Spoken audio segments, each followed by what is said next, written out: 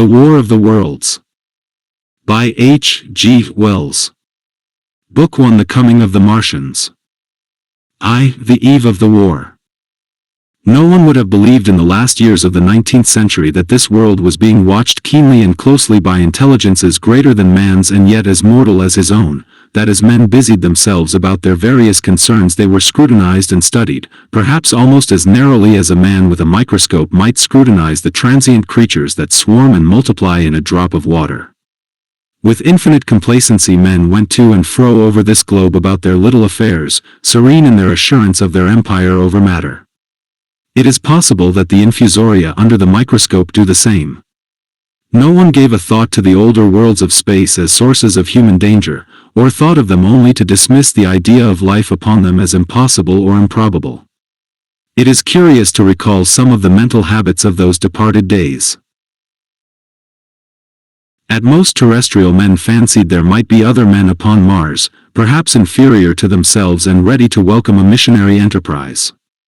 Yet across the gulf of space, minds that are to our minds as ours are to those of the beasts that perish, intellects vast and cool and unsympathetic, regarded this earth with envious eyes, and slowly and surely drew their plans against us. And early in the 20th century came the great disillusionment. The planet Mars, I scarcely need remind the reader, revolves about the Sun at a mean distance of 140 million miles, and the light and heat it receives from the Sun is barely half of that received by this world. It must be, if the nebular hypothesis has any truth, older than our world, and long before this Earth ceased to be molten, life upon its surface must have begun its course. The fact that it is scarcely 1/7 of the volume of the Earth must have accelerated its cooling to the temperature at which life could begin. It has air and water and all that is necessary for the support of animated existence. Yet so vain is man, and so blinded by his vanity, that no writer, up to the very end of the 19th century, expressed any idea that intelligent life might have developed there far, or indeed at all, beyond its earthly level. Nor was it generally understood that since Mars is older than our Earth, with scarcely a quarter of the superficial area and remoter from the Sun, it necessarily follows that it is not only more distant from time's beginning but nearer its end. The secular cooling that must someday overtake our planet has already gone far indeed with our neighbor. Its physical condition is still largely a mystery, but we know now that even in its equatorial region the midday temperature barely approaches that of our coldest winter. Its air is much more attenuated than ours, its oceans have shrunk until they cover but a third of its surface, and as its slow seasons change huge snowcaps gather and melt about either pole and periodically inundate its temperate zones. That last stage of exhaustion, which to us is still incredibly remote, has become a present-day problem for the inhabitants of Mars. The immediate pressure of necessity has brightened their intellects, enlarged their powers, and hardened their hearts.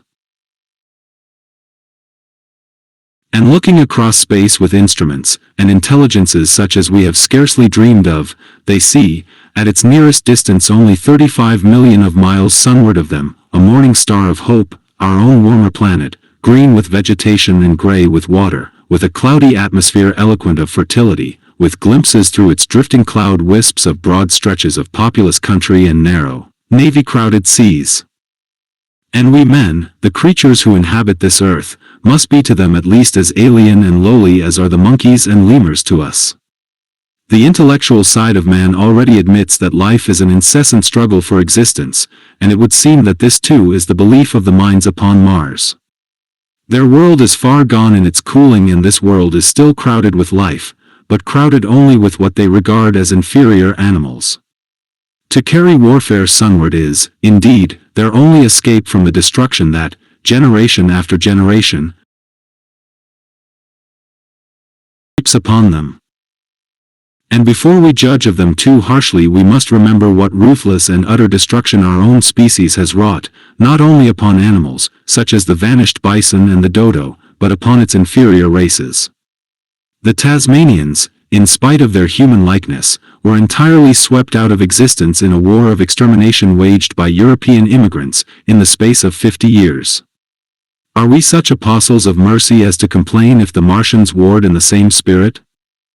The Martians seem to have calculated their descent with amazing subtlety, their mathematical learning is evidently far in excess of ours, and to have carried out their preparations with a well-nigh perfect unanimity. Had our instruments permitted it, we might have seen the gathering trouble far back in the 19th century. Men like Schiaparelli watched the red planet. It is odd, by the by, that for countless centuries Mars has been the star of war, but failed to interpret the fluctuating appearances of the markings they mapped so well. All that time the Martians must have been getting ready. During the opposition of 1894 a great light was seen on the illuminated part of the disk, first at the Lick Observatory, then by Perrotin of Nice, and then by other observers. English readers heard of it first in the issue of Nature dated August 2nd. I am inclined to think that this blaze may have been the casting of the huge gun, in the vast pits sunk into their planet, from which their shots were fired at us. Peculiar markings, as yet unexplained, were seen near the site of that outbreak during the next two oppositions. The storm burst upon us 6 years ago now. As Mars approached opposition, Lavelle of Java set the wires of the astronomical exchange palpitating with the amazing intelligence of a huge outbreak of incandescent gas upon the planet. It had occurred towards midnight of the 12th, and the spectroscope, to which he had at once resorted, indicated a mass of flaming gas, chiefly hydrogen, moving with an enormous velocity towards this Earth. This jet of fire had become invisible about 12:15. He compared it to a colossal puff of flame suddenly and violently squirted out of the planet, as flaming gases rushed out of a gun. A singularly appropriate phrase it proved. Yet the next day there was nothing of this in the papers except a little note in the Daily Telegraph, and the world went in ignorance of one of the gravest dangers that ever threatened the human race. I might not have heard of the eruption at all had I not met Ogilvy, the well-known astronomer, at Ottershaw. He was immensely excited at the news, and in the excess of his feelings invited me up to take a turn with him that night in a scrutiny of the red planet.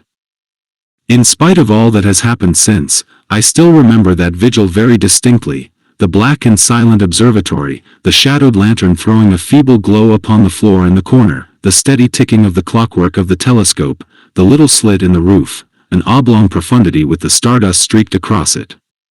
Ogilvy moved about, invisible but audible. Looking through the telescope, one saw a circle of deep blue and the little round planet swimming in the field. It seemed such a little thing, so bright and small and still, faintly marked with transverse stripes, and slightly flattened from the perfect round. But so little it was, so silvery warm, a pin's head of light. It was as if it quivered, but really this was the telescope vibrating with the activity of the clockwork that kept the planet in view. As I watched, the planet seemed to grow larger and smaller and to advance and recede, but that was simply that my eye was tired. 40 millions of miles it was from us, more than 40 millions of miles of void. Few people realize the immensity of vacancy in which the dust of the material universe swims. Near it in the field, I remember, were 3 faint points of light, 3 telescopic stars infinitely remote, and all around it was the unfathomable darkness of empty space. You know how that blackness looks on a frosty starlight night. In a telescope it seems far profounder. And invisible to me because it was so remote and small, flying swiftly and steadily towards me across that incredible distance, drawing nearer every minute by so many thousands of miles, came the thing they were sending us, the thing that was to bring so much struggle and calamity and death to the earth. I never dreamed of it then as I watched. No one on earth dreamed of that unerring missile. That night, too, there was another jetting out of gas from the distant planet. I saw it. A reddish flash at the edge, the slightest projection of the outline just as the chronometer struck midnight, and at that I told Ogilvy and he took my place. The night was warm and I was thirsty, and I went stretching my legs clumsily and feeling my way in the darkness, to the little table where the siphon stood, while Ogilvy exclaimed at the streamer of gas that came out towards us. That night another invisible missile started on its way to the Earth from Mars, just a second or so under 24 hours after the first one. I remember how I sat on the table there in the blackness, with patches of green and crimson swimming before my eyes. I wished I had a light to smoke by, little suspecting the meaning of the minute gleam I had seen and all that it would presently bring me. Ogilvy watched till 1, and then gave it up, and we lit the lantern and walked over to his house. Down below in the darkness were Ottershaw and Chertsey and all their hundreds of people, sleeping in peace. He was full of speculation that night about the condition of Mars, and scoffed at the vulgar idea of its having inhabitants who were signaling us. His idea was that meteorites might be falling in a heavy shower upon the planet, or that a huge volcanic explosion was in progress. He pointed out to me how unlikely it was that organic evolution had taken the same direction in the two adjacent planets. The chances against anything man-like on Mars are 1,000,000 to 1, he said. Hundreds of observers saw the flame that night and the night after about midnight, and again the night after, and so for 10 nights, a flame each night. Why the shots ceased after the 10th no one on Earth has attempted to explain. It may be the gases of the firing caused the Martians inconvenience. Dense clouds of smoke or dust, visible through a powerful telescope on Earth as little gray, fluctuating patches, spread through the clearness of the planet's atmosphere and obscured its more familiar features. Even the daily papers woke up to the disturbances at last, and popular notes appeared here, there, and everywhere concerning the volcanoes upon Mars. The serio-comic periodical Punch. I remember, made a happy use of it in the political cartoon. And, all unsuspected, those missiles the Martians had fired at us drew earthward, rushing now at a pace of many miles a second through the empty gulf of space, hour by hour and day by day, nearer and nearer. It seems to me now almost incredibly wonderful that, with that swift fate hanging over us, men could go about their petty concerns as they did. I remember how jubilant Markham was at securing a new photograph of the planet for the illustrated paper he edited in those days. People in these latter times scarcely realize the abundance and enterprise of our 19th century papers. For my own part, I was much occupied in learning to ride the bicycle, and busy upon a series of papers discussing the probable developments of moral ideas as civilization progressed.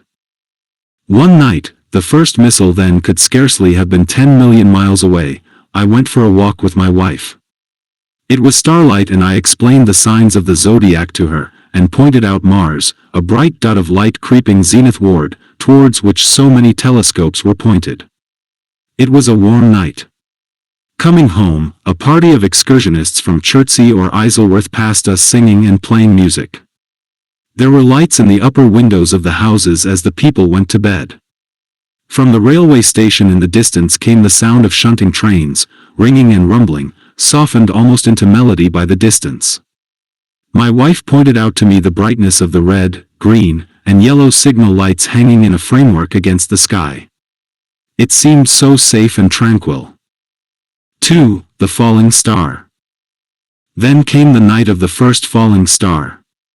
It was seen early in the morning, rushing over Winchester eastward, a line of flame high in the atmosphere. Hundreds must have seen it, and taken it for an ordinary falling star. Albin described it as leaving a greenish streak behind it that glowed for some seconds. Denning, our greatest authority on meteorites, stated that the height of its first appearance was about 90 or 100 miles. It seemed to him that it fell to Earth about 100 miles east of him. I was at home at that hour and writing in my study, and although my French windows faced towards Ottershaw and the blind was up, for I loved in those days to look up at the night sky, I saw nothing of it. Yet this strangest of all things that ever came to Earth from outer space must have fallen while I was sitting there, visible to me had I only looked up as it passed. Some of those who saw its flight say it traveled with a hissing sound. I myself heard nothing of that. Many people in Berkshire, Surrey, and Middlesex must have seen the fall of it, and, at most, have thought that another meteorite had descended. No one seems to have troubled to look for the fallen mass that night. But very early in the morning poor Ogilvy, who had seen the shooting star and who was persuaded that a meteorite lay somewhere on the common between Horsell, Ottershaw, and Woking, rose early with the idea of finding it. Find it he did, soon after dawn, and not far from the sand pits. An enormous hole had been made by the impact of the projectile, and the sand and gravel had been flung violently in every direction over the heath, forming heaps visible a mile and a half away. The heather was on fire eastward, and a thin blue smoke rose against the dawn. The thing itself lay almost entirely buried in sand. Amidst the scattered splinters of a fir tree it had shivered to fragments in its descent. The uncovered part had the appearance of a huge cylinder, caked over and its outline softened by a thick scaly dun-colored incrustation. It had a diameter of about 30 yards. He approached the mass, surprised at the size and more so at the shape, since most meteorites are rounded more or less completely. It was, however, still so hot from its flight through the air as to forbid his near approach. A stirring noise within its cylinder he ascribed to the unequal cooling of its surface, for at that time it had not occurred to him that it might be hollow. He remained standing at the edge of the pit that the thing had made for itself, staring at its strange appearance, astonished chiefly at its unusual shape and color, and dimly perceiving even then some evidence of design in its arrival. The early morning was wonderfully still, and the sun, just clearing the pine trees towards Weybridge, was already warm. He did not remember hearing any birds that morning, there was certainly no breeze stirring, and the only sounds were the faint movements from within the cindery cylinder. He was all alone on the common. Then suddenly he noticed with a start that some of the grey clinker, the ashy incrustation that covered the meteorite, was falling off the circular edge of the end. It was dropping off in flakes and raining down upon the sand. A large piece suddenly came off and fell with a sharp noise that brought his heart into his mouth. For a minute he scarcely realized what this meant, and, although the heat was excessive, he clambered down into the pit close to the bulk to see the thing more clearly. He fancied even then that the cooling of the body might account for this, but what disturbed that idea was the fact that the ash was falling only from the end of the cylinder. And then he perceived that, very slowly, the circular top of the cylinder was rotating on its body. It was such a gradual movement that he discovered it only through noticing that a black mark that had been near him 5 minutes ago was now at the other side of the circumference. Even then he scarcely understood what this indicated, until he heard a muffled grating sound and saw the black mark jerk forward an inch or so. Then the thing came upon him in a flash. The cylinder was artificial, hollow, with an end that screwed out. Something within the cylinder was unscrewing the top. "Good heavens," said Ogilvy. "There's a man in it, men in it. Half roasted to death. Trying to escape."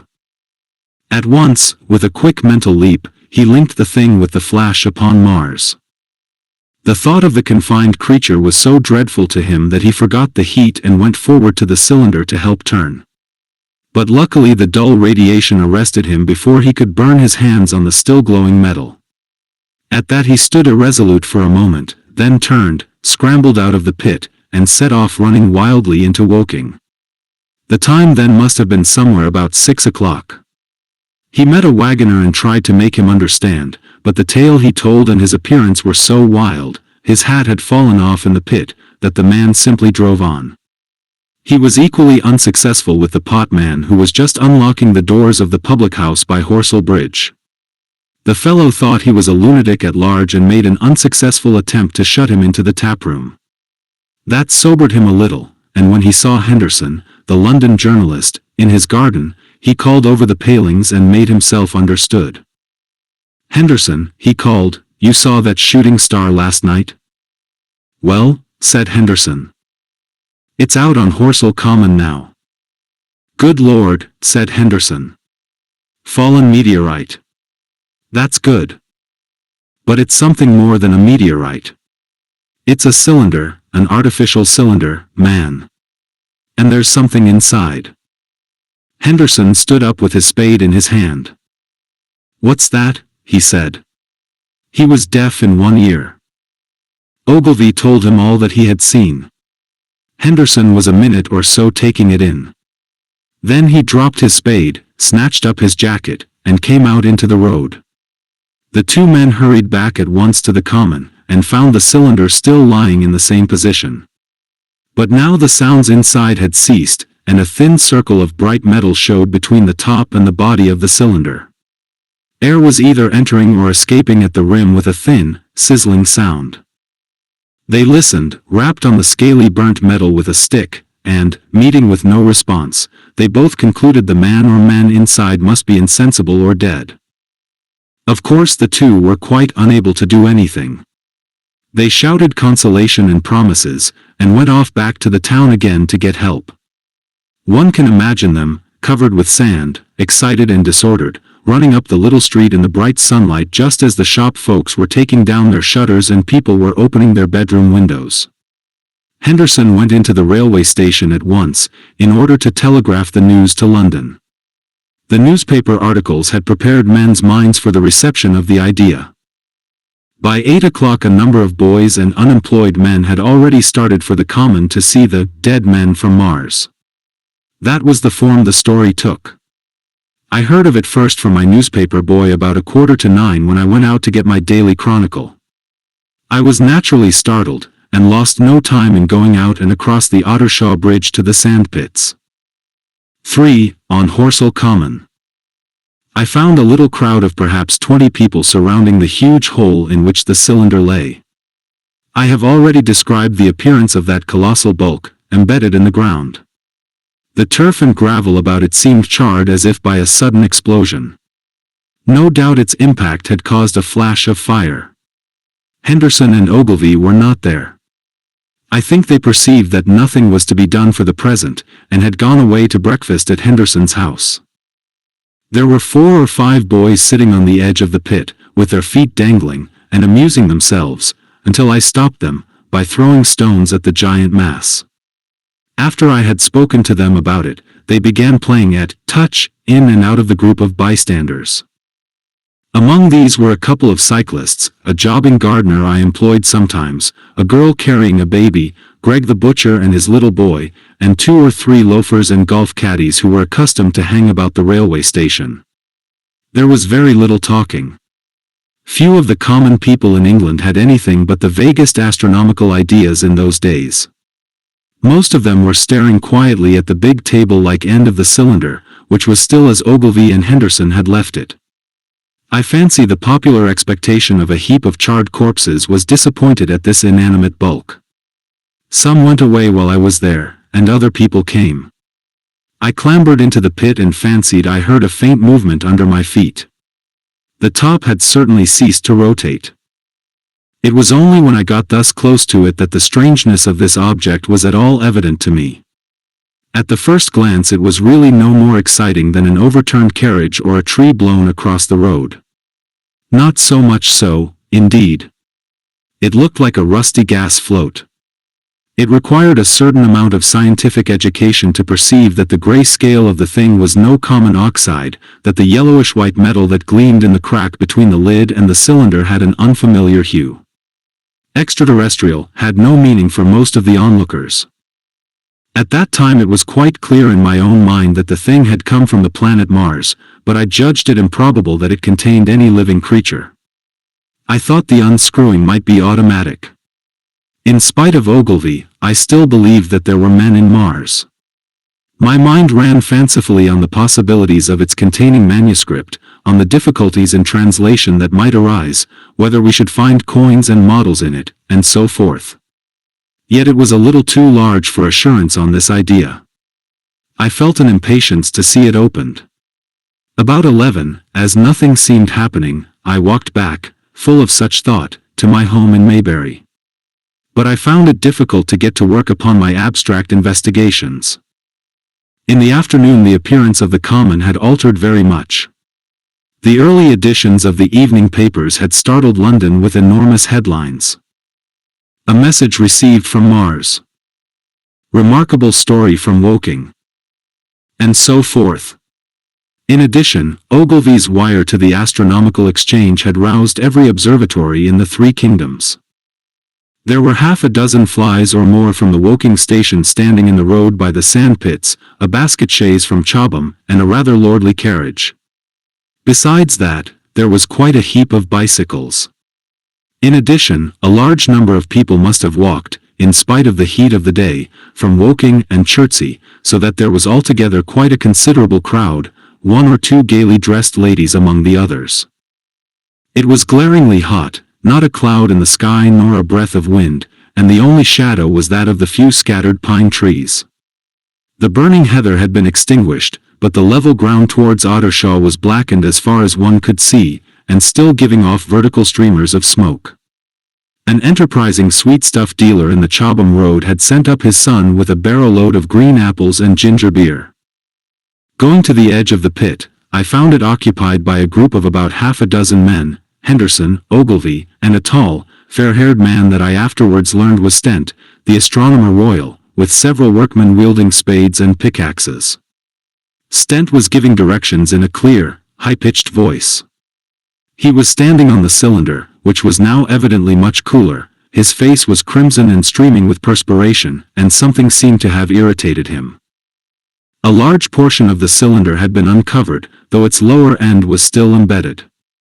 As soon as Ogilvy saw me among the staring crowd on the edge of the pit, he called to me to come down, and asked me if I would mind going over to see Lord Hilton, the lord of the manor. The growing crowd, he said, was becoming a serious impediment to their excavations, especially the boys. They wanted a light railing put up, and help to keep the people back. He told me that a faint stirring was occasionally still audible within the case, but that the workmen had failed to unscrew the top, as it afforded no grip to them. The case appeared to be enormously thick, and it was possible that the faint sounds we heard represented a noisy tumult in the interior. I was very glad to do as he asked, and so become one of the privileged spectators within the contemplated enclosure. I failed to find Lord Hilton at his house, but I was told he was expected from London by the 6 o'clock train from Waterloo, and as it was then about 5:15, I went home, had some tea, and walked up to the station to waylay him. 4. The cylinder opens. When I returned to the common, the sun was setting.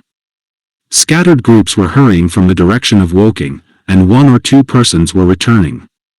The crowd about the pit had increased, and stood out black against the lemon yellow of the sky, a couple of hundred people, perhaps. There were raised voices, and some sort of struggle appeared to be going on about the pit. Strange imaginings passed through my mind. As I drew nearer, I heard Stent's voice. "Keep back! Keep back!" A boy came running towards me. "It's a movin'," he said to me as he passed, "a screwin' and a screwin' out. I don't like it. I may go and I am." I went on to the crowd. There were really, I should think, 200 or 300 people elbowing and jostling one another, the 1 or 2 ladies there being by no means the least active. "He's fallen in the pit," cried someone. "Keep back," said several. The crowd swayed a little, and I elbowed my way through. Everyone seemed greatly excited. I heard a peculiar humming sound from the pit. "I say," said Ogilvy, "help keep these idiots back. We don't know what's in the confounded thing, you know." I saw a young man, a shop assistant in Woking I believe he was, standing on the cylinder and trying to scramble out of the hole again. The crowd had pushed him in. The end of the cylinder was being screwed out from within. Nearly 2 feet of shining screw projected. Somebody blundered against me, and I narrowly missed being pitched onto the top of the screw. I turned, and as I did so the screw must have come out, for the lid of the cylinder fell upon the gravel with a ringing concussion. I stuck my elbow into the person behind me, and turned my head towards the thing again. For a moment that circular cavity seemed perfectly black. I had the sunset in my eyes. I think everyone expected to see a man emerge, possibly something a little unlike us terrestrial men, but in all essentials a man. I know I did.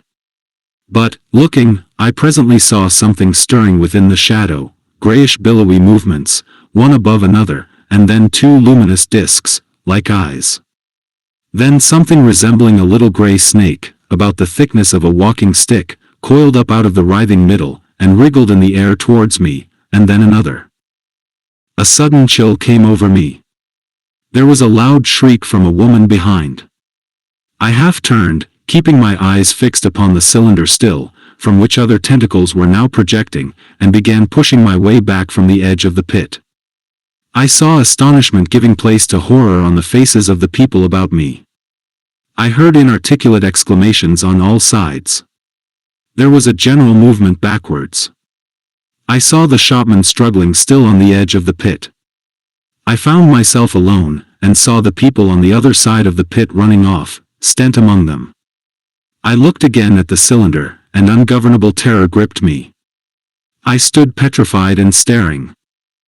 A big grayish rounded bulk, the size, perhaps, of a bear, was rising slowly and painfully out of the cylinder. As it bulged up and caught the light, it glistened like wet leather. Two large dark-colored eyes were regarding me steadfastly. The mass that framed them, the head of the thing, was rounded, and had, one might say, a face. There was a mouth under the eyes, the lipless brim of which quivered and panted, and dropped saliva. The whole creature heaved and pulsated convulsively. A lank tentacular appendage gripped the edge of the cylinder, another swayed in the air. Those who have never seen a living Martian can scarcely imagine the strange horror of its appearance.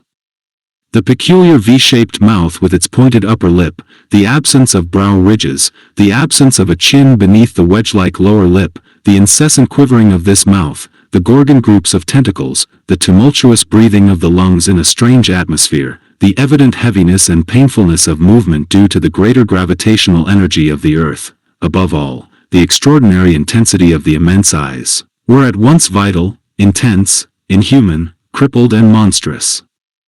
There was something fungoid in the oily brown skin, something in the clumsy deliberation of the tedious movements unspeakably nasty. Even at this first encounter, this first glimpse, I was overcome with disgust and dread. Suddenly the monster vanished. It had toppled over the brim of the cylinder and fallen into the pit, with a thud like the fall of a great mass of leather. I heard it give a peculiar thick cry, and forthwith another of these creatures appeared darkly in the deep shadow of the aperture. I turned and, running madly, made for the first group of trees, perhaps 100 yards away, but I ran slantingly and stumbling, for I could not avert my face from these things. There, among some young pine trees and furze bushes, I stopped, panting, and waited further developments. The common round the sand pits was dotted with people, standing like myself in a half-fascinated terror, staring at these creatures, or rather at the heaped gravel at the edge of the pit in which they lay. And then, with a renewed horror, I saw a round, black object bobbing up and down on the edge of the pit. It was the head of the shopman who had fallen in, but showing as a little black object against the hot western sun. Now he got his shoulder and knee up, and again he seemed to slip back until only his head was visible. Suddenly he vanished, and I could have fancied a faint shriek had reached me. I had a momentary impulse to go back and help him that my fears overruled. Everything was then quite invisible, hidden by the deep pit and the heap of sand that the fall of the cylinder had made. Anyone coming along the road from Chobham or Woking would have been amazed at the sight, a dwindling multitude of perhaps 100 people or more standing in a great irregular circle, in ditches, behind bushes, behind gates and hedges, saying little to one another and that in short, excited shouts, and staring hard at a few heaps of sand. The barrow of ginger beer stood, a queer derelict, black against the burning sky, and in the sand pits was a row of deserted vehicles with their horses feeding out of nosebags or pawing the ground. The heat ray. After the glimpse I had had of the Martians emerging from the cylinder in which they had come to the Earth from their planet, a kind of fascination paralyzed my actions. I remained standing knee-deep in the heather, staring at the mound that hid them. I was a battleground of fear and curiosity. I did not dare to go back towards the pit, but I felt a passionate longing to peer into it. I began walking, therefore, in a big curve, seeking some point of vantage and continually looking at the sand heaps that hid these newcomers to our Earth. Once a leash of thin black whips, like the arms of an octopus, flashed across the sunset and was immediately withdrawn, and afterwards a thin rod rose up, joint by joint, bearing at its apex a circular disc that spun with a wobbling motion. What could be going on there? Most of the spectators had gathered in one or two groups, one a little crowd towards Woking, the other a knot of people in the direction of Chobham. Evidently they shared my mental conflict. There were few near me. One man I approached. He was, I perceived, a neighbor of mine, though I did not know his name, and accosted. But it was scarcely a time for articulate conversation. "What ugly brutes," he said. Good God! What ugly brutes! He repeated this over and over again. Did you see a man in the pit? I said, but he made no answer to that. We became silent, and stood watching for a time side by side, deriving, I fancy, a certain comfort in one another's company. Then I shifted my position to a little knoll that gave me the advantage of a yard or more of elevation, and when I looked for him presently he was walking towards Woking. The sunset faded to twilight before anything further happened. The crowd far away on the left, towards Woking, seemed to grow, and I heard now a faint murmur from it. The little knot of people towards Chobham dispersed. There was scarcely an intimation of movement from the pit. It was this, as much as anything, that gave people courage, and I suppose the new arrivals from Woking also helped to restore confidence. At any rate, as the dusk came on, a slow, intermittent movement upon the sand pits began, a movement that seemed to gather force as the stillness of the evening about the cylinder remained unbroken. Vertical black figures in twos and threes would advance, stop, watch, and advance again, spreading out as they did so in a thin irregular crescent that promised to enclose the pit in its attenuated horns. I, too, on my side began to move towards the pit. Then I saw some cabmen and others had walked boldly into the sandpits, and heard the clatter of hoofs and the gride of wheels. I saw a lad trundling off the barrow of apples. And then, within 30 yards of the pit, advancing from the direction of Horsell, I noted a little black knot of men, the foremost of whom was waving a white flag. This was the deputation. There had been a hasty consultation, and since the Martians were evidently, in spite of their repulsive forms, intelligent creatures, it had been resolved to show them, by approaching them with signals, that we too were intelligent. Flutter, flutter, went the flag, first to the right, then to the left. It was too far for me to recognize anyone there, but afterwards I learned that Ogilvy, Stent, and Henderson were with others in this attempt at communication. This little group had in its advance dragged inward, so to speak, the circumference of the now almost complete circle of people, and a number of dim black figures followed it at discreet distances. Suddenly there was a flash of light, and a quantity of luminous greenish smoke came out of the pit in 3 distinct puffs, which drove up, one after the other, straight into the still air. This smoke, or flame, perhaps, would be the better word for it, was so bright that the deep blue sky overhead and the hazy stretches of brown common towards Chertsey, set with black pine trees, seemed to darken abruptly as these puffs arose, and to remain the darker after their dispersal. At the same time a faint hissing sound became audible. Beyond the pit stood the little wedge of people with the white flag at its apex, arrested by these phenomena, a little knot of small vertical black shapes upon the black ground. As the green smoke arose, their faces flashed out pallid green, and faded again as it vanished. Then slowly the hissing passed into a humming, into a long, loud, droning noise. Slowly a humped shape rose out of the pit, and the ghost of a beam of light seemed to flicker out from it. Forthwith flashes of actual flame, a bright glare leaping from one to another, sprang from the scattered group of men. It was as if some invisible jet impinged upon them and flashed into white flame. It was as if each man were suddenly and momentarily turned to fire. Then, by the light of their own destruction, I saw them staggering and falling, and their supporters turning to run. I stood staring, not as yet realizing that this was death leaping from man to man in that little distant crowd. All I felt was that it was something very strange. An almost noiseless and blinding flash of light, and a man fell headlong and lay still, and as the unseen shaft of heat passed over them, pine trees burst into fire, and every dry furze bush became with one dull thud a mass of flames. And far away towards Knapp Hill I saw the flashes of trees and hedges and wooden buildings suddenly set alight. It was sweeping round swiftly and steadily, this flaming death, this invisible, inevitable sword of heat. I perceived it coming towards me by the flashing bushes it touched, and was too astounded and stupefied to stir. I heard the crackle of fire in the sandpits and the sudden squeal of a horse that was as suddenly stilled. Then it was as if an invisible yet intensely heated finger were drawn through the heather between me and the Martians, and all along a curving line beyond the sand pits the dark ground smoked and crackled. Something fell with a crash far away to the left where the road from Woking station opens out on the common. Forthwith the hissing and humming ceased, and the black, dome-like object sank slowly out of sight into the pit. All this had happened with such swiftness that I had stood motionless, dumbfounded and dazzled by the flashes of light. Had that death swept through a full circle, it must inevitably have slain me in my surprise.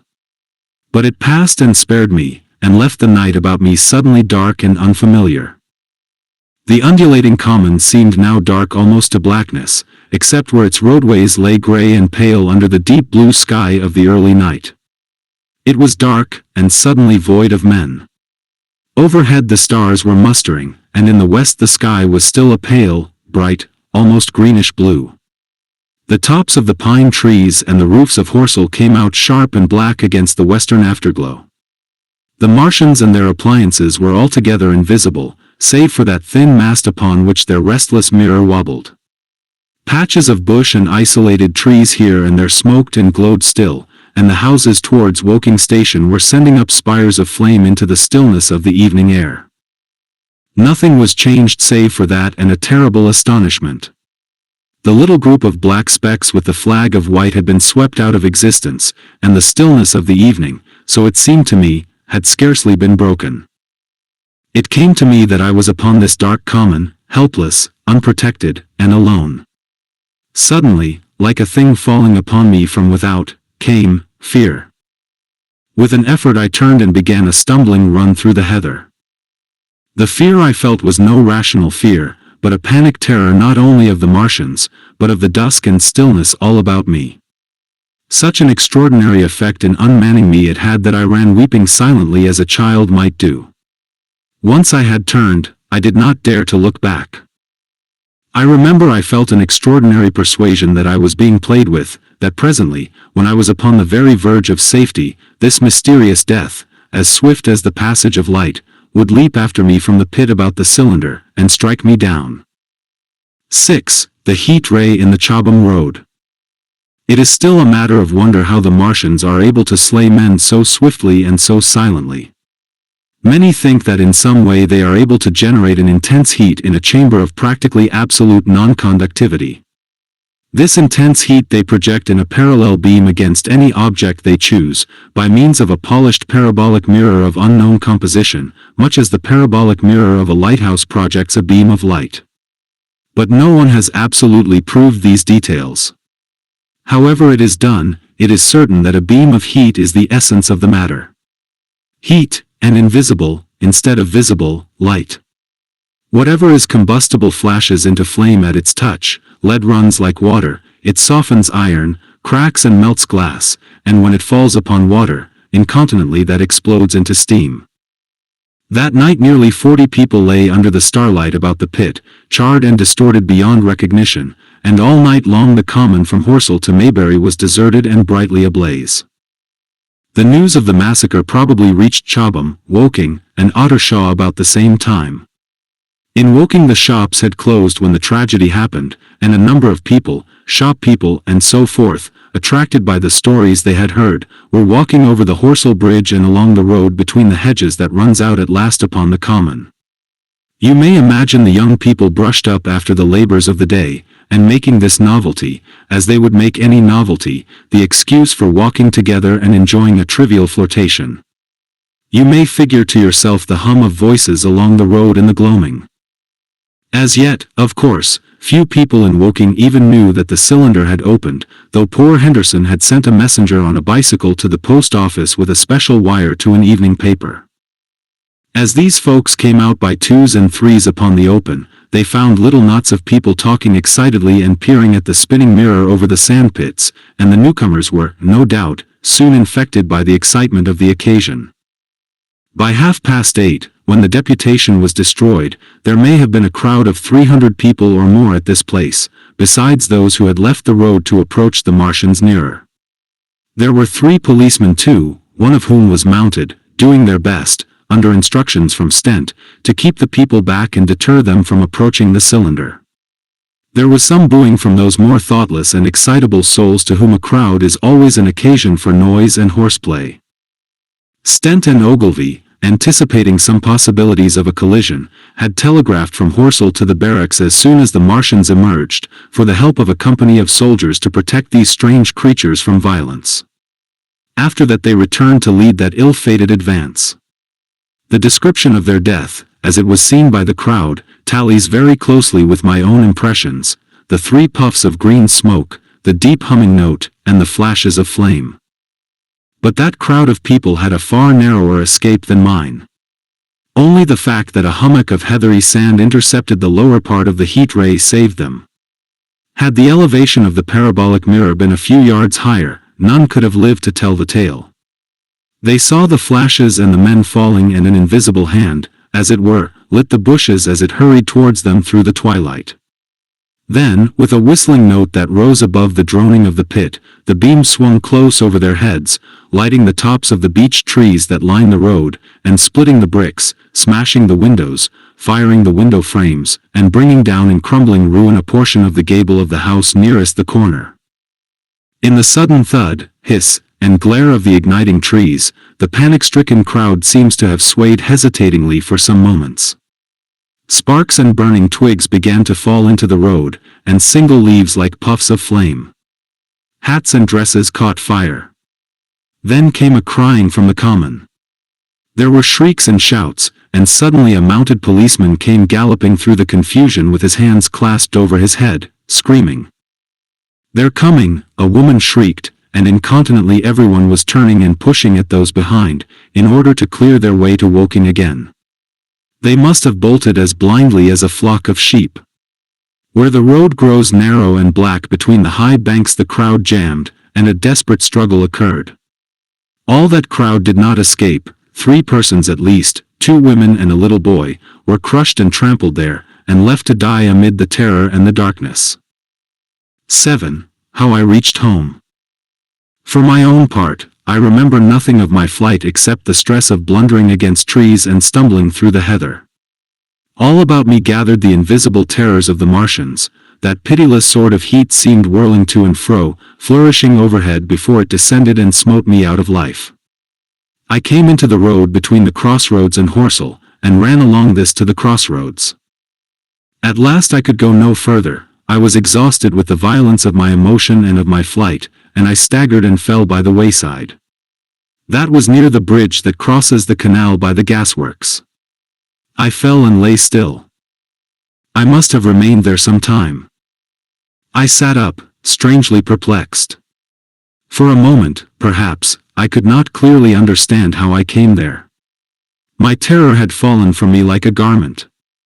My hat had gone, and my collar had burst away from its fastener. A few minutes before, there had only been 3 real things before me: the immensity of the night and space and nature, my own feebleness and anguish, and the near approach of death. Now it was as if something turned over, and the point of view altered abruptly. There was no sensible transition from one state of mind to the other. I was immediately the self of every day again, a decent, ordinary citizen. The silent common, the impulse of my flight, the starting flames, were as if they had been in a dream. I asked myself, had these latter things indeed happened? I could not credit it. I rose and walked unsteadily up the steep incline of the bridge. My mind was blank wonder. My muscles and nerves seemed drained of their strength. I dare say I staggered drunkenly. A head rose over the arch, and the figure of a workman carrying a basket appeared. Beside him ran a little boy. He passed me, wishing me good night. I was minded to speak to him, but did not. I answered his greeting with a meaningless mumble and went on over the bridge. Over the Maybury Arch a train, a billowing tumult of white, firelit smoke, and a long caterpillar of lighted windows, went flying south, clatter, clatter, clap, rap, and it had gone. A dim group of people talked in the gate of one of the houses in the pretty little row of gables that was called Oriental Terrace. It was all so real and so familiar. And that behind me. It was frantic, fantastic. Such things, I told myself, could not be. Perhaps I am a man of exceptional moods. I do not know how far my experience is common. At times I suffer from the strangest sense of detachment from myself and the world about me. I seem to watch it all from the outside, from somewhere inconceivably remote, out of time, out of space, out of the stress and tragedy of it all. This feeling was very strong upon me that night. Here was another side to my dream. But the trouble was the blank incongruity of this serenity and the swift death flying yonder, not 2 miles away. There was a noise of business from the gasworks, and the electric lamps were all alight. I stopped at the group of people. "What news from the common?" said I. There were 2 men and a woman at the gate. Said one of the men, turning. "What news from the common?" I said. "Ain't you just been there?" asked the men. "People seem fair silly about the common," said the woman over the gate. "What's it all about?" "Haven't you heard of the men from Mars?" said I, "the creatures from Mars?" "Quite enough," said the woman over the gate. "Thanks," and all 3 of them laughed. I felt foolish and angry. I tried and found I could not tell them what I had seen. They laughed again at my broken sentences. "You'll hear more yet," I said, and went on to my home. I startled my wife at the doorway, so haggard was I. I went into the dining room, sat down, drank some wine, and so soon as I could collect myself sufficiently I told her the things I had seen. The dinner, which was a cold one, had already been served, and remained neglected on the table while I told my story. "There is one thing," I said, to allay the fears I had aroused. "They are the most sluggish things I ever saw crawl. They may keep the pit and kill people who come near them, but they cannot get out of it. But the horror of them." "Don't, dear," said my wife, knitting her brows and putting her hand on mine. "Poor Ogilvy," I said. "To think he may be lying dead there." My wife at least did not find my experience incredible. When I saw how deadly white her face was, I ceased abruptly.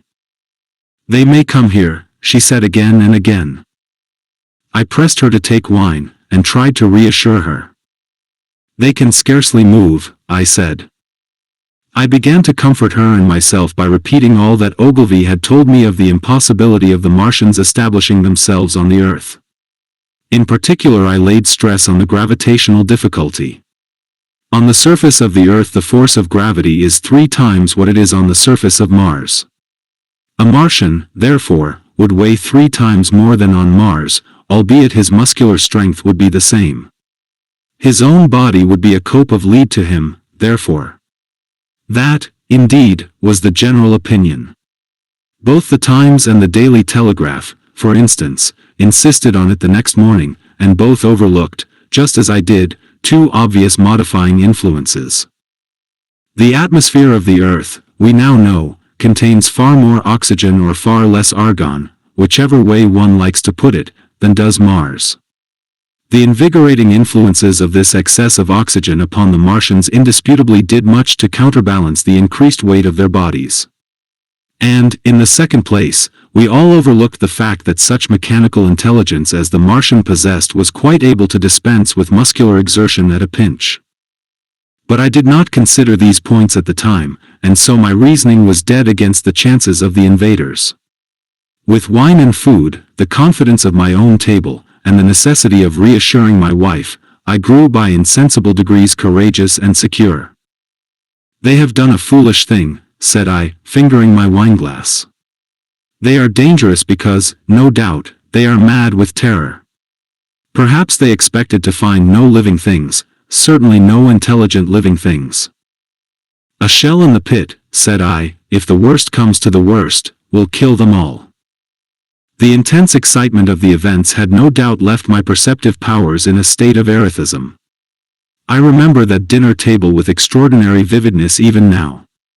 My dear wife's sweet anxious face peering at me from under the pink lamp shade, the white cloth with its silver and glass table furniture, for in those days even philosophical writers had many little luxuries, the crimson-purple wine in my glass, are photographically distinct. At the end of it I sat, tempering nuts with a cigarette, regretting Ogilvy's rashness, and denouncing the short-sighted timidity of the Martians. So some respectable dodo in the Mauritius might have lorded it in his nest, and discussed the arrival of that shipful of pitiless sailors in want of animal food. "We will peck them to death tomorrow, my dear." I did not know it, but that was the last civilized dinner I was to eat for very many strange and terrible days. 8. Friday night.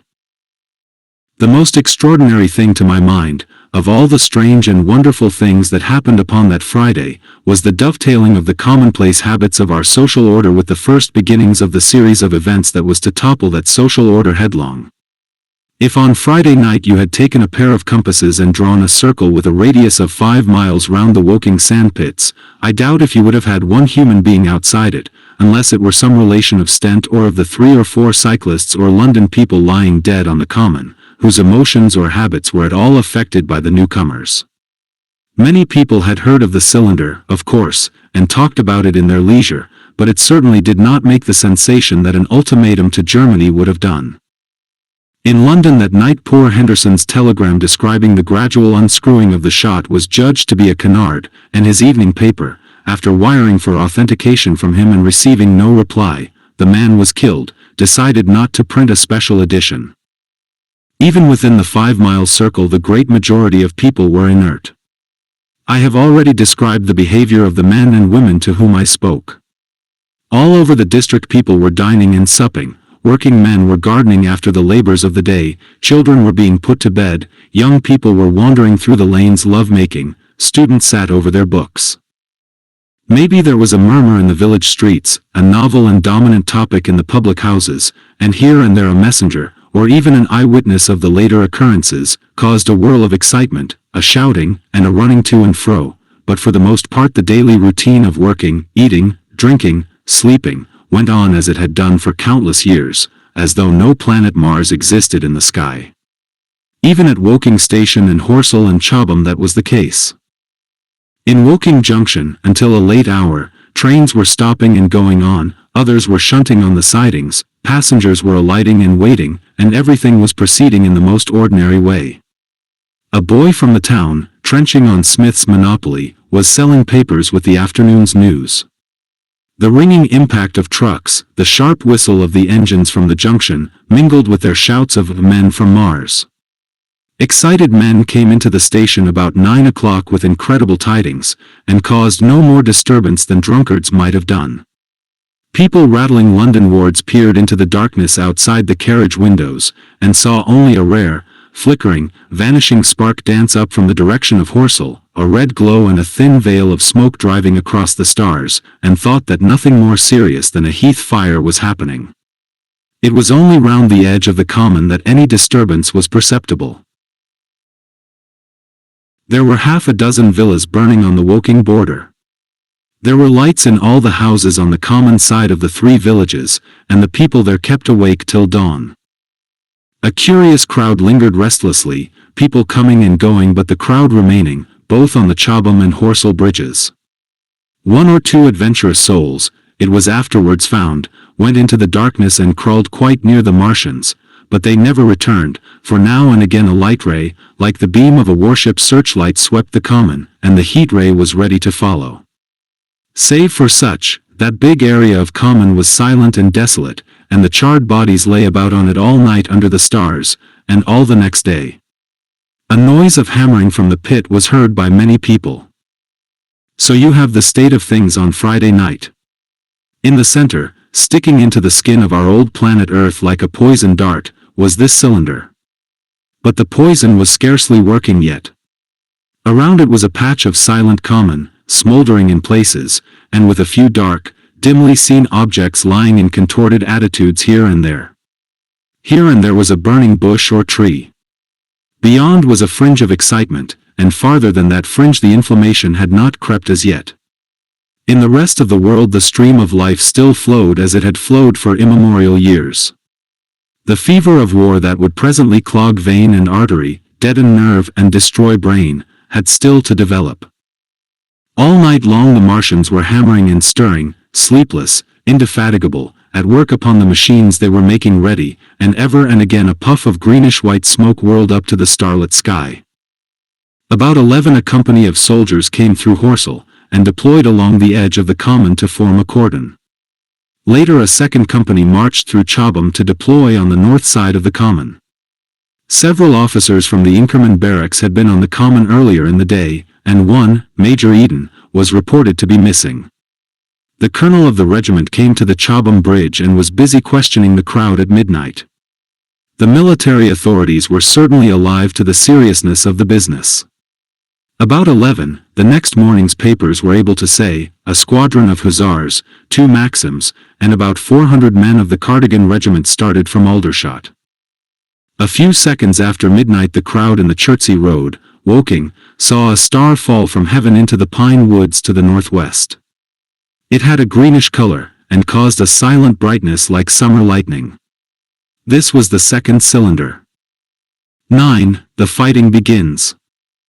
Saturday lives in my memory as a day of suspense.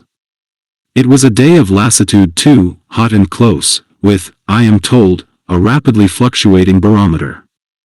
I had slept but little, though my wife had succeeded in sleeping, and I rose early. I went into my garden before breakfast and stood listening, but towards the common there was nothing stirring but a lark. The milkman came as usual. I heard the rattle of his chariot and I went round to the side gate to ask the latest news.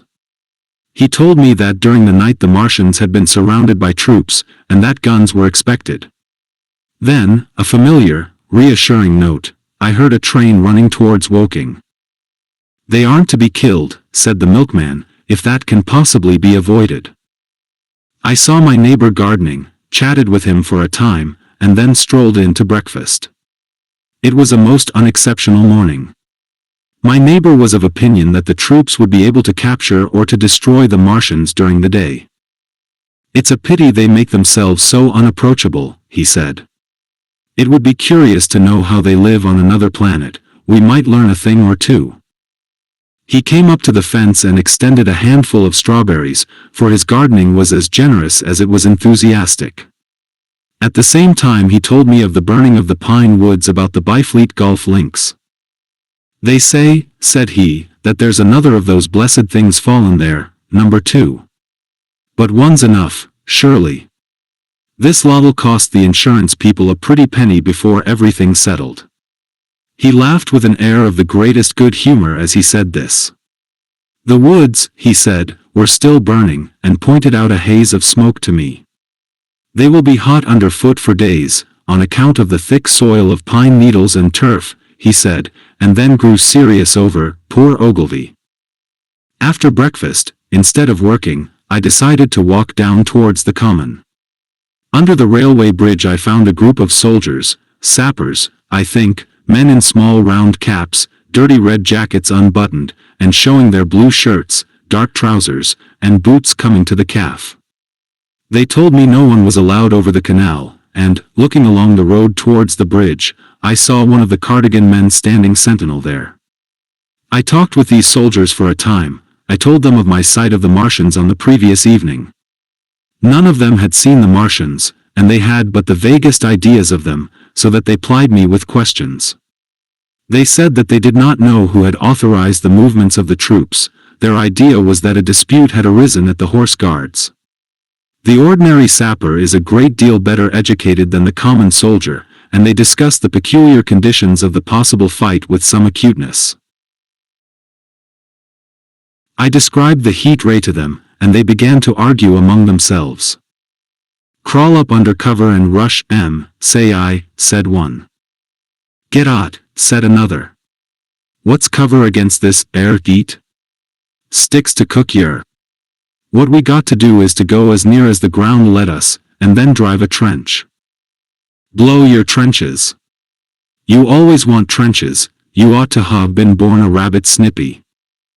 Ain't they got any necks, then, said a third, abruptly, a little, contemplative, dark man, smoking a pipe.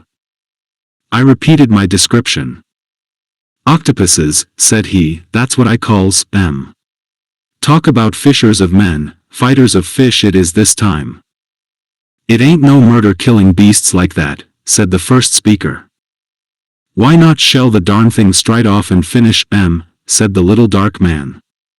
You can't tell what they might do. Where's your shells? Said the first speaker. There ain't no time. Do it in a rush, that's my tip, and do it at once. So they discussed it. After a while I left them, and went on to the railway station to get as many morning papers as I could. But I will not weary the reader with a description of that long morning and of the longer afternoon. I did not succeed in getting a glimpse of the common, for even Horsell and Chobham church towers were in the hands of the military authorities. The soldiers I addressed didn't know anything, the officers were mysterious as well as busy. I found people in the town quite secure again in the presence of the military, and I heard for the first time from Marshall, the tobacconist, that his son was among the dead on the common. The soldiers had made the people on the outskirts of Horsell lock up and leave their houses. I got back to lunch about 2, very tired for, as I have said, the day was extremely hot and dull, and in order to refresh myself I took a cold bath in the afternoon. About 4:30 I went up to the railway station to get an evening paper, for the morning papers had contained only a very inaccurate description of the killing of Stent, Henderson, Ogilvy, and the others. But there was little I didn't know. The Martians did not show an inch of themselves. They seemed busy in their pit, and there was a sound of hammering and an almost continuous streamer of smoke. Apparently they were busy getting ready for a struggle. Fresh attempts have been made to signal, but without success, was the stereotyped formula of the papers. A sapper told me it was done by a man in a ditch with a flag on a long pole. The Martians took as much notice of such advances as we should of the lowing of a cow. I must confess the sight of all this armament, all this preparation, greatly excited me. My imagination became belligerent, and defeated the invaders in a dozen striking ways. Something of my schoolboy dreams of battle and heroism came back. It hardly seemed a fair fight to me at that time. They seemed very helpless in that pit of theirs. About 3 o'clock there began the thud of a gun at measured intervals from Chertsey or Addleston. I learned that the smouldering pine wood into which the second cylinder had fallen was being shelled, in the hope of destroying that object before it opened. It was only about 5, however, that a field gun reached Chobham for use against the first body of Martians. About 6 in the evening, as I sat at tea with my wife in the summer-house talking vigorously about the battle that was lowering upon us, I heard a muffled detonation from the common, and immediately after a gust of firing. Close on the heels of that came a violent rattling crash, quite close to us, that shook the ground, and, starting out upon the lawn, I saw the tops of the trees about the Oriental College burst into smoky red flame, and the tower of the little church beside it slide down into ruin. The pinnacle of the mosque had vanished, and the roof line of the college itself looked as if a 100-ton gun had been at work upon it. One of our chimneys cracked as if a shot had hit it, flew, and a piece of it came clattering down the tiles and made a heap of broken red fragments upon the flower bed by my study window. I and my wife stood amazed. Then I realized that the crest of Mayberry Hill must be within range of the Martians' heat ray now that the college was cleared out of the way. At that I gripped my wife's arm, and without ceremony ran her out into the road. Then I fetched out the servant, telling her I would go upstairs myself for the box she was clamoring for. "We can't possibly stay here," I said, and as I spoke the firing reopened for a moment upon the common. "But where are we to go?" said my wife in terror. I thought perplexed. Then I remembered her cousins at Leatherhead. "Leatherhead!" I shouted above the sudden noise. She looked away from me downhill. The people were coming out of their houses, astonished. "How are we to get to Leatherhead?" she said. Down the hill I saw a bevy of hussars ride under the railway bridge, 3 galloped through the open gates of the Oriental College, 2 others dismounted, and began running from house to house. The sun, shining through the smoke that drove up from the tops of the trees, seemed blood-red, and threw an unfamiliar lurid light upon everything. "Stop here," said I, "you are safe here," and I started off at once for the Spotted Dog, for I knew the landlord had a horse and dog cart. I ran, for I perceived that in a moment everyone upon this side of the hill would be moving. I found him in his bar, quite unaware of what was going on behind his house. A man stood with his back to me, talking to him. "I must have £1," said the landlord, "and I've no one to drive it." "I'll give you 2, said I, over the stranger's shoulder. "What for?" "And I'll bring it back by midnight," I said. "Lord," said the landlord, "what's the hurry? I'm selling my bit of a pig. £2, and you bring it back. What's going on now?" I explained hastily that I had to leave my home, and so secured the dog cart. At the time it did not seem to me nearly so urgent that the landlord should leave his. I took care to have the cart there and then, drove it off down the road, and, leaving it in charge of my wife and servant, rushed into my house and packed a few valuables, such plate as we had, and so forth. The beech trees below the house were burning while I did this, and the palings up the road glowed red. While I was occupied in this way, one of the dismounted hussars came running up. He was going from house to house, warning people to leave. He was going on as I came out of my front door, lugging my treasures, done up in a tablecloth. I shouted after him, "What news?" He turned, stared, bawled something about crawling out in a thing like a dish cover, and ran on to the gate of the house at the crest.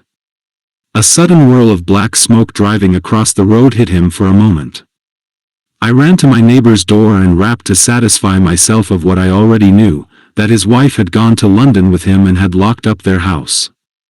I went in again, according to my promise, to get my servant's box, lugged it out, clapped it beside her on the tail of the dog cart, and then caught the reins and jumped up into the driver's seat beside my wife. In another moment we were clear of the smoke and noise, and spanking down the opposite slope of Maybury Hill towards Old Woking. In front was a quiet sunny landscape, a wheat field ahead on either side of the road, and the Maybury Inn with its swinging sign. I saw the doctor's cart ahead of me. At the bottom of the hill I turned my head to look at the hillside I was leaving. Thick streamers of black smoke shot with threads of red fire were driving up into the still air, and throwing dark shadows upon the green treetops eastward. The smoke already extended far away to the east and west, to the Byfleet pine woods eastward, and to Woking on the west. The road was dotted with people running towards us. And very faint now, but very distinct through the hot, quiet air, one heard the whir of a machine gun that was presently stilled, and an intermittent cracking of rifles. Apparently the Martians were setting fire to everything within range of their heat ray. I am not an expert driver, and I had immediately to turn my attention to the horse. When I looked back again the second hill had hidden the black smoke. I slashed the horse with the whip, and gave him a loose rein until Woking and Send lay between us and that quivering tumult. I overtook and passed the doctor between Woking and Send. In the storm. Leatherhead is about 12 miles from Maybury Hill. The scent of hay was in the air through the lush meadows beyond Purford, and the hedges on either side were sweet and gay with multitudes of dog roses.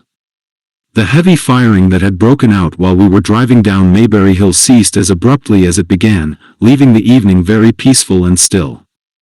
We got to Leatherhead without misadventure about 9 o'clock, and the horse had an hour's rest while I took supper with my cousins and commended my wife to their care. My wife was curiously silent throughout the drive, and seemed oppressed with forebodings of evil. I talked to her reassuringly, pointing out that the Martians were tied to the pit by sheer heaviness, and at the utmost could but crawl a little out of it, but she answered only in monosyllables. Had it not been for my promise to the innkeeper, she would, I think, have urged me to stay in Leatherhead that night. Would that I had. Her face, I remember, was very white as we parted. For my own part, I had been feverishly excited all day. Something very like the war fever that occasionally runs through a civilized community had got into my blood, and in my heart I was not so very sorry that I had to return to Maybury that night. I was even afraid that that last fusillade I had heard might mean the extermination of our invaders from Mars. I can best express my state of mind by saying that I wanted to be in at the death. It was nearly 11 when I started to return.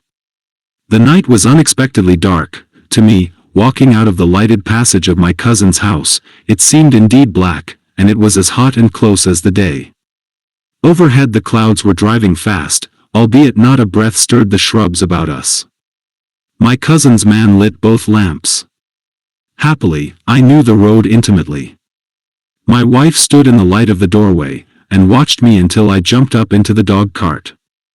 Then abruptly she turned and went in, leaving my cousin side by side wishing me good hap. I was a little depressed at first with the contagion of my wife's fears, but very soon my thoughts reverted to the Martians. At that time I was absolutely in the dark as to the course of the evening's fighting.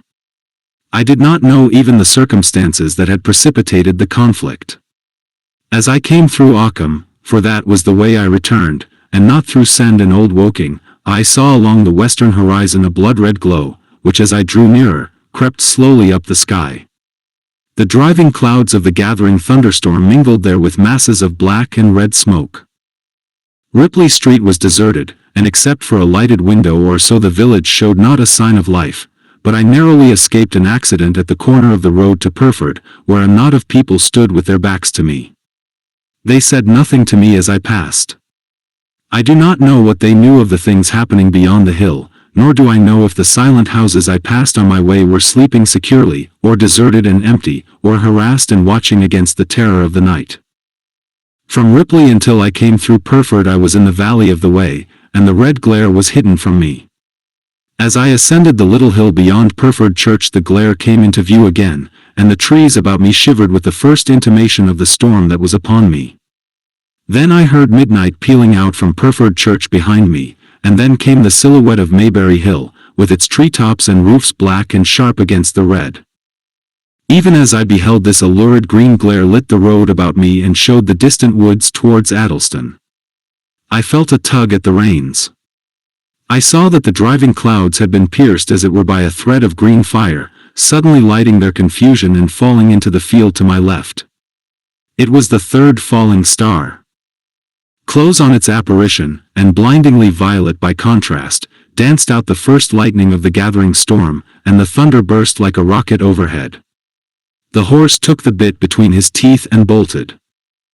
A moderate incline runs towards the foot of Maybury Hill, and down this we clattered. Once the lightning had begun, it went on in as rapid a succession of flashes as I have ever seen. The thunderclaps, treading one on the heels of another and with a strange crackling accompaniment, sounded more like the working of a gigantic electric machine than the usual detonating reverberations. The flickering light was blinding and confusing, and a thin hail smote gustily at my face as I drove down the slope. At first I regarded little but the road before me, and then abruptly my attention was arrested by something that was moving rapidly down the opposite slope of Maybury Hill. At first I took it for the wet roof of a house, but one flash following another showed it to be in swift rolling movement. It was an elusive vision, a moment of bewildering darkness, and then, in a flash like daylight, the red masses of the orphanage near the crest of the hill, the green tops of the pine trees, and this problematical object came out clear and sharp and bright. And this thing I saw. How can I describe it? A monstrous tripod, higher than many houses, striding over the young pine trees, and smashing them aside in its career, a walking engine of glittering metal, striding now across the heather, articulate ropes of steel dangling from it, and the clattering tumult of its passage mingling with the riot of the thunder. A flash, and it came out vividly, heeling over one way with 2 feet in the air, to vanish and reappear almost instantly as it seemed, with the next flash, 100 yards nearer. Can you imagine a milking stool tilted and bowled violently along the ground? That was the impression those instant flashes gave. But instead of a milking stool imagine it a great body of machinery on a tripod stand. Then suddenly the trees in the pine wood ahead of me were parted, as brittle reeds are parted by a man thrusting through them. They were snapped off and driven headlong, and a second huge tripod appeared, rushing, as it seemed, headlong towards me. And I was galloping hard to meet it. At the sight of the second monster my nerve went altogether. Not stopping to look again, I wrenched the horse's head hard round to the right, and in another moment the dog cart had heeled over upon the horse, the shaft smashed noisily, and I was flung sideways and fell heavily into a shallow pool of water. I crawled out almost immediately, and crouched, my feet still in the water, under a clump of firs. The horse lay motionless, his neck was broken, poor brute, and by the lightning flashes I saw the black bulk of the overturned dog cart and the silhouette of the wheel still spinning slowly. In another moment the colossal mechanism went striding by me, and passed uphill towards Purford. Seen nearer, the thing was incredibly strange, for it was no mere insensate machine driving on its way. Machine it was, with a ringing metallic pace, and long, flexible, glittering tentacles, one of which gripped a young pine tree, swinging and rattling about its strange body. It picked its road as it went striding along, and the brazen hood that surmounted it moved to and fro with the inevitable suggestion of a head looking about. Behind the main body was a huge mass of white metal like a gigantic fisherman's basket, and puffs of green smoke squirted out from the joints of the limbs as the monster swept by me. And in an instant it was gone. So much I saw then, all vaguely for the flickering of the lightning, in blinding highlights and dense black shadows. As it passed it set up an exultant deafening howl that drowned the thunder, aloo! Aloo! And in another minute it was with its companion, half a mile away, stooping over something in the field. I have no doubt this thing in the field was the third of the 10 cylinders they had fired at us from Mars. For some minutes I lay there in the rain and darkness watching, by the intermittent light, these monstrous beings of metal moving about in the distance over the hedge tops. A thin hail was now beginning, and as it came and went their figures grew misty and then flashed into clearness again. Now and then came a gap in the lightning, and the night swallowed them up. I was soaked with hail above and puddle water below. It was some time before my blank astonishment would let me struggle up the bank to a drier position, or think at all of my imminent peril. Not far from me was a little one-room squatter's hut of wood, surrounded by a patch of potato garden. I struggled to my feet at last, and, crouching and making use of every chance of cover, I made a run for this. I hammered at the door, but I could not make the people hear, if there were any people inside, and after a time I desisted, and, availing myself of a ditch for the greater part of the way, succeeded in crawling, unobserved by these monstrous machines, into the pine woods towards Mayberry. Under cover of this I pushed on, wet and shivering now, towards my own house. I walked among the trees trying to find the footpath. It was very dark indeed in the wood, for the lightning was now becoming infrequent, and the hail, which was pouring down in a torrent, fell in columns through the gaps in the heavy foliage.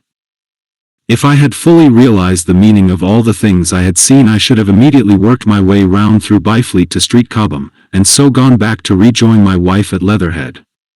But that night the strangeness of things about me, and my physical wretchedness, prevented me, for I was bruised, weary, wet to the skin, deafened and blinded by the storm. I had a vague idea of going on to my own house, and that was as much motive as I had. I staggered through the trees, fell into a ditch and bruised my knees against a plank, and finally splashed out into the lane that ran down from the College Arms. I say splashed, for the storm water was sweeping the sand down the hill in a muddy torrent. There in the darkness a man blundered into me and sent me reeling back. He gave a cry of terror, sprang sideways, and rushed on before I could gather my wits sufficiently to speak to him. So heavy was the stress of the storm just at this place that I had the hardest task to win my way up the hill. I went close up to the fence on the left and worked my way along its palings. Near the top I stumbled upon something soft, and, by a flash of lightning, saw between my feet a heap of black broadcloth and a pair of boots. Before I could distinguish clearly how the man lay, the flicker of light had passed. I stood over him waiting for the next flash. When it came, I saw that he was a sturdy man, cheaply but not shabbily dressed. His head was bent under his body, and he lay crumpled up close to the fence, as though he had been flung violently against it. Overcoming the repugnance natural to one who had never before touched a dead body, I stooped and turned him over to feel for his heart. He was quite dead. Apparently his neck had been broken. The lightning flashed for a third time, and his face leaped upon me. I sprang to my feet. It was the landlord of the Spotted Dog, whose conveyance I had taken. I stepped over him gingerly and pushed on up the hill. I made my way by the police station and the College Arms towards my own house. Nothing was burning on the hillside, though from the common there still came a red glare and a rolling tumult of ruddy smoke beating up against the drenching hail. So far as I could see by the flashes, the houses about me were mostly uninjured. By the College Arms a dark heap lay in the road. Down the road towards Maybury Bridge there were voices and the sound of feet, but I had not the courage to shout or to go to them. I let myself in with my latchkey, closed, locked and bolted the door, staggered to the foot of the staircase, and sat down. My imagination was full of those striding metallic monsters, and of the dead bodies smashed against the fence. I crouched at the foot of the staircase with my back to the wall, shivering violently. 11. At the window. I have already said that my storms of emotion have a trick of exhausting themselves. After a time I discovered that I was cold and wet, and with little pools of water about me on the stair carpet. I got up almost mechanically, went into the dining room and drank some whiskey, and then I was moved to change my clothes. After I had done that I went upstairs to my study, but why I did so I do not know. The window of my study looks over the trees and the railway towards Horsell Common. In the hurry of our departure this window had been left open. The passage was dark, and, by contrast with the picture the window frame enclosed, the side of the room seemed impenetrably dark. I stopped short in the doorway. The thunderstorm had passed. The towers of the Oriental College and the pine trees about it had gone, and very far away, lit by a vivid red glare, the common about the sandpits was visible.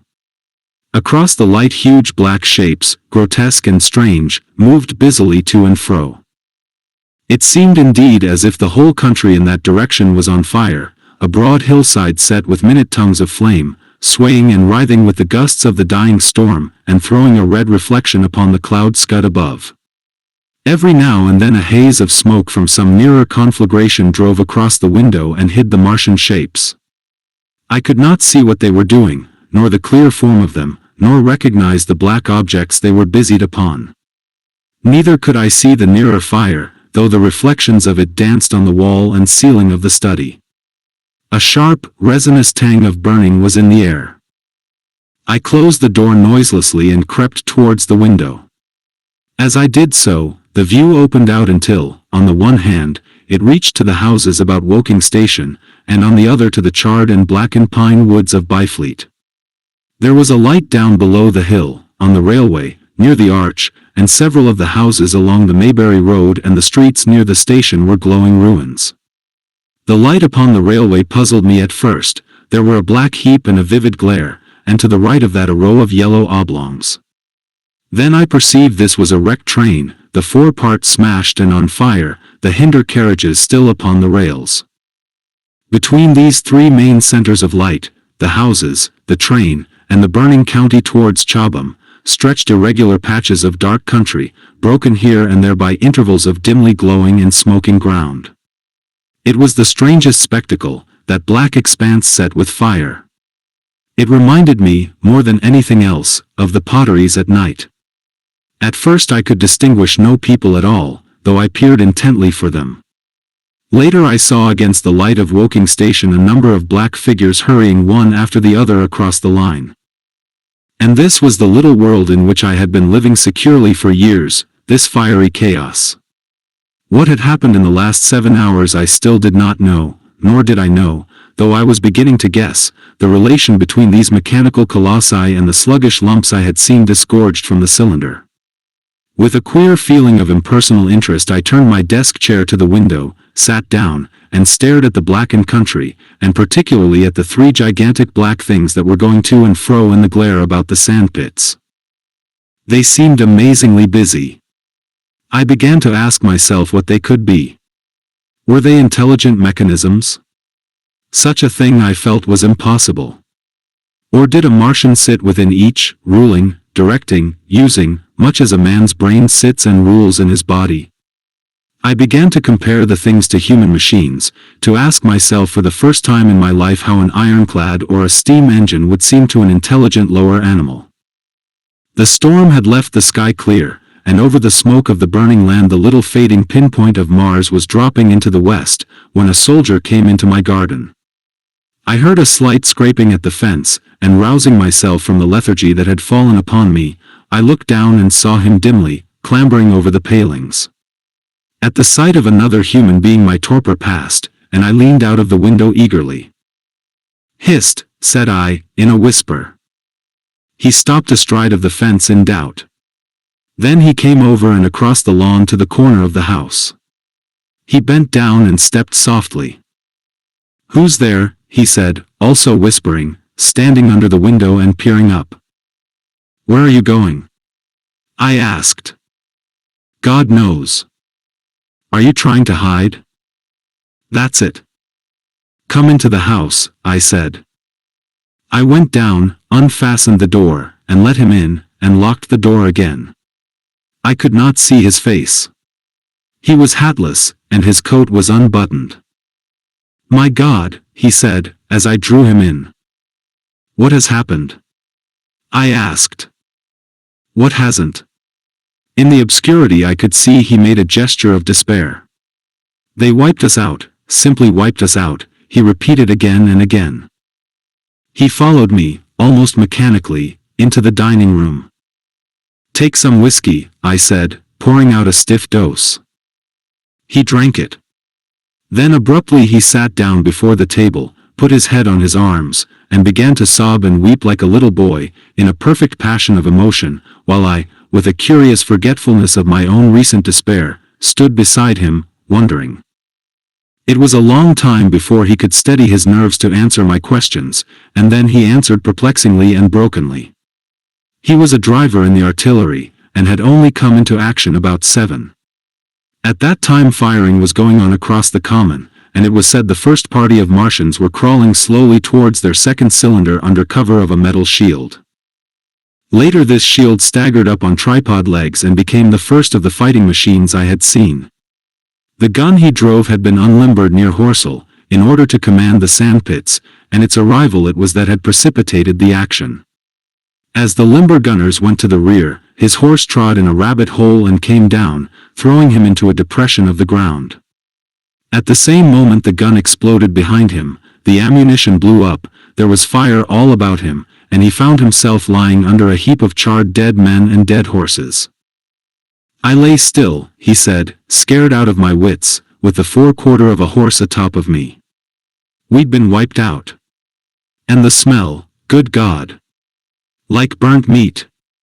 I was hurt across the back by the fall of the horse, and there I had to lie until I felt better.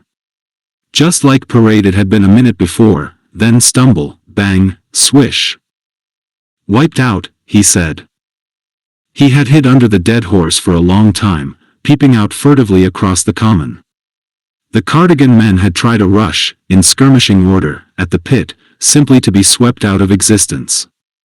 Then the monster had risen to its feet and had begun to walk leisurely to and fro across the common among the few fugitives, with its head-like hood turning about exactly like the head of a cowled human being. A kind of arm carried a complicated metallic case, about which green flashes scintillated, and out of the funnel of this there smoked the heat ray.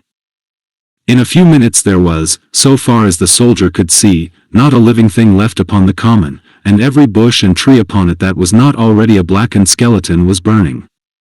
The hussars had been on the road beyond the curvature of the ground, and he saw nothing of them. He heard the Maxims rattle for a time and then become still. The giant saved Woking station and its cluster of houses until the last, then in a moment the heat ray was brought to bear, and the town became a heap of fiery ruins. Then the thing shut off the heat ray, and turning its back upon the artillerymen, began to waddle away towards the smoldering pine woods that sheltered the second cylinder. As it did so a second glittering titan built itself up out of the pit. The second monster followed the first, and at that the artilleryman began to crawl very cautiously across the hot heather ash towards Horsell. He managed to get alive into the ditch by the side of the road, and so escaped to Woking. There his story became ejaculatory. The place was impassable. It seems there were a few people alive there, frantic for the most part, and many burned and scalded. He was turned aside by the fire, and hid among some almost scorching heaps of broken wall as one of the Martian giants returned. He saw this one pursue a man, catch him up in one of its steely tentacles, and knock his head against the trunk of a pine tree. At last, after nightfall, the artilleryman made a rush for it and got over the railway embankment. Since then he had been skulking along towards Maybury, in the hope of getting out of danger London ward. People were hiding in trenches and cellars, and many of the survivors had made off towards Woking village and Send. He had been consumed with thirst until he found one of the water mains near the railway arch smashed, and the water bubbling out like a spring upon the road. That was the story I got from him, bit by bit. He grew calmer telling me and trying to make me see the things he had seen. He had eaten no food since midday, he told me early in his narrative, and I found some mutton and bread in the pantry and brought it into the room. We lit no lamp for fear of attracting the Martians, and ever and again our hands would touch upon bread or meat. As he talked, things about us came darkly out of the darkness, and the trampled bushes and broken rose trees outside the window grew distinct. It would seem that a number of men or animals had rushed across the lawn. I began to see his face, blackened and haggard, as no doubt mine was also. When we had finished eating we went softly upstairs to my study, and I looked again out of the open window. In one night the valley had become a valley of ashes. The fires had dwindled now. Where flames had been there were now streamers of smoke, but the countless ruins of shattered and gutted houses and blasted and blackened trees that the night had hidden stood out now gaunt and terrible in the pitiless light of dawn. Yet here and there some object had had the luck to escape, a white railway signal here, the end of a greenhouse there, white and fresh amid the wreckage. Never before in the history of warfare had destruction been so indiscriminate and so universal. And shining with the growing light of the east, 3 of the metallic giants stood about the pit, their cowls rotating as though they were surveying the desolation they had made. It seemed to me that the pit had been enlarged, and ever and again puffs of vivid green vapor streamed up and out of it towards the brightening dawn, streamed up, whirled, broke, and vanished. Beyond were the pillars of fire about Chobham. They became pillars of bloodshot smoke at the first touch of day. 12. What I saw of the destruction of Weybridge and Shepperton. As the dawn grew brighter we withdrew from the window from which we had watched the Martians, and went very quietly downstairs. The artilleryman agreed with me that the house was no place to stay in. He proposed, he said, to make his way London ward, and thence rejoin his battery, number 12, of the horse artillery. My plan was to return at once to Leatherhead, and so greatly had the strength of the Martians impressed me that I had determined to take my wife to New Haven, and go with her out of the country forthwith.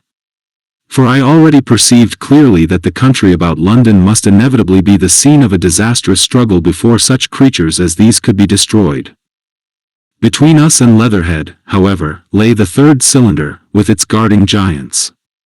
Had I been alone, I think I should have taken my chance and struck across country. But the artilleryman dissuaded me. It's no kindness to the right sort of wife, he said, to make her a widow, and in the end I agreed to go with him, under cover of the woods, northward as far as Street Cobham before I parted with him. Thence I would make a big detour by Epsom to reach Leatherhead. I should have started at once, but my companion had been in active service and he knew better than that. He made me ransack the house for a flask, which he filled with whiskey, and we lined every available pocket with packets of biscuits and slices of meat. Then we crept out of the house, and ran as quickly as we could down the ill-made road by which I had come overnight. The houses seemed deserted.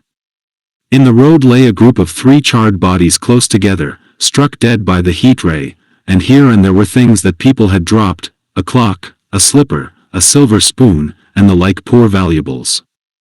At the corner turning up towards the post office a little cart, filled with boxes and furniture, and horseless, heeled over on a broken wheel. A cash box had been hastily smashed open and thrown under the debris. Except the lodge at the orphanage, which was still on fire, none of the houses had suffered very greatly here. The heat ray had shaved the chimney tops and passed. Yet, save ourselves, there did not seem to be a living soul on Maybury Hill. The majority of the inhabitants had escaped, I suppose, by way of the old Woking road, the road I had taken when I drove to Leatherhead, or they had hidden. We went down the lane, by the body of the man in black, sodden now from the overnight hail, and broke into the woods at the foot of the hill. We pushed through these towards the railway without meeting a soul. The woods across the line were but the scarred and blackened ruins of woods. For the most part the trees had fallen, but a certain proportion still stood, dismal grey stems, with dark brown foliage instead of green. On our side the fire had done no more than scorch the nearer trees, it had failed to secure its footing. In one place the woodmen had been at work on Saturday. Trees, felled and freshly trimmed, lay in a clearing, with heaps of sawdust by the sawing machine and its engine. Hard by was a temporary hut, deserted. There was not a breath of wind this morning, and everything was strangely still. Even the birds were hushed, and as we hurried along I and the artilleryman talked in whispers and looked now and again over our shoulders. Once or twice we stopped to listen. After a time we drew near the road, and as we did so we heard the clatter of hoofs and saw through the tree stems 3 cavalry soldiers riding slowly towards Woking. We hailed them, and they halted while we hurried towards them. It was a lieutenant and a couple of privates of the 8th Hussars, with a stand like a theodolite, which the artilleryman told me was a heliograph. "You are the first men I've seen coming this way this morning," said the lieutenant. "What's brewing?" His voice and face were eager. The men behind him stared curiously. The artilleryman jumped down the bank into the road and saluted. "Gun destroyed last night, sir. Have been hiding. Trying to rejoin battery, sir. You'll come in sight of the Martians, I expect, about half a mile along this road." "What the dickens are they like?" asked the lieutenant. "Giants in armor, sir. 100 feet high. 3 legs and a body like aluminium, with a mighty great head in a hood, sir." "Get out," said the lieutenant. "What confounded nonsense." "You'll see, sir. They carry a kind of box, sir, that shoots fire and strikes you dead." "What do you mean, a gun?" "No, sir," and the artilleryman began a vivid account of the heat ray. Halfway through, the lieutenant interrupted him and looked up at me. I was still standing on the bank by the side of the road. "It's perfectly true," I said. "Well," said the lieutenant, "I suppose it's my business to see it too. Look here," to the artilleryman, "we're detailed here clearing people out of their houses. You'd better go along and report yourself to Brigadier General Marvin, and tell him all you know. He's at Weybridge.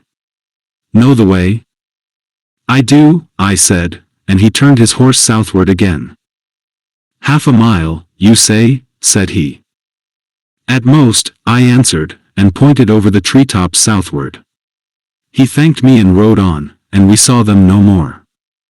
Farther along we came upon a group of 3 women and 2 children in the road, busy clearing out a laborer's cottage.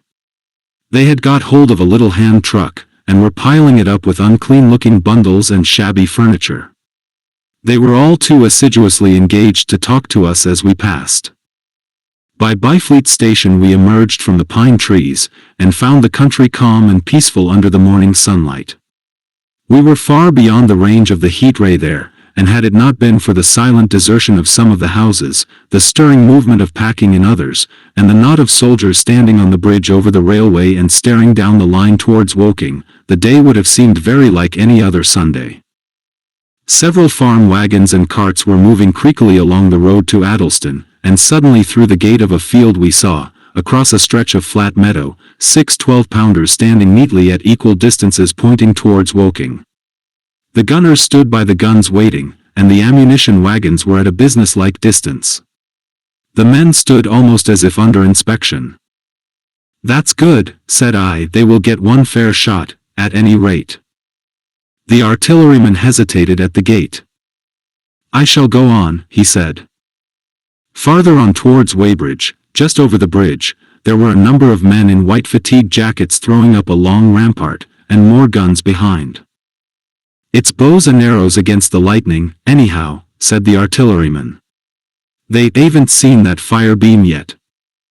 The officers who were not actively engaged stood and stared over the treetops southwestward, and the men digging would stop every now and again to stare in the same direction. Byfleet was in a tumult, people packing, and a score of hussars, some of them dismounted, some on horseback, were hunting them about. 3 or 4 black government wagons, with crosses in white circles, and an old omnibus, among other vehicles, were being loaded in the village street. There were scores of people, most of them sufficiently sabbatical to have assumed their best clothes. The soldiers were having the greatest difficulty in making them realize the gravity of their position.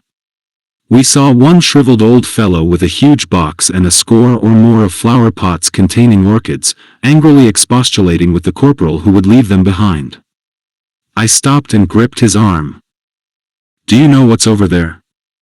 I said, pointing at the pine tops that hid the Martians. Said he, turning. I was explainin' these is valuable. "Death!" I shouted. "Death is coming." Death, and leaving him to digest that if he could, I hurried on after the artilleryman. At the corner I looked back. The soldier had left him, and he was still standing by his box, with the pots of orchids on the lid of it, and staring vaguely over the trees. No one in Weybridge could tell us where the headquarters were established. The whole place was in such confusion as I had never seen in any town before. Carts, carriages everywhere, the most astonishing miscellany of conveyances and horseflesh. The respectable inhabitants of the place, men in golf and boating costumes, wives prettily dressed, were packing, riverside loafers energetically helping, children excited, and, for the most part, highly delighted at this astonishing variation of their Sunday experiences. In the midst of it all the worthy vicar was very pluckily holding an early celebration, and his bell was jangling out above the excitement. I and the artilleryman, seated on the step of the drinking fountain, made a very passable meal upon what we had brought with us. Patrols of soldiers, here no longer hussars, but grenadiers in white, were warning people to move now or to take refuge in their cellars as soon as the firing began.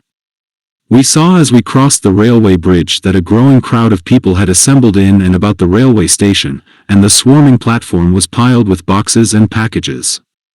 The ordinary traffic had been stopped, I believe, in order to allow of the passage of troops and guns to Chertsey, and I have heard since that a savage struggle occurred for places in the special trains that were put on at a later hour.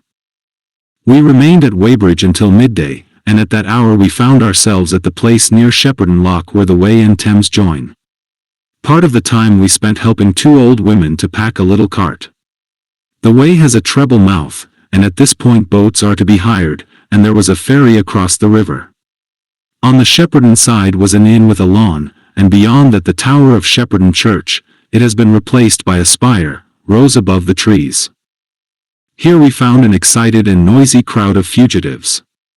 As yet the flight had not grown to a panic, but there were already far more people than all the boats going to and fro could enable to cross.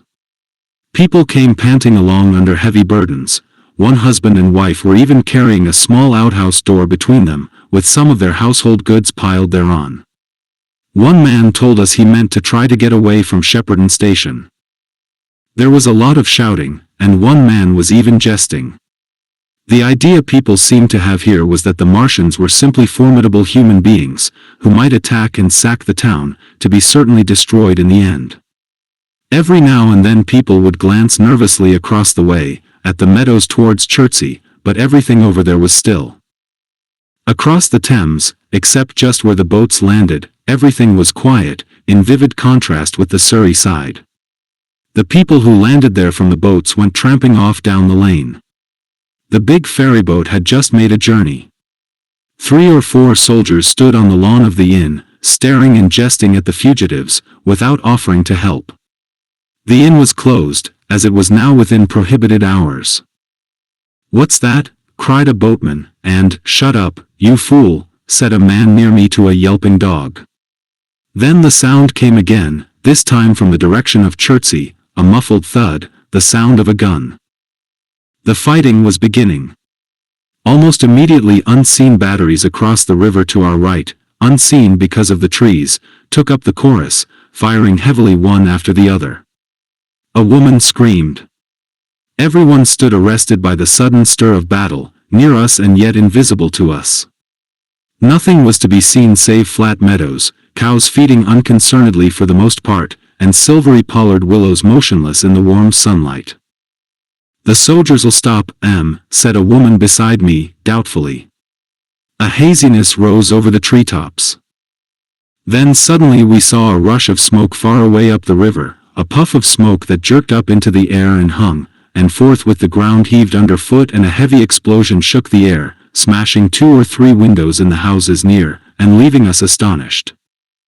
"Here they are," shouted a man in a blue jersey. "Yonder. D'yer see them? Yonder." Quickly, one after the other, 1, 2, 3, 4 of the armored Martians appeared, far away over the little trees, across the flat meadows that stretched towards Chertsey, and striding hurriedly towards the river. Little cowled figures they seemed at first, going with a rolling motion and as fast as flying birds. Then, advancing obliquely towards us, came a fifth. Their armored bodies glittered in the sun as they swept swiftly forward upon the guns, growing rapidly larger as they drew nearer. One on the extreme left, the remotest that is, flourished a huge case high in the air, and the ghostly, terrible heat ray I had already seen on Friday night smote towards Chertsey, and struck the town. At sight of these strange, swift, and terrible creatures the crowd near the water's edge seemed to me to be for a moment horror-struck. There was no screaming or shouting, but a silence. Then a hoarse murmur and a movement of feet, a splashing from the water. A man, too frightened to drop the portmanteau he carried on his shoulder, swung round and sent me staggering with a blow from the corner of his burden. A woman thrust at me with her hand and rushed past me. I turned with the rush of the people, but I was not too terrified for thought. The terrible heat ray was in my mind. To get under water. That was it. Get under water. I shouted, unheeded. I faced about again, and rushed towards the approaching Martian, rushed right down the gravelly beach and headlong into the water. Others did the same. A boatload of people putting back came leaping out as I rushed past. The stones under my feet were muddy and slippery, and the river was so low that I ran perhaps 20 feet scarcely waist deep. Then, as the Martian towered overhead scarcely a couple of 100 yards away, I flung myself forward under the surface. The splashes of the people in the boats leaping into the river sounded like thunderclaps in my ears. People were landing hastily on both sides of the river. But the Martian machine took no more notice for the moment of the people running this way and that than a man would of the confusion of ants in a nest against which his foot has kicked. When, half suffocated, I raised my head above water, the Martian's hood pointed at the batteries that were still firing across the river, and as it advanced it swung loose what must have been the generator of the heat ray. In another moment it was on the bank, and in a stride wading halfway across. The knees of its foremost legs bent at the farther bank, and in another moment it had raised itself to its full height again, close to the village of Shepperton. Forthwith the 6 guns which, unknown to anyone on the right bank, had been hidden behind the outskirts of that village, fired simultaneously. The sudden near concussion, the last close upon the first, made my heart jump. The monster was already raising the case generating the heat ray as the first shell burst 6 yards above the hood. I gave a cry of astonishment. I saw and thought nothing of the other 4 Martian monsters. My attention was riveted upon the nearer incident. Simultaneously 2 other shells burst in the air near the body as the hood twisted round in time to receive, but not in time to dodge, the 4th shell. The shell burst clean in the face of the thing. The hood bulged, flashed, was whirled off in a dozen tattered fragments of red flesh and glittering metal. "Hit!" shouted I, with something between a scream and a cheer. I heard answering shouts from the people in the water about me. I could have leaped out of the water with that momentary exultation. The decapitated colossus reeled like a drunken giant, but it did not fall over. It recovered its balance by a miracle, and, no longer heeding its steps and with the camera that fired the heat ray now rigidly upheld, it reeled swiftly upon Shepperton. The living intelligence, the Martian within the hood, was slain and splashed to the 4 winds of heaven, and the thing was now but a mere intricate device of metal whirling to destruction. It drove along in a straight line, incapable of guidance. It struck the tower of Shepperton Church, smashing it down as the impact of a battering ram might have done, swerved aside, blundered on and collapsed with tremendous force into the river out of my sight. A violent explosion shook the air, and a spout of water, steam, mud, and shattered metal shot far up into the sky. As the camera of the heat ray hit the water, the latter had immediately flashed into steam. In another moment a huge wave, like a muddy tidal bore but almost scaldingly hot, came sweeping round the bend upstream. I saw people struggling shorewards, and heard their screaming and shouting faintly above the seething and roar of the Martian's collapse. For a moment I heeded nothing of the heat, forgot the patent need of self-preservation. I splashed through the tumultuous water, pushing aside a man in black to do so, until I could see round the bend. Half a dozen deserted boats pitched aimlessly upon the confusion of the waves. The fallen Martian came into sight downstream, lying across the river, and for the most part submerged. Thick clouds of steam were pouring off the wreckage, and through the tumultuously whirling wisps I could see, intermittently and vaguely, the gigantic limbs churning the water and flinging a splash and spray of mud and froth into the air. The tentacles swayed and struck like living arms, and, save for the helpless purposelessness of these movements, it was as if some wounded thing were struggling for its life amid the waves. Enormous quantities of a ruddy brown fluid were spurting up in noisy jets out of the machine. My attention was diverted from this death flurry by a furious yelling, like that of the thing called a siren in our manufacturing towns. A man, knee-deep near the towing path, shouted inaudibly to me and pointed. Looking back, I saw the other Martians advancing with gigantic strides down the riverbank from the direction of Chertsey. The Shepperton guns spoke this time unavailingly. At that I ducked at once under water, and, holding my breath until movement was an agony, blundered painfully ahead under the surface as long as I could. The water was in a tumult about me, and rapidly growing hotter. When for a moment I raised my head to take breath and throw the hair and water from my eyes, the steam was rising in a whirling white fog that at first hid the Martians altogether. The noise was deafening. Then I saw them dimly, colossal figures of gray, magnified by the mist. They had passed by me, and two were stooping over the frothing, tumultuous ruins of their comrade. The third and fourth stood beside him in the water, one perhaps 200 yards from me, the other towards Laleham. The generators of the heat rays waved high, and the hissing beams smote down this way and that. The air was full of sound, a deafening and confusing conflict of noises, the clangorous din of the Martians, the crash of falling houses, the thud of trees, fences, sheds flashing into flame, and the crackling and roaring of fire. Dense black smoke was leaping up to mingle with the steam from the river, and as the heat ray went to and fro over Weybridge its impact was marked by flashes of incandescent white, that gave place at once to a smoky dance of lurid flames. The nearer houses still stood intact, awaiting their fate, shadowy, faint and pallid in the steam, with the fire behind them going to and fro. For a moment perhaps I stood there, breast high in the almost boiling water, dumbfounded at my position, hopeless of escape. Through the reek I could see the people who had been with me in the river scrambling out of the water through the reeds, like little frogs hurrying through grass from the advance of a man, or running to and fro in utter dismay on the towing path. Then suddenly the white flashes of the heat ray came leaping towards me. The houses caved in as they dissolved at its touch, and darted out flames, the trees changed to fire with a roar. The ray flickered up and down the towing path, licking off the people who ran this way and that, and came down to the water's edge not 50 yards from where I stood. It swept across the river to Shepperton, and the water in its track rose in a boiling will crested with steam. I turned shoreward. In another moment the huge wave, well nigh at the boiling point, had rushed upon me.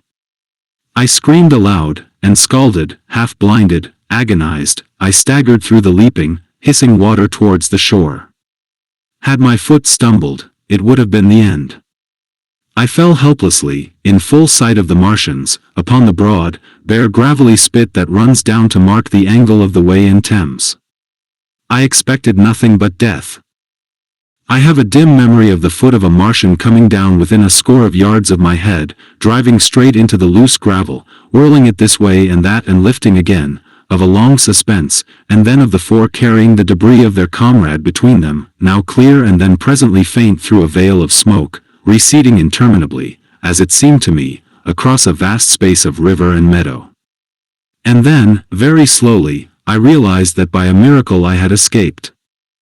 13. How I fell in with the curate. After getting this sudden lesson in the power of terrestrial weapons, the Martians retreated to their original position upon Horsell Common, and in their haste, and encumbered with the debris of their smashed companion, they no doubt overlooked many such a stray and negligible victim as myself. Had they left their comrade and pushed on forthwith, there was nothing at that time between them and London but batteries of 12-pounder guns, and they would certainly have reached the capital in advance of the tidings of their approach, as sudden, dreadful, and destructive their advent would have been as the earthquake that destroyed Lisbon a century ago. But they were in no hurry. Cylinder followed cylinder on its interplanetary flight, every 24 hours brought them reinforcement. And meanwhile the military and naval authorities, now fully alive to the tremendous power of their antagonists, worked with furious energy.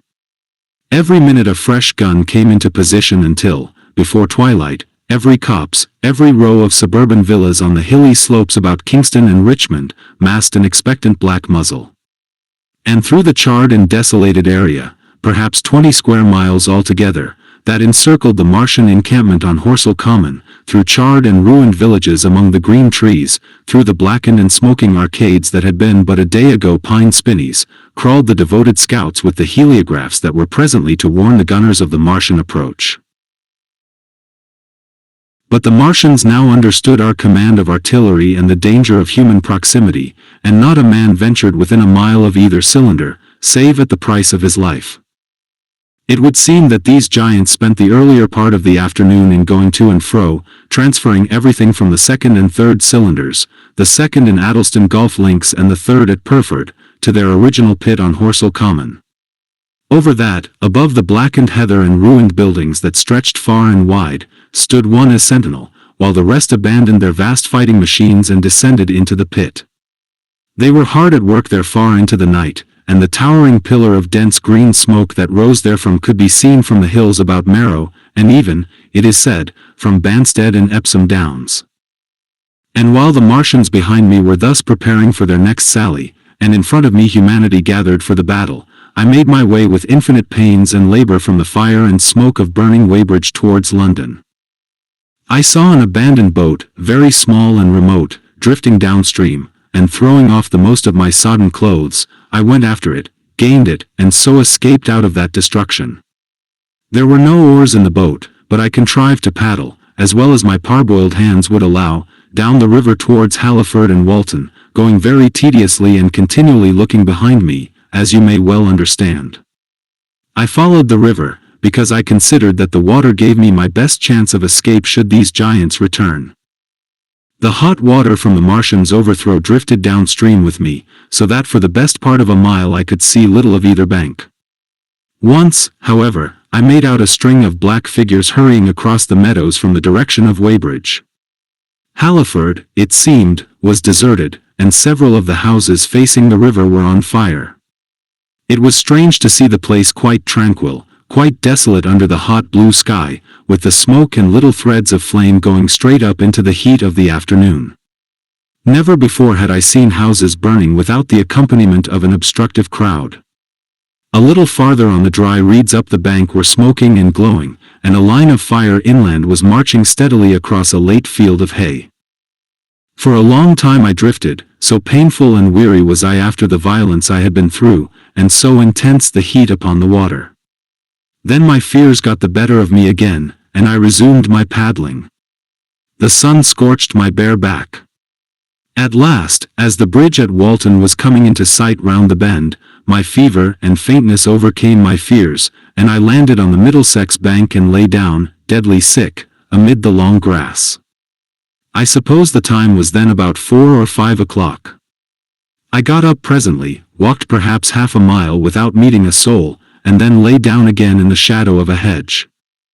I seem to remember talking, wanderingly, to myself during that last spurt. I was also very thirsty, and bitterly regretful I had drunk no more water. It is a curious thing that I felt angry with my wife. I cannot account for it, but my impotent desire to reach Leatherhead worried me excessively. I do not clearly remember the arrival of the curate, so that probably I dozed. I became aware of him as a seated figure in soot-smudged shirt sleeves, and with his upturned, clean-shaven face staring at a faint flickering that danced over the sky. The sky was what is called a mackerel sky, rows and rows of faint down plumes of cloud, just tinted with the midsummer sunset. I sat up, and at the rustle of my motion he looked at me quickly. "Have you any water?" I asked abruptly. He shook his head. "You have been asking for water for the last hour," he said. For a moment we were silent, taking stock of each other. I dare say he found me a strange enough figure, naked, save for my water-soaked trousers and socks, scalded, and my face and shoulders blackened by the smoke. His face was a fair weakness, his chin retreated, and his hair lay in crisp, almost flaxen curls on his low forehead. His eyes were rather large, pale blue, and blankly staring. He spoke abruptly, looking vacantly away from me. "What does it mean?" he said. "What do these things mean?" I stared at him and made no answer. He extended a thin white hand and spoke in almost a complaining tone. "Why are these things permitted? What sins have we done?" The morning service was over. I was walking through the roads to clear my brain for the afternoon, and then, fire, earthquake, death. As if it were Sodom and Gomorrah. All our work undone, all the work. What are these Martians? What are we? I answered, clearing my throat. He gripped his knees and turned to look at me again. For half a minute, perhaps, he stared silently. "I was walking through the roads to clear my brain," he said. And suddenly, fire, earthquake, death. He relapsed into silence, with his chin now sunken almost to his knees. Presently he began waving his hand. "All the work, all the Sunday schools, what have we done, what has Weybridge done? Everything gone, everything destroyed. The church. We rebuilt it only 3 years ago. Gone. Swept out of existence. Why?" Another pause, and he broke out again like one demented. "The smoke of her burning goeth up for ever and ever," he shouted. His eyes flamed, and he pointed a lean finger in the direction of Weybridge. By this time I was beginning to take his measure. The tremendous tragedy in which he had been involved, it was evident he was a fugitive from Weybridge, had driven him to the very verge of his reason. "Are we far from Sunbury?" I said, in a matter-of-fact tone. "What are we to do?" he asked. "Are these creatures everywhere? Has the earth been given over to them? Are we far from Sunbury? Only this morning I officiated at early celebration." "Things have changed," I said, quietly. "You must keep your head. There is still hope." "Hope?" "Yes. Plentiful hope, for all this destruction." I began to explain my view of our position. He listened at first, but as I went on the interest dawning in his eyes gave place to their former stare, and his regard wandered from me. "This must be the beginning of the end," he said, interrupting me. "The end. The great and terrible day of the Lord. When men shall call upon the mountains and the rocks to fall upon them and hide them from the face of him that sitteth upon the throne." I began to understand the position. I ceased my labored reasoning, struggled to my feet, and, standing over him, laid my hand on his shoulder. "Be a man," said I, "you are scared out of your wits. What good is religion if it collapses under calamity? Think of what earthquakes and floods, wars and volcanoes, have done before to men. Did you think God had exempted Weybridge? He is not an insurance agent." For a time he sat in blank silence. "But how can we escape?" he asked, suddenly. "They are invulnerable, they are pitiless. Neither the one perhaps, the other, I answered. And the mightier they are, the more sane and wary should we be. One of them was killed yonder not 3 hours ago. Killed, he said, staring about him. How can God's ministers be killed? I saw it happen. I proceeded to tell him. We have chanced to come in for the thick of it, said I, and that is all. What is that flicker in the sky? He asked abruptly. I told him it was the heliograph signaling, that it was the sign of human help and effort in the sky. We are in the midst of it, I said, quiet as it is. That flicker in the sky tells of the gathering storm. Yonder, I take it, are the Martians, and London Ward, where those hills rise about Richmond and Kingston and the trees give cover, earthworks are being thrown up and guns are being placed. Presently the Martians will be coming this way again. And even as I spoke he sprang to his feet and stopped me by a gesture. Listen, he said. From beyond the low hills across the water came the dull resonance of distant guns and a remote weird crying. Then everything was still. A cockchafer came droning over the hedge and past us. High in the west the crescent moon hung faint and pale above the smoke of Weybridge and Shepperton and the hot, still splendor of the sunset. We had better follow this path, I said, northward. 14. In London. My younger brother was in London when the Martians fell at Woking.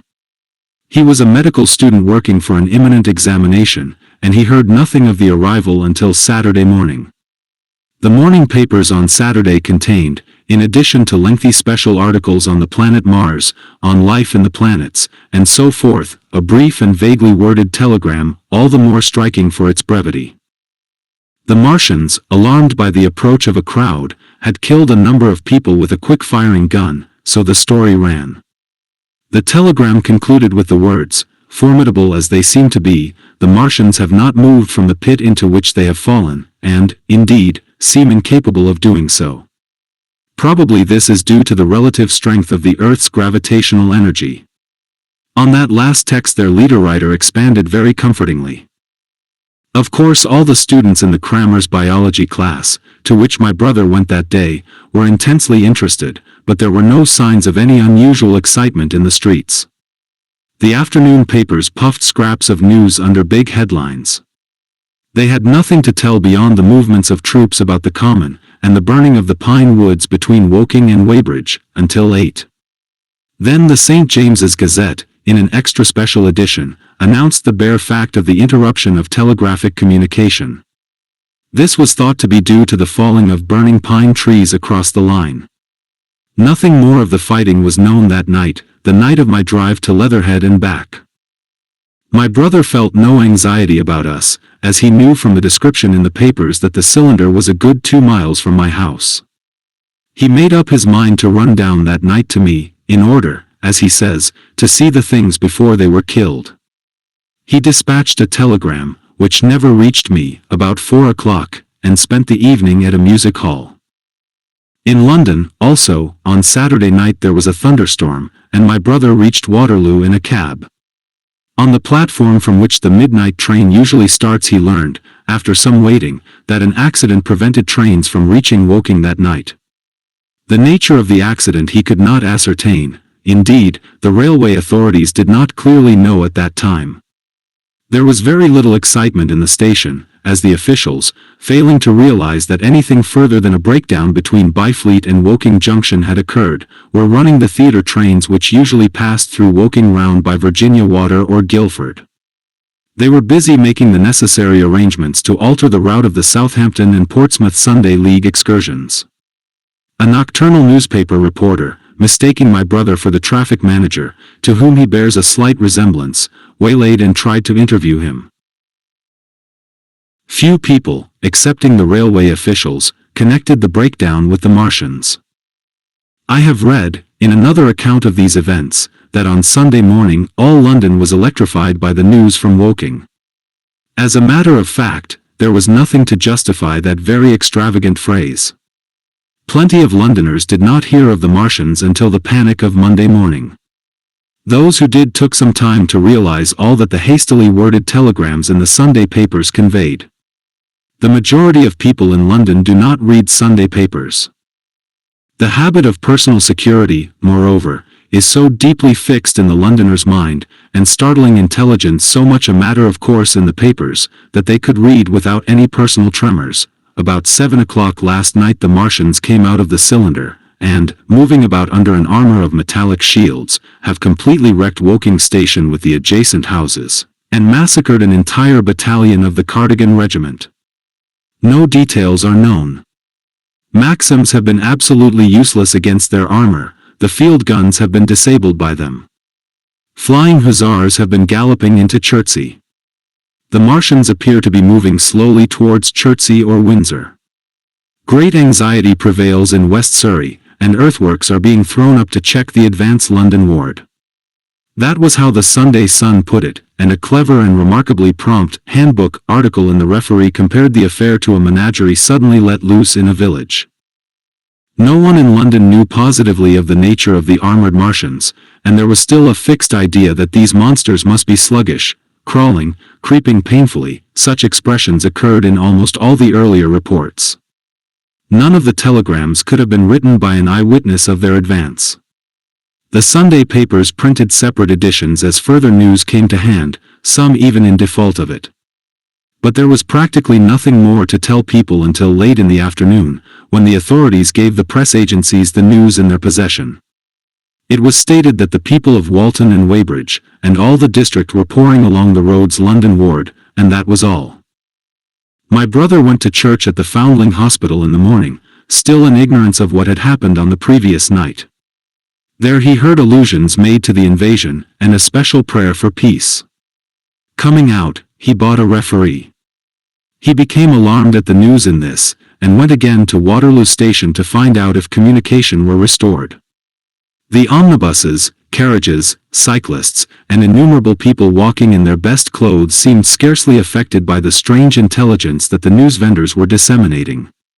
People were interested, or, if alarmed only on account of the local residents. At the station he heard for the first time that the Windsor and Chertsey lines were now interrupted. The porters told him that several remarkable telegrams had been received in the morning from Byfleet and Chertsey stations, but that these had abruptly ceased. My brother could get very little precise detail out of them. "There's fighting going on about Weybridge," was the extent of their information. The train service was now very much disorganized. Quite a number of people who had been expecting friends from places on the southwestern network were standing about the station. One grey-headed old gentleman came and abused the southwestern company bitterly to my brother. "It wants showing up," he said. 1 or 2 trains came in from Richmond, Putney, and Kingston, containing people who had gone out for a day's boating and found the locks closed and a feeling of panic in the air. A man in a blue and white blazer addressed my brother, full of strange tidings. "There's hosts of people driving into Kingston in traps and carts and things, with boxes of valuables and all that," he said. "They come from Molesey and Weybridge and Walton, and they say there's been guns heard at Chertsey, heavy firing, and that mounted soldiers have told them to get off at once because the Martians are coming. We heard guns firing at Hampton Court Station, but we thought it was thunder. What the dickens does it all mean? The Martians can't get out of their pit, can they?" My brother could not tell him. Afterwards he found that the vague feeling of alarm had spread to the clients of the Underground Railway, and that the Sunday excursionists began to return from all over the southwestern, Lung, Barnes, Wimbledon, Richmond Park, Kew, and so forth, at unnaturally early hours, but not a soul had anything more than vague hearsay to tell of. Everyone connected with the terminus seemed ill-tempered.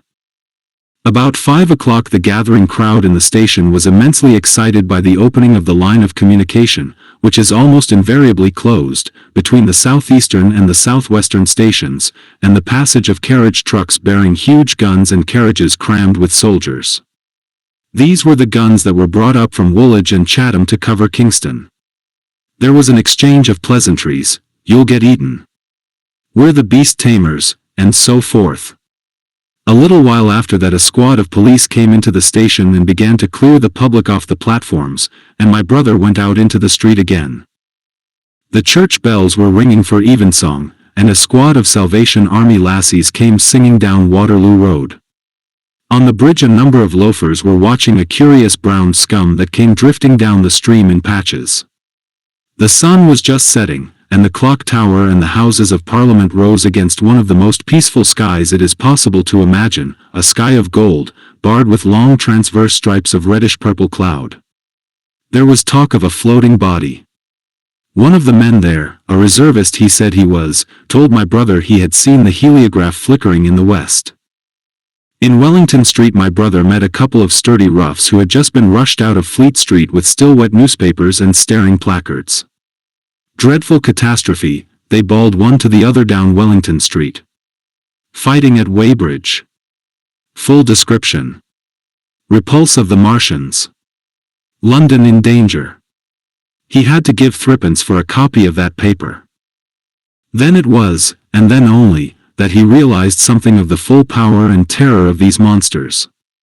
He learned that they were not merely a handful of small sluggish creatures, but that they were mind-swaying vast mechanical bodies, and that they could move swiftly and smite with such power that even the mightiest guns could not stand against them. They were described as vast spider-like machines, nearly 100 feet high, capable of the speed of an express train, and able to shoot out a beam of intense heat. Masked batteries, chiefly of field guns, had been planted in the country about Horsell Common, and especially between the Woking district and London.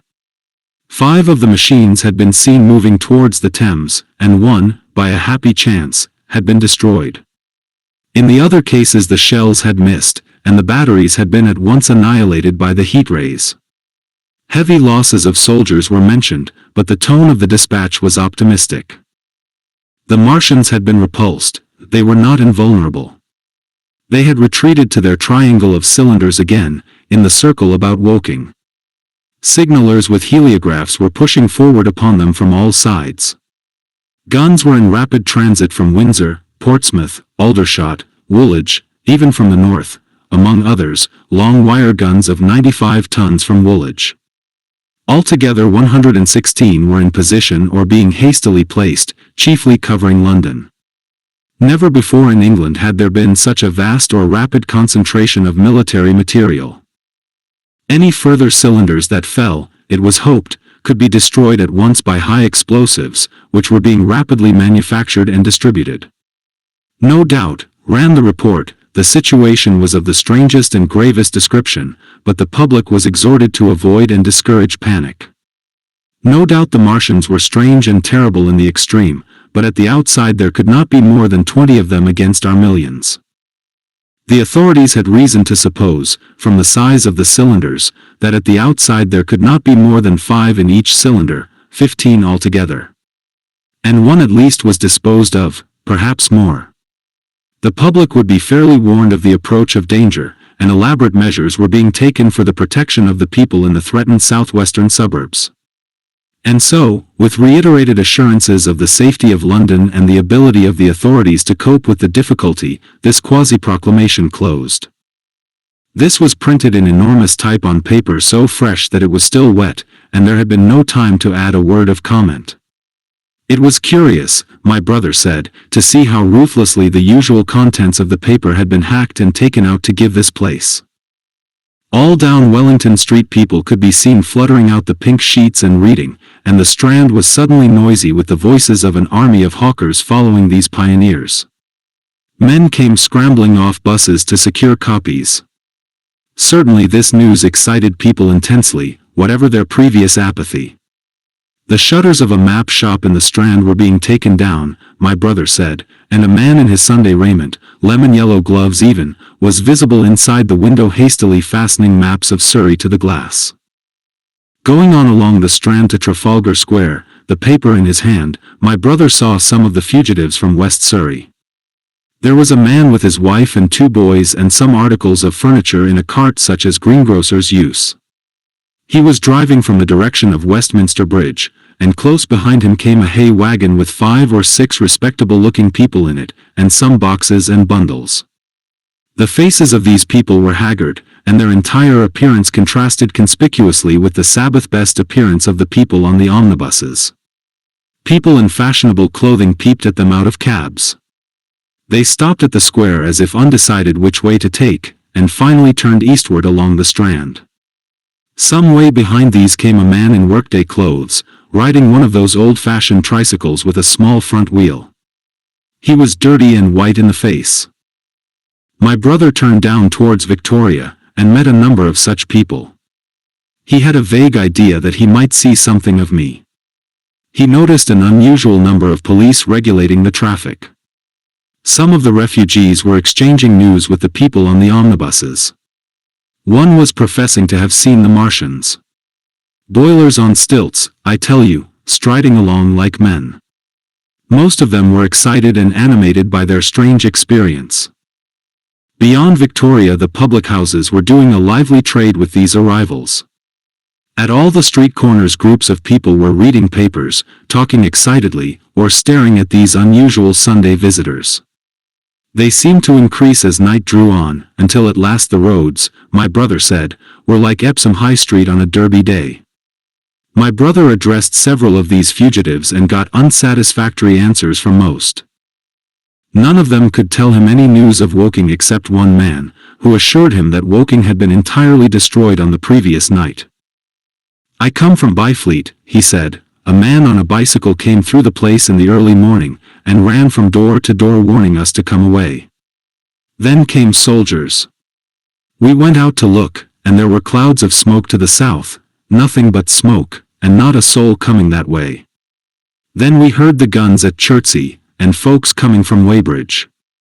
So I've locked up my house and come on. At that time there was a strong feeling in the streets that the authorities were to blame for their incapacity to dispose of the invaders without all this inconvenience. About 8 o'clock a noise of heavy firing was distinctly audible all over the south of London. My brother could not hear it for the traffic in the main thoroughfares, but by striking through the quiet back streets to the river he was able to distinguish it quite plainly. He walked from Westminster to his apartments near Regent's Park, about 2. He was now very anxious on my account, and disturbed at the evident magnitude of the trouble. His mind was inclined to run, even as mine had run on Saturday, on military details. He thought of all those silent, expectant guns, of the suddenly nomadic countryside. He tried to imagine boilers on stilts 100 feet high. There were 1 or 2 cartloads of refugees passing along Oxford Street, and several in the Marylebone Road, but so slowly was the news spreading that Regent Street and Portland Place were full of their usual Sunday night promenaders, albeit they talked in groups, and along the edge of Regent's Park there were as many silent couples, walking out, together under the scattered gas lamps as ever there had been. The night was warm and still, and a little oppressive. The sound of guns continued intermittently, and after midnight there seemed to be sheet lightning in the south. He read and reread the paper, fearing the worst had happened to me. He was restless, and after supper prowled out again aimlessly. He returned and tried in vain to divert his attention to his examination notes. He went to bed a little after midnight, and was awakened from lurid dreams in the small hours of Monday by the sound of door knockers, feet running in the street, distant drumming, and a clamor of bells. Red reflections danced on the ceiling. For a moment he lay astonished, wondering whether day had come or the world gone mad. Then he jumped out of bed and ran to the window. His room was an attic, and as he thrust his head out, up and down the street there were a dozen echoes to the noise of his window sash, and heads in every kind of night disarray appeared. Inquiries were being shouted. "They are coming," bawled a policeman, hammering at the door. "The Martians are coming," and hurried to the next door. The sound of drumming and trumpeting came from the Albany Street barracks, and every church within earshot was hard at work killing sleep with a vehement disorderly tocsin. There was a noise of doors opening, and window after window in the houses opposite flashed from darkness into yellow illumination. Up the street came galloping a closed carriage, bursting abruptly into noise at the corner, rising to a clattering climax under the window, and dying away slowly in the distance. Close on the rear of this came a couple of cabs, the forerunners of a long procession of flying vehicles, going for the most part to Chalk Farm Station, where the Northwestern special trains were loading up, instead of coming down the gradient into Euston. For a long time my brother stared out of the window in blank astonishment, watching the policemen hammering at door after door, and delivering their incomprehensible message. Then the door behind him opened, and the man who lodged across the landing came in, dressed only in shirt, trousers, and slippers, his braces loose about his waist, his hair disordered from his pillow. "What the devil is it?" he asked. "A fire? What a devil of a row!" They both craned their heads out of the window, straining to hear what the policemen were shouting. People were coming out of the side streets, and standing in groups at the corners talking. "What the devil is it all about?" said my brother's fellow lodger. My brother answered him vaguely and began to dress, running with each garment to the window in order to miss nothing of the growing excitement. And presently men selling unnaturally early newspapers came bawling into the street. London in danger of suffocation. The Kingston and Richmond defences forced. Fearful massacres in the Thames Valley.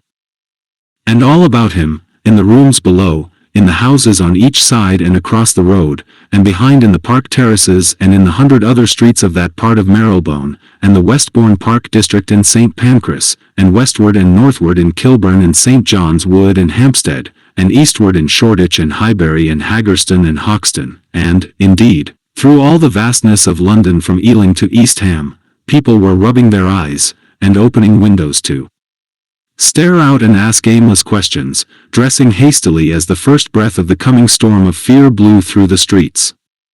It was the dawn of the Great Panic.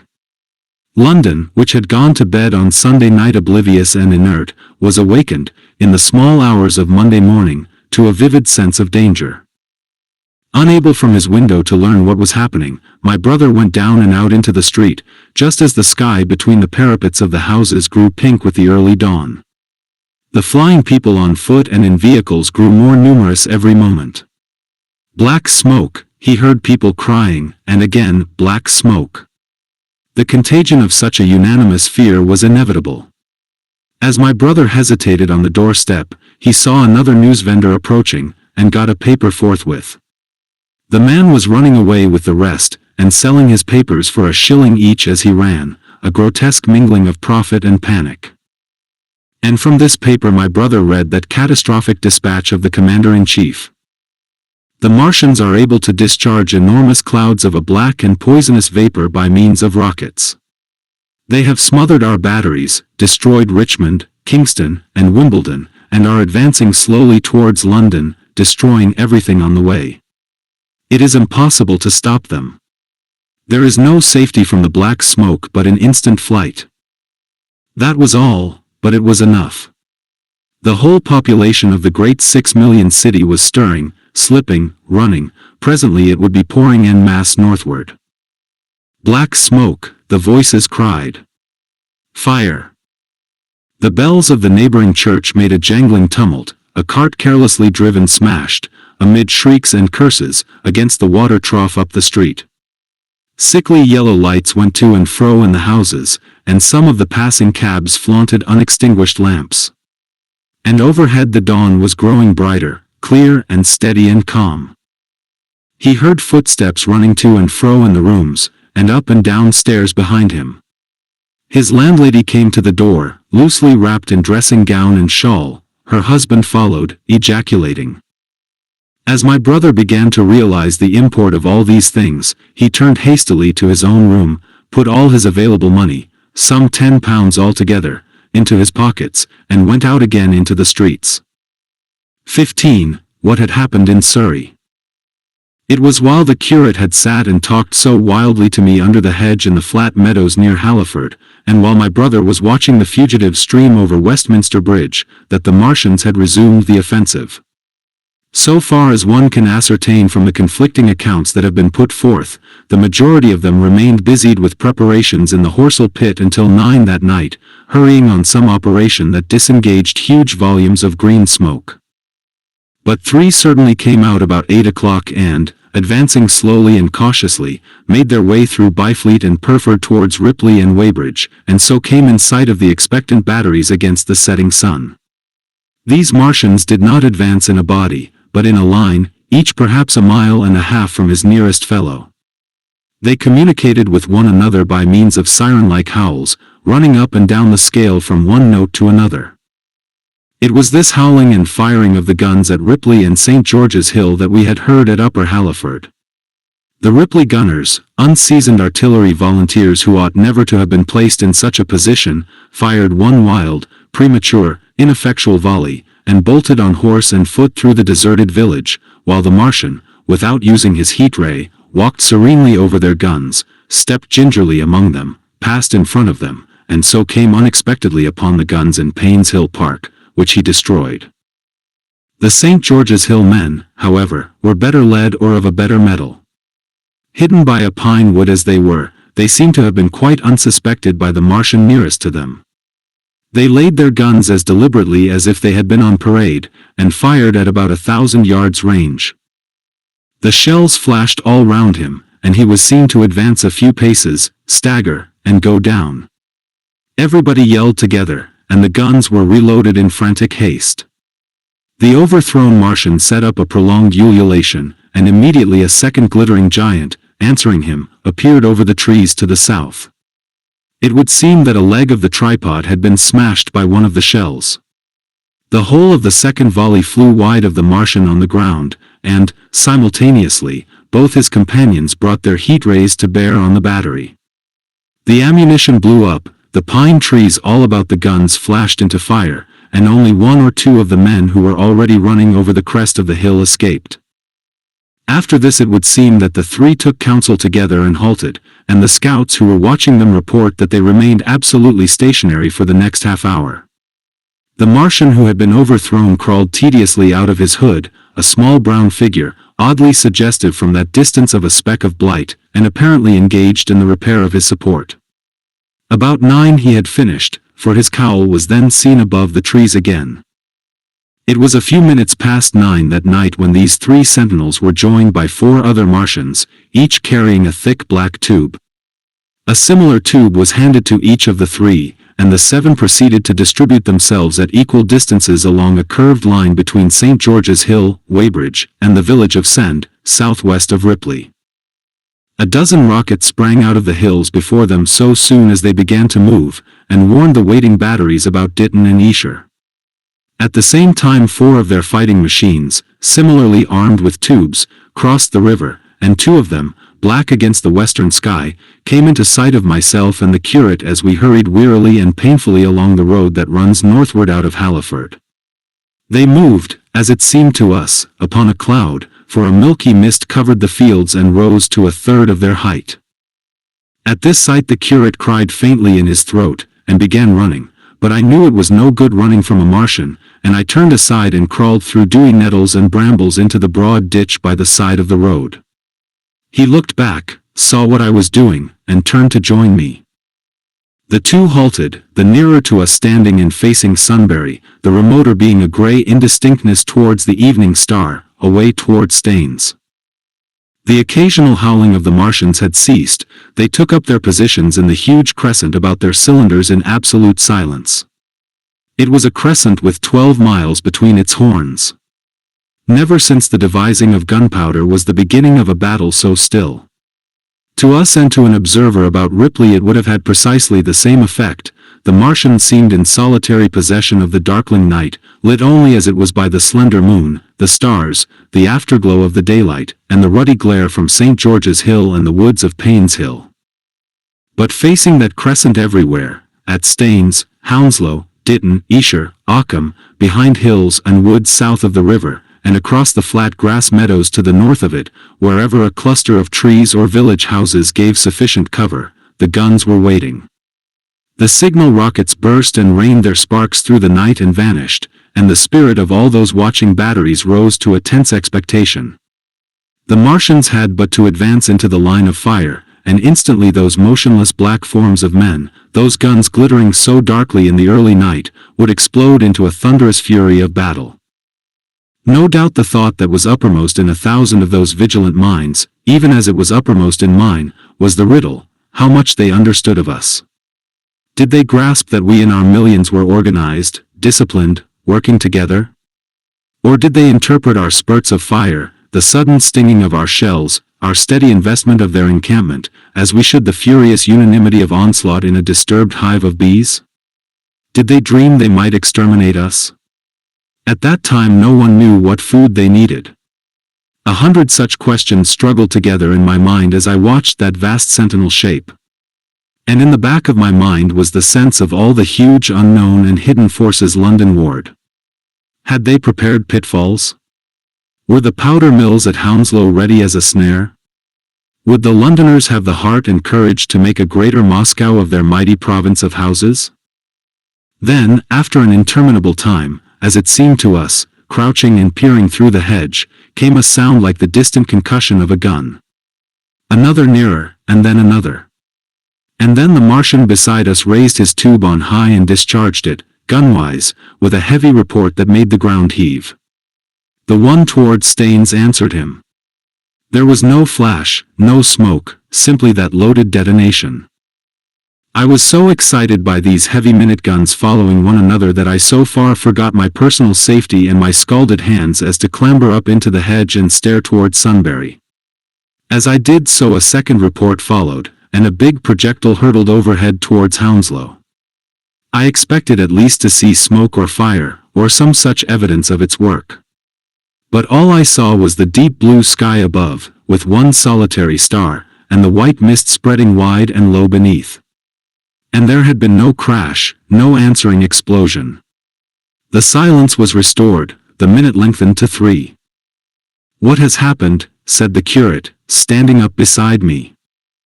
"Heaven knows," said I. A bat flickered by and vanished. A distant tumult of shouting began and ceased. I looked again at the Martian, and saw he was now moving eastward along the riverbank, with a swift, rolling motion. Every moment I expected the fire of some hidden battery to spring upon him, but the evening calm was unbroken. The figure of the Martian grew smaller as he receded, and presently the mist and the gathering night had swallowed him up. By a common impulse we clambered higher. Toward Sunbury was a dark appearance, as though a conical hill had suddenly come into being there, hiding our view of the farther country, and then, remoter across the river, over Walton, we saw another such summit.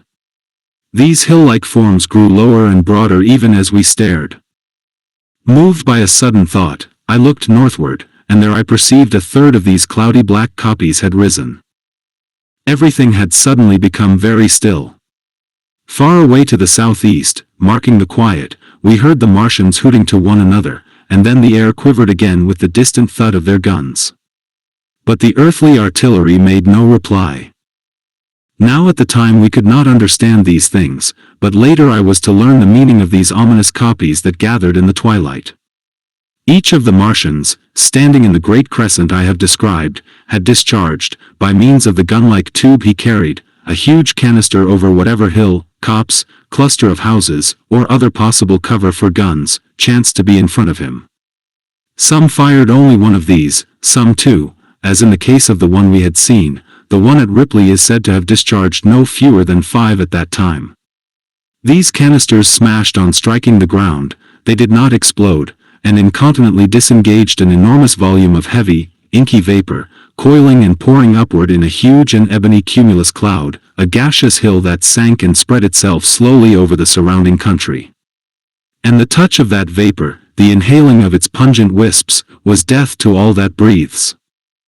It was heavy, this vapor, heavier than the densest smoke, so that, after the first tumultuous uprush and outflow of its impact, it sank down through the air and poured over the ground in a manner rather liquid than gaseous, abandoning the hills, and streaming into the valleys and ditches and watercourses even as I have heard the carbonic acid gas that pours from volcanic clefts is wont to do. And where it came upon water some chemical action occurred, and the surface would be instantly covered with a powdery scum that sank slowly and made way for more. The scum was absolutely insoluble, and it is a strange thing, seeing the instant effect of the gas, that one could drink without hurt the water from which it had been strained. The vapor did not diffuse as a true gas would do.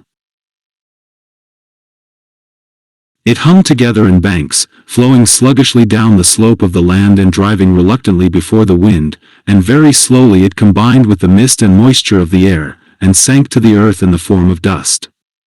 Save that an unknown element giving a group of 4 lines in the blue of the spectrum is concerned, we are still entirely ignorant of the nature of this substance. Once the tumultuous upheaval of its dispersion was over, the black smoke clung so closely to the ground, even before its precipitation, that 50 feet up in the air, on the roofs and upper stories of high houses and on great trees, there was a chance of escaping its poison altogether, as was proved even that night at Street Cobham and Ditton. The man who escaped at the former place tells a wonderful story of the strangeness of its coiling flow, and how he looked down from the church spire and saw the houses of the village rising like ghosts out of its inky nothingness. For a day and a half he remained there, weary, starving and sun-scorched, the earth under the blue sky and against the prospect of the distant hills a velvet-black expanse, with red roofs, green trees, and, later, black-veiled shrubs and gates, barns, outhouses, and walls, rising here and there into the sunlight. But that was at Street Cobham, where the black vapor was allowed to remain until it sank of its own accord into the ground. As a rule the Martians, when it had served its purpose, cleared the air of it again by wading into it and directing a jet of steam upon it. This they did with the vapor banks near us, as we saw in the starlight from the window of a deserted house at Upper Halliford, whither we had returned. From there we could see the searchlights on Richmond Hill and Kingston Hill going to and fro, and about 11 the windows rattled, and we heard the sound of the huge siege guns that had been put in position there. These continued intermittently for the space of a quarter of an hour, sending chance shots at the invisible Martians at Hampton and Ditton, and then the pale beams of the electric light vanished, and were replaced by a bright red glow. Then the 4th cylinder fell, a brilliant green meteor, as I learned afterwards, in Bushy Park. Before the guns on the Richmond and Kingston line of hills began, there was a fitful cannonade far away in the southwest, due, I believe, to guns being fired haphazard before the black vapor could overwhelm the gunners. So, setting about it as methodically as men might smoke out a wasp's nest, the Martians spread this strange stifling vapor over the London ward country. The horns of the crescent slowly moved apart, until at last they formed a line from Hanwell to Coombe and Malden. All night through their destructive tubes advanced. Never once, after the Martian at St. George's Hill was brought down, did they give the artillery the ghost of a chance against them. Wherever there was a possibility of guns being laid for them unseen, a fresh canister of the black vapor was discharged, and where the guns were openly displayed the heat ray was brought to bear. By midnight the blazing trees along the slopes of Richmond Park and the glare of Kingston Hill threw their light upon a network of black smoke, blotting out the whole valley of the Thames and extending as far as the eye could reach. And through this 2 Martians slowly waded, and turned their hissing steam jets this way and that. They were sparing of the heat ray that night, either because they had but a limited supply of material for its production or because they did not wish to destroy the country but only to crush and overawe the opposition they had aroused. In the latter aim they certainly succeeded. Sunday night was the end of the organized opposition to their movements. After that no body of men would stand against them, so hopeless was the enterprise. Even the crews of the torpedo boats and destroyers that had brought their quick firers up the Thames refused to stop, mutinied, and went down again. The only offensive operation men ventured upon after that night was the preparation of mines and pitfalls, and even in that their energies were frantic and spasmodic. One has to imagine, as well as one may, the fate of those batteries towards Esher, waiting so tensely in the twilight. Survivors there were none. One may picture the orderly expectation, the officers alert and watchful, the gunners ready, the ammunition piled to hand, the limber gunners with their horses and wagons, the groups of civilian spectators standing as near as they were permitted, the evening stillness, the ambulances and hospital tents with the burned and wounded from Weybridge, then the dull resonance of the shots the Martians fired, and the clumsy projectile whirling over the trees and houses and smashing amid the neighboring fields. One may picture, too, the sudden shifting of the attention, the swiftly spreading coils and bellyings of that blackness advancing headlong, towering heavenward, turning the twilight to a palpable darkness, a strange and horrible antagonist of vapor striding upon its victims, men and horses near it seen dimly, running, shrieking, falling headlong, shouts of dismay, the guns suddenly abandoned, men choking and writhing on the ground, and the swift broadening out of the opaque cone of smoke. And then night and extinction, nothing but a silent mass of impenetrable vapor hiding its dead. Before dawn the black vapor was pouring through the streets of Richmond, and the disintegrating organism of government was, with a last expiring effort, rousing the population of London to the necessity of flight. 16. The exodus from London. So you understand the roaring wave of fear that swept through the greatest city in the world just as Monday was dawning, the stream of flight rising swiftly to a torrent, lashing in a foaming tumult round the railway stations, banked up into a horrible struggle about the shipping in the Thames, and hurrying by every available channel northward and eastward. By 10 o'clock the police organization, and by midday even the railway organizations, were losing coherency, losing shape and efficiency, guttering, softening, running at last in that swift liquefaction of the social body. All the railway lines north of the Thames and the southeastern people at Cannon Street had been warned by midnight on Sunday, and trains were being filled. People were fighting savagely for standing room in the carriages even at 2 o'clock. By 3, people were being trampled and crushed even in Bishopsgate Street, a couple of 100 yards or more from Liverpool Street Station. Revolvers were fired, people stabbed, and the policemen who had been sent to direct the traffic, exhausted and infuriated, were breaking the heads of the people they were called out to protect. And as the day advanced and the engine drivers and stokers refused to return to London, the pressure of the flight drove the people in an ever-thickening multitude away from the stations and along the northward running roads. By midday a Martian had been seen at Barnes, and a cloud of slowly sinking black vapor drove along the Thames and across the flats of Lambeth, cutting off all escape over the bridges in its sluggish advance. Another bank drove over Ealing, and surrounded a little island of survivors on Castle Hill, alive, but unable to escape. After a fruitless struggle to get aboard a northwestern train at Chalk Farm, the engines of the trains that had loaded in the goods yard there plowed through shrieking people, and a dozen stalwart men fought to keep the crowd from crushing the driver against his furnace. My brother emerged upon the Chalk Farm road, dodged across through a hurrying swarm of vehicles, and had the luck to be foremost in the sack of a cycle shop. The front tire of the machine he got was punctured in dragging it through the window, but he got up and off, notwithstanding, with no further injury than a cut wrist.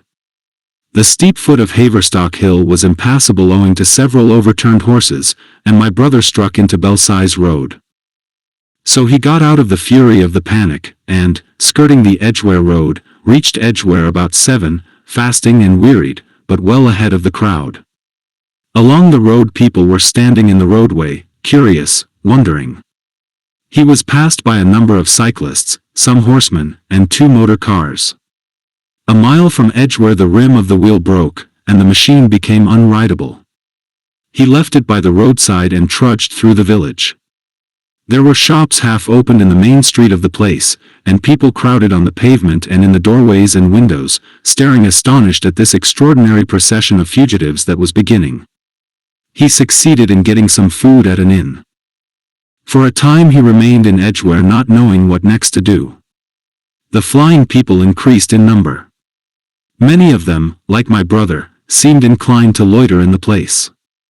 There was no fresh news of the invaders from Mars. At that time the road was crowded, but as yet far from congested. Most of the fugitives at that hour were mounted on cycles, but there were soon motor cars, hansom cabs, and carriages hurrying along, and the dust hung in heavy clouds along the road to St. Albans. It was perhaps a vague idea of making his way to Chelmsford, where some friends of his lived, that at last induced my brother to strike into a quiet lane running eastward. Presently he came upon a stile, and, crossing it, followed a footpath northeastward. He passed near several farmhouses and some little places whose names he did not learn.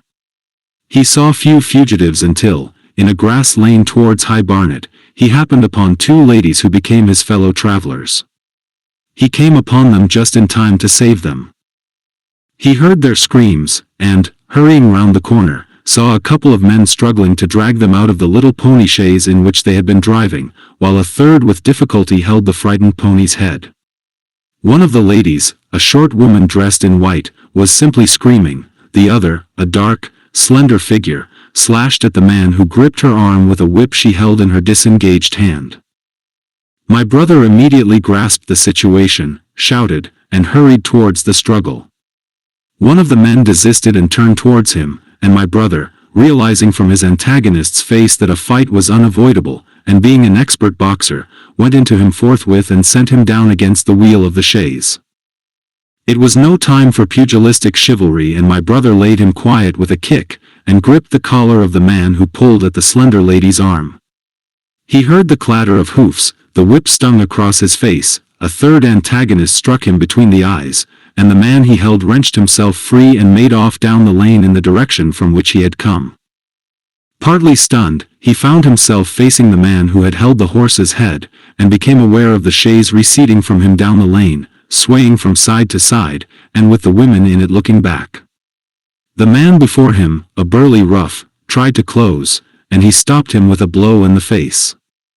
Then, realizing that he was deserted, he dodged round and made off down the lane after the chaise, with the sturdy man close behind him, and the fugitive, who had turned now, following remotely. Suddenly he stumbled and fell. His immediate pursuer went headlong, and he rose to his feet to find himself with a couple of antagonists again. He would have had little chance against them had not the slender lady very pluckily pulled up and returned to his help. It seemed she had had a revolver all this time, but it had been under the seat when she and her companion were attacked. She fired at 6 yards distance, narrowly missing my brother. The less courageous of the robbers made off, and his companion followed him, cursing his cowardice. They both stopped in sight down the lane, where the third man lay insensible.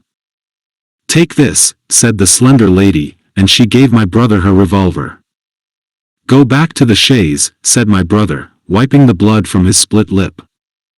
She turned without a word. They were both panting, and they went back to where the lady in white struggled to hold back the frightened pony. The robbers had evidently had enough of it. When my brother looked again, they were retreating. "I'll sit here," said my brother, "if I may," and he got upon the empty front seat. The lady looked over her shoulder. "Give me the reins," she said, and laid the whip along the pony's side. In another moment a bend in the road hid the 3 men from my brother's eyes. So, quite unexpectedly, my brother found himself, panting, with a cut mouth, a bruised jaw, and blood-stained knuckles, driving along an unknown lane with these 2 women. He learned they were the wife and the younger sister of a surgeon living at Stanmore, who had come in the small hours from a dangerous case at Pinner, and heard at some railway station on his way of the Martian advance. He had hurried home, roused the women, their servant had left them 2 days before, packed some provisions, put his revolver under the seat, luckily for my brother, and told them to drive on to Edgware, with the idea of getting a train there. He stopped behind to tell the neighbors. He would overtake them, he said, at about 4:30 in the morning, and now it was nearly 9 and they had seen nothing of him. They could not stop in Edgware because of the growing traffic through the place, and so they had come into this side lane. That was the story they told my brother in fragments when presently they stopped again, nearer to New Barnet. He promised to stay with them, at least until they could determine what to do, or until the missing man arrived, and professed to be an expert shot with the revolver, a weapon strange to him, in order to give them confidence. They made a sort of encampment by the wayside, and the pony became happy in the hedge. He told them of his own escape out of London, and all that he knew of these Martians and their ways. The sun crept higher in the sky, and after a time their talk died out and gave place to an uneasy state of anticipation. Several wayfarers came along the lane, and of these my brother gathered such news as he could. Every broken answer he had deepened his impression of the great disaster that had come on humanity, deepened his persuasion of the immediate necessity for prosecuting this flight. He urged the matter upon them. "We have money," said the slender woman, and hesitated. Her eyes met my brother's, and her hesitation ended. "So have I," said my brother.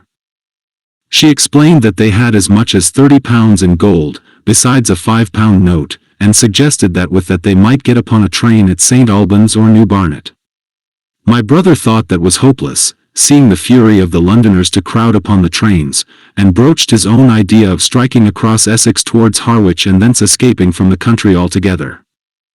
Mrs. Elphinstone, that was the name of the woman in white, would listen to no reasoning, and kept calling upon George, but her sister-in-law was astonishingly quiet and deliberate, and at last agreed to my brother's suggestion.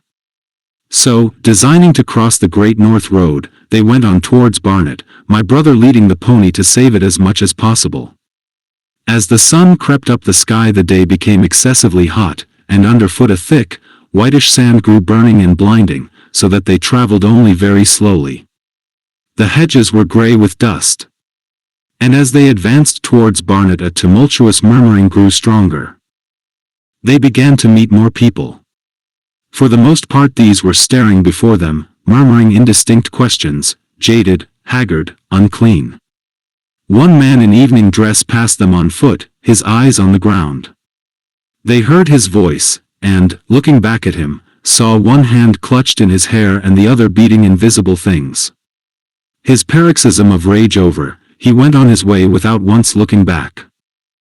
As my brother's party went on towards the crossroads to the south of Barnet, they saw a woman approaching the road across some fields on their left, carrying a child and with two other children, and then passed a man in dirty black, with a thick stick in one hand and a small portmanteau in the other.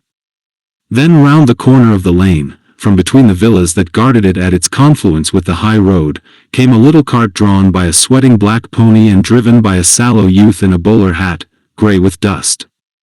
There were 3 girls, East End factory girls, and a couple of little children crowded in the cart. "This'll take us round Edgware?" asked the driver, wild-eyed, white-faced, and when my brother told him it would if he turned to the left, he whipped up at once without the formality of thanks.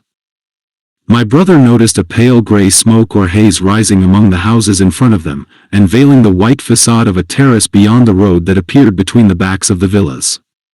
Mrs. Elphinstone suddenly cried out at a number of tongues of smoky red flame leaping up above the houses in front of them against the hot, blue sky.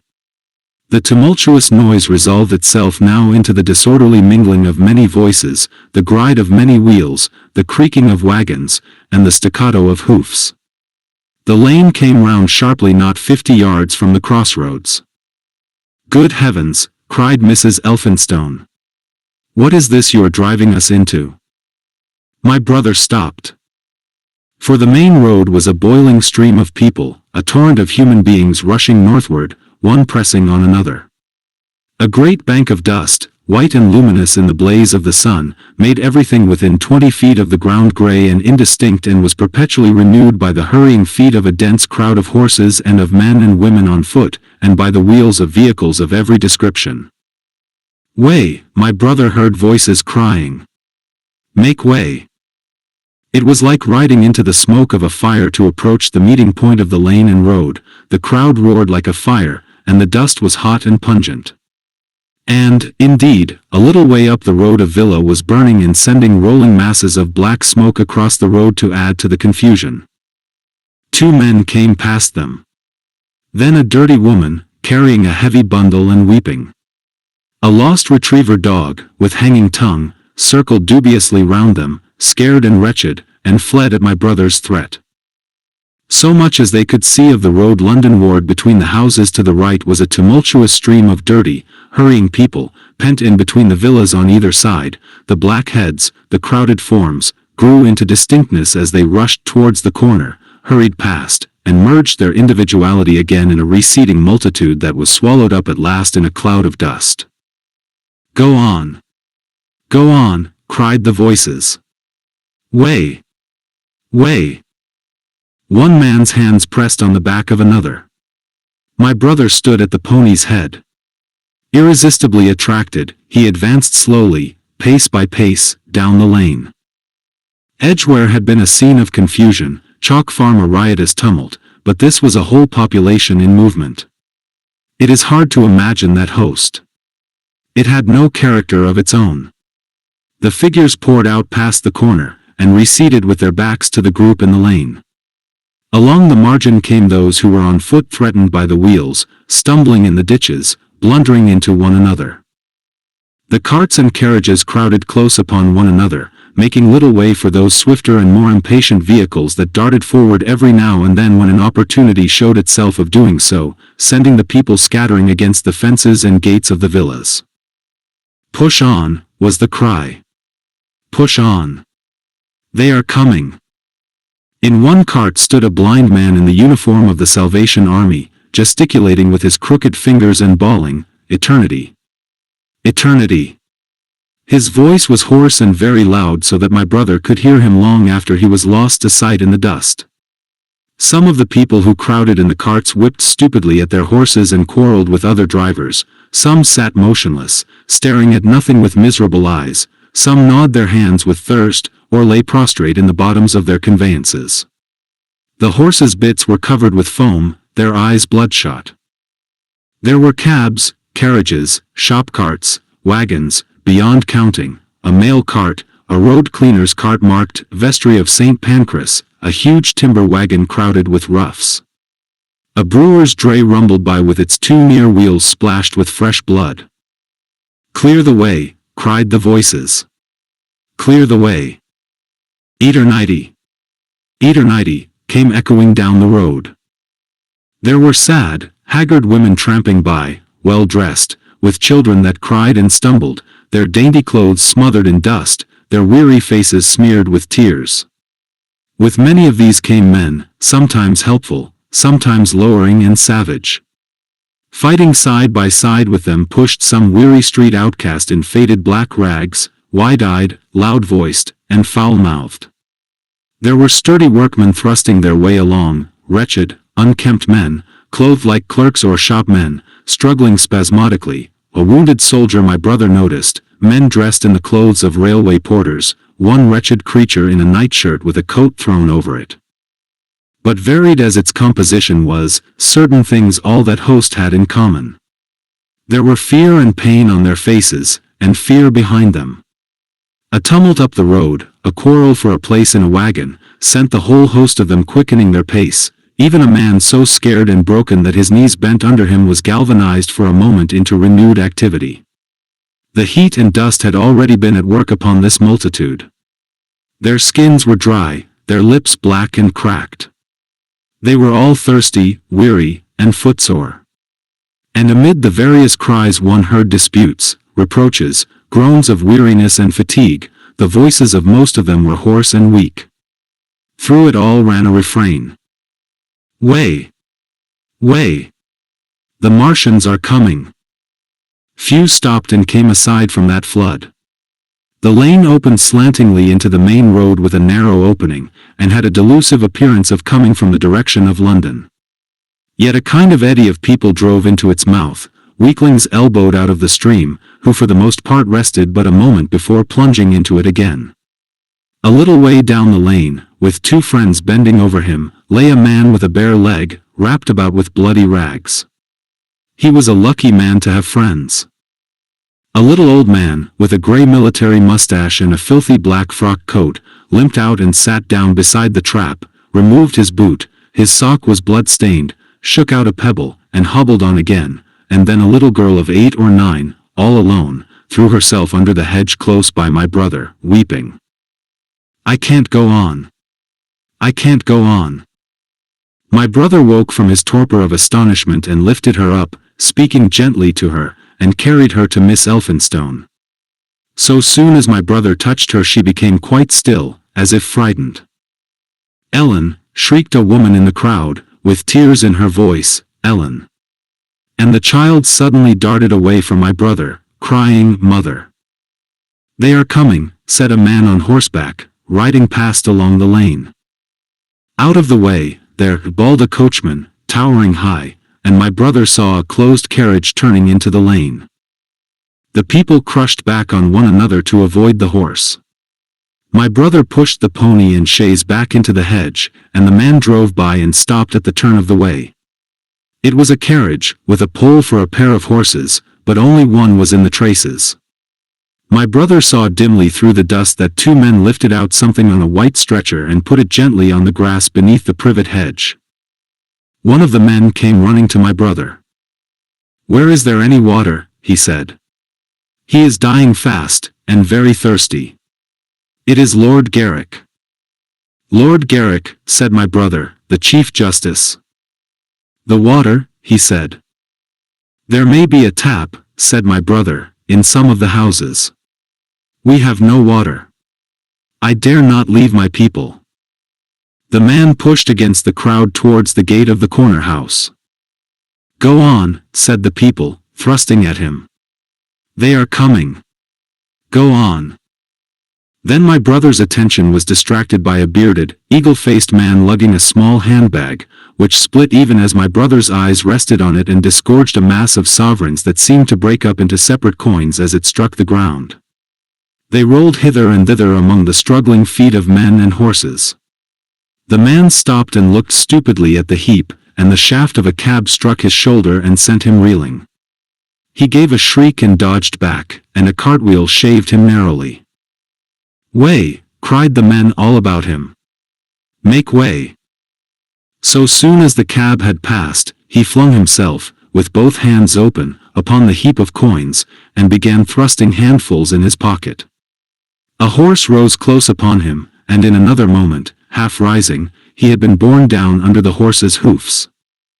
Stop! Screamed my brother, and pushing a woman out of his way, tried to clutch the bit of the horse.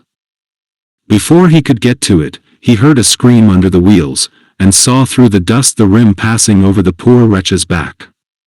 The driver of the cart slashed his whip at my brother, who ran round behind the cart. The multitudinous shouting confused his ears. The man was writhing in the dust among his scattered money, unable to rise, for the wheel had broken his back, and his lower limbs lay limp and dead. My brother stood up and yelled at the next driver, and a man on a black horse came to his assistance. Get him out of the road, said he, and, clutching the man's collar with his free hand, my brother lugged him sideways. But he still clutched after his money, and regarded my brother fiercely, hammering at his arm with a handful of gold. Go on! Go on! Shouted angry voices behind. Way! Way! There was a smash as the pole of a carriage crashed into the cart that the man on horseback stopped. My brother looked up, and the man with the gold twisted his head round and bit the wrist that held his collar. There was a concussion, and the black horse came staggering sideways, and the cart horse pushed beside it. A hoof missed my brother's foot by a hair's breadth. He released his grip on the fallen man and jumped back. He saw anger change to terror on the face of the poor wretch on the ground, and in a moment he was hidden and my brother was borne backward and carried past the entrance of the lane, and had to fight hard in the torrent to recover it. He saw Miss Elphinstone covering her eyes, and a little child, with all a child's want of sympathetic imagination, staring with dilated eyes at a dusty something that lay black and still, ground and crushed under the rolling wheels. Let us go back, he shouted, and began turning the pony round. We cannot cross this, hell, he said, and they went back 100 yards the way they had come, until the fighting crowd was hidden. As they passed the bend in the lane my brother saw the face of the dying man in the ditch under the privet, deadly white and drawn, and shining with perspiration. The two women sat silent, crouching in their seat and shivering. Then beyond the bend my brother stopped again. Miss Elphinstone was white and pale, and her sister-in-law sat weeping, too wretched even to call upon George. My brother was horrified and perplexed. So soon as they had retreated he realized how urgent and unavoidable it was to attempt this crossing. He turned to Miss Elphinstone, suddenly resolute. We must go that way, he said, and led the pony round again. For the second time that day this girl proved her quality. To force their way into the torrent of people, my brother plunged into the traffic and held back a cab horse, while she drove the pony across its head. A wagon locked wheels for a moment and ripped a long splinter from the chaise. In another moment they were caught and swept forward by the stream. My brother, with the cabman's whip marks red across his face and hands, scrambled into the chaise and took the reins from her. Point the revolver at the man behind, he said, giving it to her, if he presses us too hard. No, point it at his horse. Then he began to look out for a chance of edging to the right across the road. But once in the stream he seemed to lose volition, to become a part of that dusty route. They swept through Chipping Barnet with the torrent. They were nearly a mile beyond the center of the town before they had fought across to the opposite side of the way. It was din and confusion indescribable, but in and beyond the town the road forks repeatedly, and this to some extent relieved the stress.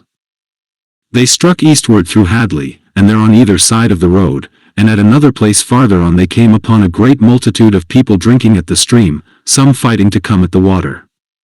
And farther on, from a lull near East Barnet, they saw two trains running slowly one after the other without signal or order, trains swarming with people, with men even among the coals behind the engines, going northward along the Great Northern Railway.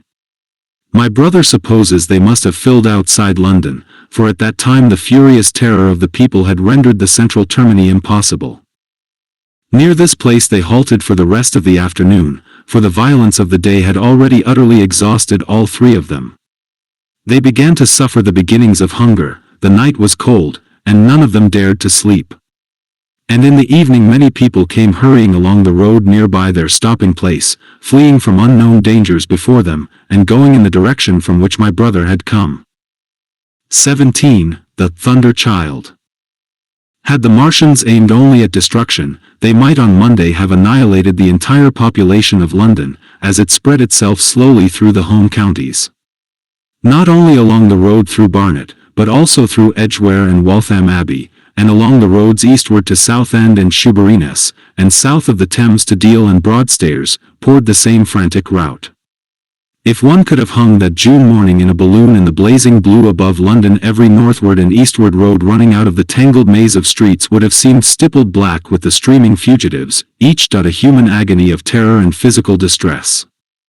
I have set forth at length in the last chapter my brother's account of the road through Chipping Barnet, in order that my readers may realize how that swarming of black dots appeared to one of those concerned. Never before in the history of the world had such a mass of human beings moved and suffered together. The legendary hosts of Goths and Huns, the hugest armies Asia has ever seen, would have been but a drop in that current.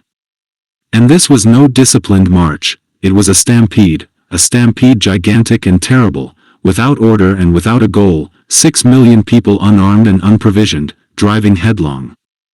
It was the beginning of the rout of civilization, of the massacre of mankind. Directly below him the balloonist would have seen the network of streets far and wide, houses, churches, squares, crescents, gardens, already derelict, spread out like a huge map, and in the southward blotted. Over Ealing, Richmond, Wimbledon, it would have seemed as if some monstrous pen had flung ink upon the chart. Steadily, incessantly, each black splash grew and spread, shooting out ramifications this way and that, now banking itself against rising ground, now pouring swiftly over a crest into a new-found valley, exactly as a gout of ink would spread itself upon blotting paper.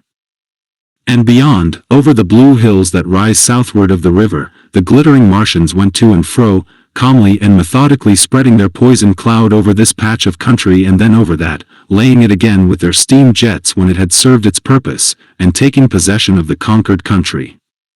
They do not seem to have aimed at extermination so much as at complete demoralization and the destruction of any opposition. They exploded any stores of powder they came upon, cut every telegraph, and wrecked the railways here and there. They were hamstringing mankind. They seemed in no hurry to extend the field of their operations, and did not come beyond the central part of London all that day. It is possible that a very considerable number of people in London stuck to their houses through Monday morning.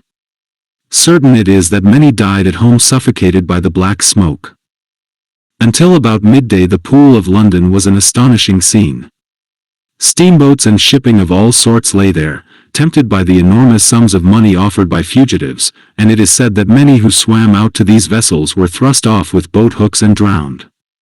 About 1 o'clock in the afternoon the thinning remnant of a cloud of the black vapor appeared between the arches of Blackfriars Bridge.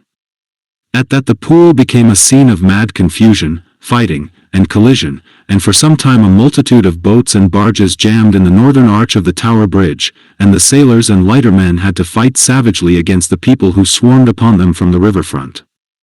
People were actually clambering down the piers of the bridge from above. When, an hour later, a Martian appeared beyond the clock tower and waded down the river, nothing but wreckage floated above Limehouse. Of the falling of the fifth cylinder I have presently to tell. The sixth star fell at Wimbledon. My brother, keeping watch beside the women in the chaise in a meadow, saw the green flash of it far beyond the hills. On Tuesday the little party, still set upon getting across the sea, made its way through the swarming country towards Colchester. The news that the Martians were now in possession of the whole of London was confirmed. They had been seen at Highgate, and even, it was said, at Neasden. But they did not come into my brother's view until the morrow. That day the scattered multitudes began to realize the urgent need of provisions. As they grew hungry, the rights of property ceased to be regarded. Farmers were out to defend their cattle sheds, granaries, and ripening root crops with arms in their hands. A number of people now, like my brother, had their faces eastward, and there were some desperate souls even going back towards London to get food. These were chiefly people from the northern suburbs, whose knowledge of the black smoke came by hearsay. He heard that about half the members of the government had gathered at Birmingham, and that enormous quantities of high explosives were being prepared to be used in automatic mines across the Midland counties. He was also told that the Midland Railway Company had replaced the desertions of the first day's panic, had resumed traffic, and was running northward trains from St. Albans to relieve the congestion of the home counties. There was also a placard in Chipping Ongar announcing that large stores of flour were available in the northern towns and that within 24 hours bread would be distributed among the starving people in the neighborhood. But this intelligence did not deter him from the plan of escape he had formed, and the three pressed eastward all day, and heard no more of the bread distribution than this promise. Nor, as a matter of fact, did anyone else hear more of it.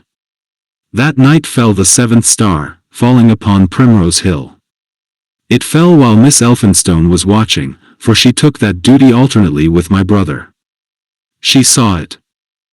On Wednesday the three fugitives, they had passed the night in a field of unripe wheat, reached Chelmsford, and there a body of the inhabitants, calling itself the Committee of Public Supply, seized the pony as provisions, and would give nothing in exchange for it but the promise of a share in it the next day.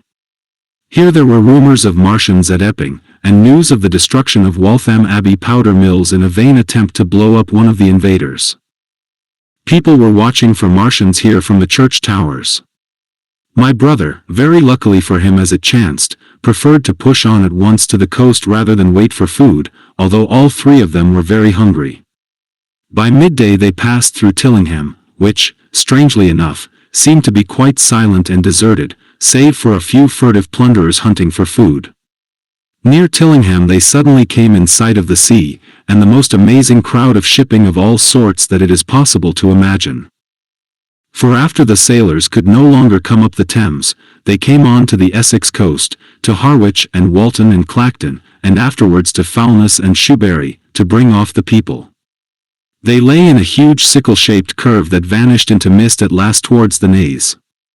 Close inshore was a multitude of fishing smacks, English, Scotch, French, Dutch, and Swedish, steam launches from the Thames, yachts, electric boats, and beyond were ships of larger burden, a multitude of filthy colliers, trim merchantmen, cattle ships, passenger boats, petroleum tanks, ocean tramps, an old white transport even, neat white and grey liners from Southampton and Hamburg. And along the blue coast across the Blackwater my brother could make out dimly a dense swarm of boats chaffering. With the people on the beach, a swarm which also extended up the Blackwater almost to Malden. About a couple of miles out lay an ironclad, very low in the water, almost, to my brother's perception, like a waterlogged ship. This was the ram Thunder Child.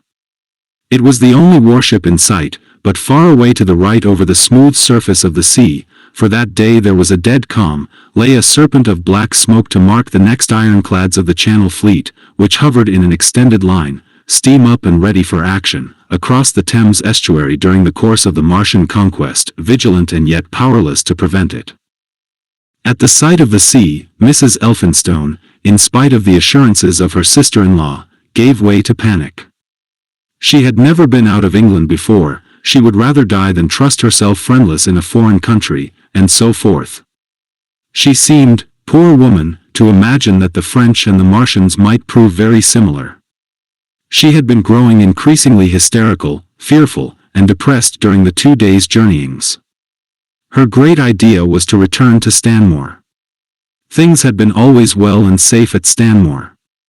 They would find George at Stanmore. It was with the greatest difficulty they could get her down to the beach, where presently my brother succeeded in attracting the attention of some men on a paddle steamer from the Thames. They sent a boat and drove a bargain for £36 for the three. The steamer was going, these men said, to Ostend. It was about 2 o'clock when my brother, having paid their fares at the gangway, found himself safely aboard the steamboat with his charges. There was food aboard, albeit at exorbitant prices, and the three of them contrived to eat a meal on one of the seats forward. There were already a couple of score of passengers aboard, some of whom had expended their last money in securing a passage, but the captain lay off the Blackwater until 5 in the afternoon, picking up passengers until the seated decks were even dangerously crowded. He would probably have remained longer had it not been for the sound of guns that began about that hour in the south. As if in answer, the ironclad Seaward fired a small gun and hoisted a string of flags. A jet of smoke sprang out of her funnels. Some of the passengers were of opinion that this firing came from Shoeburyness, until it was noticed that it was growing louder. At the same time, far away in the southeast the masts and upper works of 3 ironclads rose one after the other out of the sea, beneath clouds of black smoke. But my brother's attention speedily reverted to the distant firing in the south. He fancied he saw a column of smoke rising out of the distant grey haze. The little steamer was already flapping her way eastward of the big crescent of shipping, and the low Essex coast was growing blue and hazy, when a Martian appeared, small and faint in the remote distance, advancing along the muddy coast from the direction of Foulness. At that the captain on the bridge swore at the top of his voice with fear and anger at his own delay, and the paddles seemed infected with his terror. Every soul aboard stood at the bulwarks or on the seats of the steamer and stared at that distant shape, higher than the trees or church towers inland, and advancing with a leisurely parody of a human stride. It was the first Martian my brother had seen, and he stood, more amazed than terrified, watching this Titan advancing deliberately towards the shipping, wading farther and farther into the water as the coast fell away. Then, far away beyond the crouch, came another, striding over some stunted trees, and then yet another, still farther off, wading deeply through a shiny mudflat that seemed to hang halfway up between sea and sky. They were all stalking seaward, as if to intercept the escape of the multitudinous vessels that were crowded between Foulness and the Naze.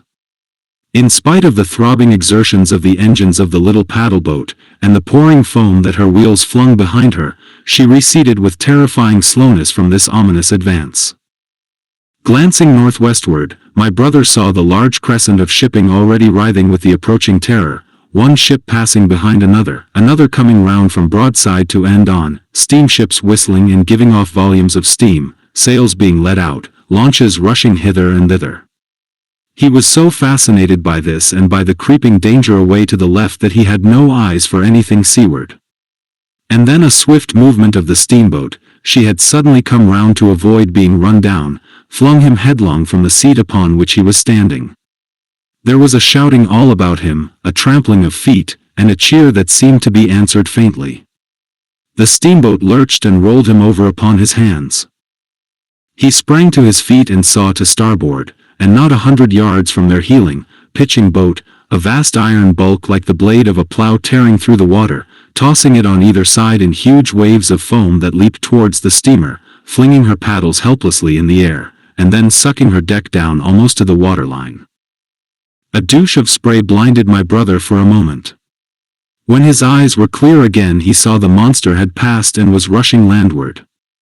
Big iron upperworks rose out of this headlong structure, and from that twin funnels projected and spat a smoking blast shot with fire. It was the torpedo ram, Thunderchild, steaming headlong, coming to the rescue of the threatened shipping. Keeping his footing on the heaving deck by clutching the bulwarks, my brother looked past this charging Leviathan at the Martians again, and he saw the three of them now close together, and standing so far out to sea that their tripod supports were almost entirely submerged.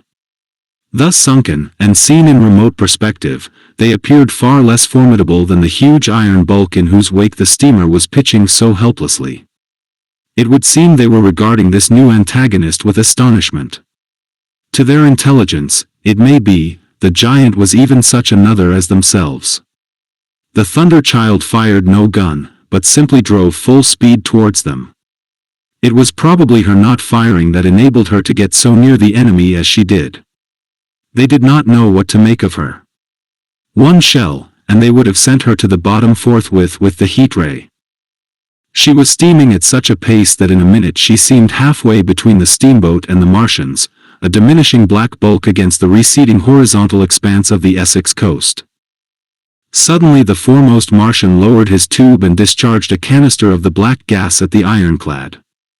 It hit her larboard side and glanced off in an inky jet that rolled away to seaward, an unfolding torrent of black smoke, from which the ironclad drove clear.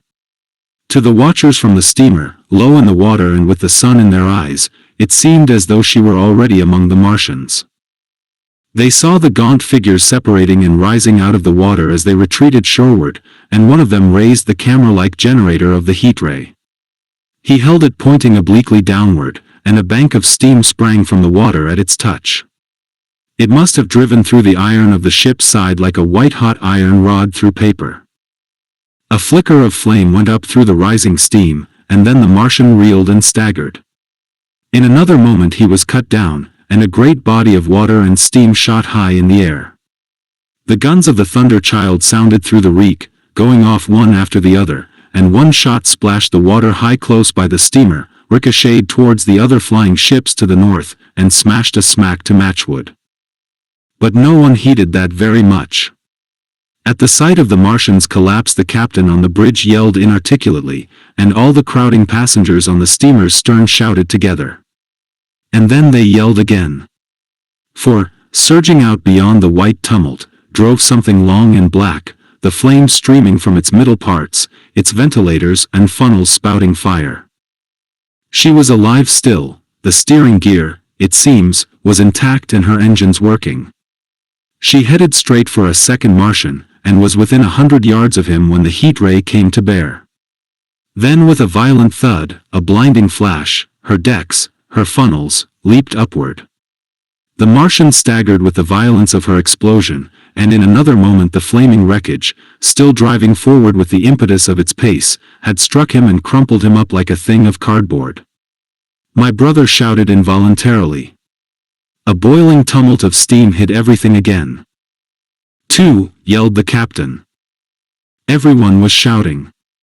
The whole steamer from end to end rang with frantic cheering that was taken up first by one and then by all in the crowding multitude of ships and boats that was driving out to sea. The steam hung upon the water for many minutes, hiding the third Martian and the coast altogether. And all this time the boat was paddling steadily out to sea and away from the fight, and when at last the confusion cleared, the drifting bank of black vapor intervened, and nothing of the Thunder Child could be made out, nor could the third Martian be seen. But the ironclads to seaward were now quite close and standing in towards shore past the steamboat. The little vessel continued to beat its way seaward, and the ironclads receded slowly towards the coast, which was hidden still by a marbled bank of vapor, part steam, part black gas, eddying and combining in the strangest way. The fleet of refugees was scattering to the northeast, several smacks were sailing between the ironclads and the steamboat. After a time, and before they reached the sinking cloud bank, the warships turned northward, and then abruptly went about and passed into the thickening haze of evening southward. The coast grew faint, and at last indistinguishable amid the low banks of clouds that were gathering about the sinking sun. Then suddenly out of the golden haze of the sunset came the vibration of guns, and a form of black shadows moving. Everyone struggled to the rail of the steamer and peered into the blinding furnace of the west, but nothing was to be distinguished clearly. A mass of smoke rose slanting and barred the face of the sun. The steamboat throbbed on its way through an interminable suspense. The sun sank into gray clouds, the sky flushed and darkened, the evening star trembled into sight. It was deep twilight when the captain cried out and pointed. My brother strained his eyes. Something rushed up into the sky out of the grayness, rushed slantingly upward and very swiftly into the luminous clearness above the clouds in the western sky, something flat and broad, and very large, that swept round in a vast curve, grew smaller, sank slowly, and vanished again into the gray mystery of the night. And as it flew it rained down darkness upon the land. Book 2 The Earth Under the Martians. Underfoot. In the first book I have wandered so much from my own adventures to tell of the experiences of my brother that all through the last 2 chapters one and the curate have been lurking in the empty house at Halliford whither we fled to escape the black smoke. There I will resume. We stopped there all Sunday night and all the next day, the day of the panic, in a little island of daylight, cut off by the black smoke from the rest of the world. We could do nothing but wait in aching inactivity during those 2 weary days. My mind was occupied by anxiety for my wife. I figured her at Leatherhead, terrified, in danger, mourning me already as a dead man. I paced the rooms and cried aloud when I thought of how I was cut off from her, of all that might happen to her in my absence. My cousin I knew was brave enough for any emergency, but he was not the sort of man to realize danger quickly, to rise promptly. What was needed now was not bravery, but circumspection. My only consolation was to believe that the Martians were moving Londonward and away from her. Such vague anxieties keep the mind sensitive and painful. I grew very weary and irritable with the curate's perpetual ejaculations. I tired of the sight of his selfish despair. After some ineffectual remonstrance I kept away from him, staying in a room, evidently a children's schoolroom, containing globes, forms, and copybooks. When he followed me thither, I went to a box room at the top of the house and, in order to be alone with my aching miseries, locked myself in. We were hopelessly hemmed in by the black smoke all that day and the morning of the next. There were signs of people in the next house on Sunday evening, a face at a window and moving lights, and later the slamming of a door. But I do not know who these people were, nor what became of them. We saw nothing of them next day. The black smoke drifted slowly riverward all through Monday morning, creeping nearer and nearer to us, driving at last along the roadway outside the house that hid us. A Martian came across the fields about midday, laying the stuff with a jet of superheated steam that hissed against the walls, smashed all the windows it touched, and scalded the curate's hand as he fled out of the front room. When at last we crept across the sodden rooms and looked out again, the country northward was as though a black snowstorm had passed over it. Looking towards the river, we were astonished to see an unaccountable redness mingling with the black of the scorched meadows. For a time we did not see how this change affected our position, save that we were relieved of our fear of the black smoke. But later I perceived that we were no longer hemmed in, that now we might get away. So soon as I realized that the way of escape was open, my dream of action returned. But the curate was lethargic, unreasonable. "We are safe here," he repeated, "safe here." I resolved to leave him, would that I had. Wiser now for the artilleryman's teaching, I sought out food and drink. I had found oil and rags for my burns, and I also took a hat and a flannel shirt that I found in one of the bedrooms. When it was clear to him that I meant to go alone, had reconciled myself to going alone, he suddenly roused himself to come. And all being quiet throughout the afternoon, we started about 5 o'clock, as I should judge, along the blackened road to Sunbury. In Sunbury, and at intervals along the road, were dead bodies lying in contorted attitudes, horses as well as men, overturned carts and luggage, all covered thickly with black dust. That pall of cindery powder made me think of what I had read of the destruction of Pompeii. We got to Hampton Court without misadventure, our minds full of strange and unfamiliar appearances, and at Hampton Court our eyes were relieved to find a patch of green that had escaped the suffocating drift. We went through Bushy Park, with its deer going to and fro under the chestnuts, and some men and women hurrying in the distance towards Hampton, and so we came to Twickenham. These were the first people we saw. Away across the road the woods beyond Ham and Petersham were still afire. Twickenham was uninjured by either heat ray or black smoke, and there were more people about here, though none could give us news. For the most part they were like ourselves, taking advantage of a lull to shift their quarters. I have an impression that many of the houses here were still occupied by scared inhabitants, too frightened even for flight. Here too the evidence of a hasty rout was abundant along the road. I remember most vividly 3 smashed bicycles in a heap, pounded into the road by the wheels of subsequent carts. We crossed Richmond Bridge about 8:30. We hurried across the exposed bridge, of course, but I noticed floating down the stream a number of red masses, some many feet across. I did not know what these were, there was no time for scrutiny, and I put a more horrible interpretation on them than they deserved. Here again on the Surrey side were black dust that had once been smoke, and dead bodies, a heap near the approach to the station, but we had no glimpse of the Martians until we were some way towards Barnes. We saw in the blackened distance a group of 3 people running down a side street towards the river, but otherwise it seemed deserted. Up the hill Richmond town was burning briskly. Outside the town of Richmond there was no trace of the black smoke. Then suddenly, as we approached Kew, came a number of people running, and the upper works of a Martian fighting machine loomed in sight over the housetops, not 100 yards away from us. We stood aghast at our danger, and had the Martian looked down we must immediately have perished. We were so terrified that we dared not go on, but turned aside and hid in a shed in a garden. There the curate crouched, weeping silently, and refusing to stir again.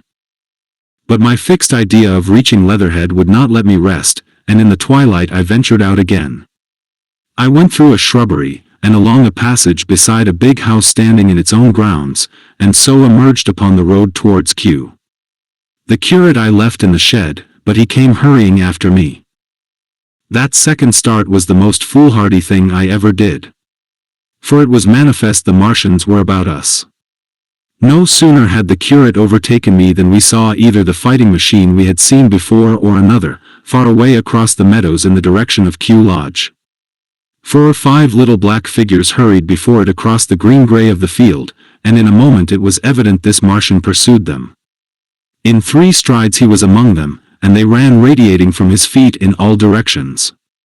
He used no heat ray to destroy them, but picked them up one by one.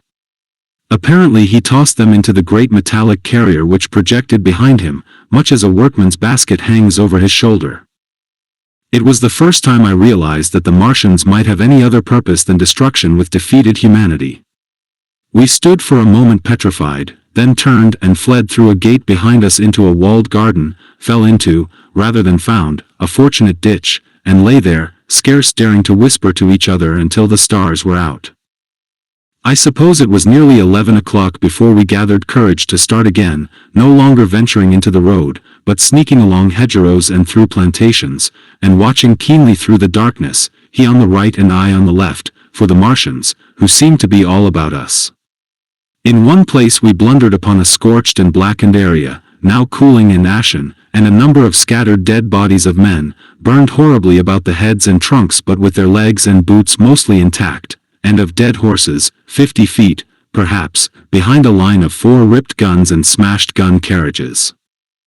Sheen, it seemed, had escaped destruction, but the place was silent and deserted. Here we happened on no dead, though the night was too dark for us to see into the side roads of the place. In Sheen my companion suddenly complained of faintness and thirst, and we decided to try one of the houses. The first house we entered, after a little difficulty with the window, was a small semi-detached villa, and I found nothing eatable left in the place but some moldy cheese. There was, however, water to drink, and I took a hatchet, which promised to be useful in our next housebreaking. We then crossed to a place where the road turns towards Mortlake. Here there stood a white house within a walled garden, and in the pantry of this domicile we found a store of food, 2 loaves of bread in a pan, an uncooked steak, and the half of a ham. I give this catalogue so precisely because, as it happened, we were destined to subsist upon this store for the next fortnight. Bottled beer stood under a shelf, and there were 2 bags of haricot beans and some limp lettuces. This pantry opened into a kind of wash-up kitchen, and in this was firewood. There was also a cupboard, in which we found nearly a dozen of burgundy, tinned soups and salmon, and 2 tins of biscuits. We sat in the adjacent kitchen in the dark, for we dared not strike a light, and ate bread and ham, and drank beer out of the same bottle. The curate, who was still timorous and restless, was now, oddly enough, for pushing on, and I was urging him to keep up his strength by eating when the thing happened that was to imprison us. "It can't be midnight yet," I said, and then came a blinding glare of vivid green light. Everything in the kitchen leaped out, clearly visible in green and black, and vanished again. And then followed such a concussion as I have never heard before or since. So close on the heels of this as to seem instantaneous came a thud behind me, a clash of glass, a crash and rattle of falling masonry all about us, and the plaster of the ceiling came down upon us, smashing into a multitude of fragments upon our heads. I was knocked headlong across the floor against the oven handle and stunned. I was insensible for a long time, the curate told me, and when I came to we were in darkness again, and he, with a face wet, as I found afterwards, with blood from a cut forehead, was dabbing water over me. For some time I could not recollect what had happened. Then things came to me slowly. A bruise on my temple asserted itself. "Are you better?" asked the curate in a whisper. At last I answered him. I sat up. "Don't move," he said. "The floor is covered with smashed crockery from the dresser. You can't possibly move without making a noise, and I fancy they are outside." We both sat quite silent, so that we could scarcely hear each other breathing. Everything seemed deadly still, but once something near us, some plaster or broken brickwork, slid down with a rumbling sound. Outside and very near was an intermittent, metallic rattle. "That," said the curate, when presently it happened again.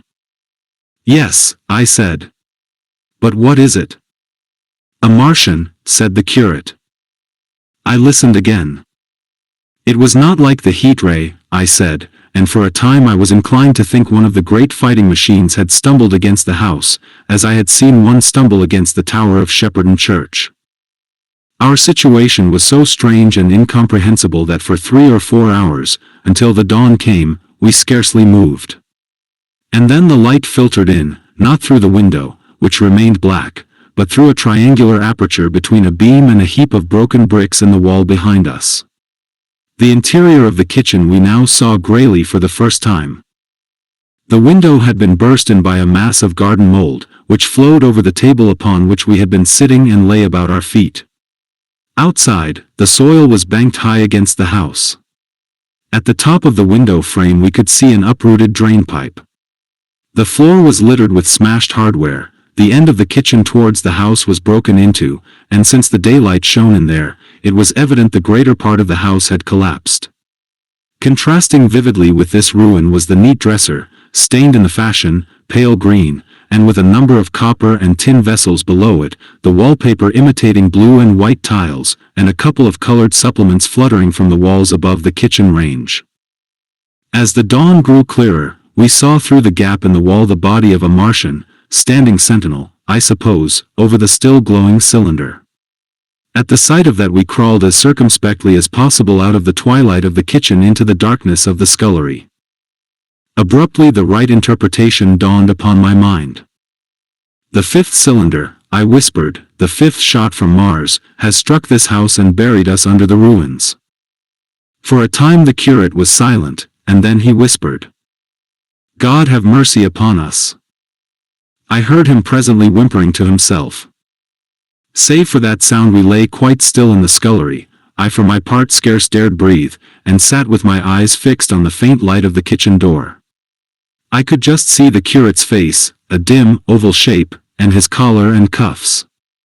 Outside there began a metallic hammering, then a violent hooting, and then again, after a quiet interval, a hissing like the hissing of an engine. These noises, for the most part problematical, continued intermittently, and seemed if anything to increase in number as time wore on. Presently a measured thudding and a vibration that made everything about us quiver and the vessels in the pantry ring and shift, began and continued. Once the light was eclipsed, and the ghostly kitchen doorway became absolutely dark. For many hours we must have crouched there, silent and shivering, until our tired attention failed. At last I found myself awake and very hungry. I am inclined to believe we must have spent the greater portion of a day before that awakening. My hunger was at a stride so insistent that it moved me to action. I told the curate I was going to seek food, and felt my way towards the pantry. He made me no answer, but so soon as I began eating the faint noise I made stirred him up and I heard him crawling after me. 2. What we saw from the ruined house.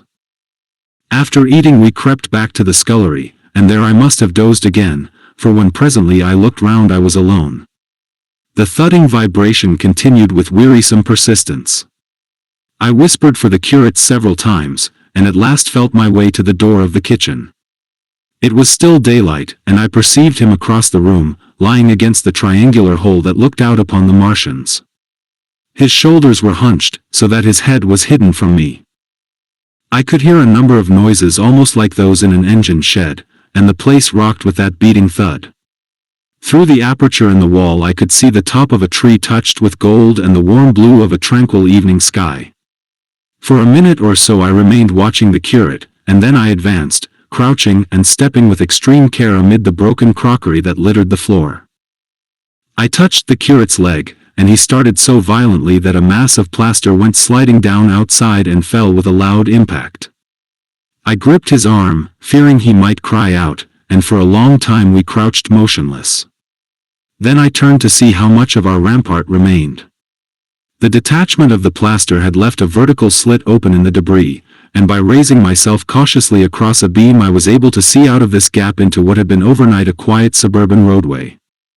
Vast, indeed, was the change that we beheld. The fifth cylinder must have fallen right into the midst of the house we had first visited. The building had vanished, completely smashed, pulverized, and dispersed by the blow. The cylinder lay now far beneath the original foundations, deep in a hole, already vastly larger than the pit I had looked into at Woking. The earth all round it had splashed under that tremendous impact, splashed is the only word, and lay in heaped piles that hid the masses of the adjacent houses. It had behaved exactly like mud under the violent blow of a hammer. Our house had collapsed backward, the front portion, even on the ground floor, had been destroyed completely. By a chance the kitchen and scullery had escaped, and stood buried now under soil and ruins, closed in by tons of earth on every side save towards the cylinder. Over that aspect we hung now on the very edge of the great circular pit the Martians were engaged in making. The heavy beating sound was evidently just behind us, and ever and again a bright green vapor drove up like a veil across our peephole. The cylinder was already opened in the center of the pit, and on the farther edge of the pit, amid the smashed and gravel-heaped shrubbery, one of the great fighting machines, deserted by its occupant, stood stiff and tall against the evening sky. At first I scarcely noticed the pit and the cylinder, although it has been convenient to describe them first, on account of the extraordinary glittering mechanism I saw busy in the excavation, and on account of the strange creatures that were crawling slowly and painfully across the heaped mold near it. The mechanism it certainly was that held my attention first. It was one of those complicated fabrics that have since been called handling machines, and the study of which has already given such an enormous impetus to terrestrial invention. As it dawned upon me first, it presented a sort of metallic spider with 5 jointed, agile legs, and with an extraordinary number of jointed levers, bars, and reaching and clutching tentacles about its body. Most of its arms were retracted, but with 3 long tentacles it was fishing out a number of rods, plates, and bars which lined the covering and apparently strengthened the walls of the cylinder. These, as it extracted them, were lifted out and deposited upon a level surface of earth behind it. Its motion was so swift, complex, and perfect that at first I did not see it as a machine, in spite of its metallic glitter. The fighting machines were coordinated and animated to an extraordinary pitch, but nothing to compare with this. People who have never seen these structures, and have only the ill-imagined efforts of artists or the imperfect descriptions of such eyewitnesses as myself to go upon, scarcely realize that living quality. I recall particularly the illustration of one of the first pamphlets to give a consecutive account of the war. The artist had evidently made a hasty study of one of the fighting machines, and there his knowledge ended. He presented them as tilted, stiff tripods, without either flexibility or subtlety, and with an altogether misleading monotony of effect. The pamphlet containing these renderings had a considerable vogue, and I mention them here simply to warn the reader against the impression they may have created. They were no more like the Martians I saw in action than a Dutch doll is like a human being. To my mind, the pamphlet would have been much better without them. At first, I say, the handling machine did not impress me as a machine, but as a crab-like creature with a glittering integument, the controlling Martian whose delicate tentacles actuated its movements seeming to be simply the equivalent of the crab's cerebral portion. But then I perceived the resemblance of its gray-brown, shiny, leathery integument to that of the other sprawling bodies beyond, and the true nature of this dexterous workman dawned upon me. With that realization my interest shifted to those other creatures, the real Martians. Already I had had a transient impression of these, and the first nausea no longer obscured my observation. Moreover, I was concealed and motionless, and under no urgency of action. They were, I now saw, the most unearthly creatures it is possible to conceive. They were huge round bodies, or, rather, heads, about 4 feet in diameter, each body having in front of it a face. This face had no nostrils. Indeed, the Martians do not seem to have had any sense of smell, but it had a pair of very large dark-colored eyes, and just beneath this a kind of fleshy beak.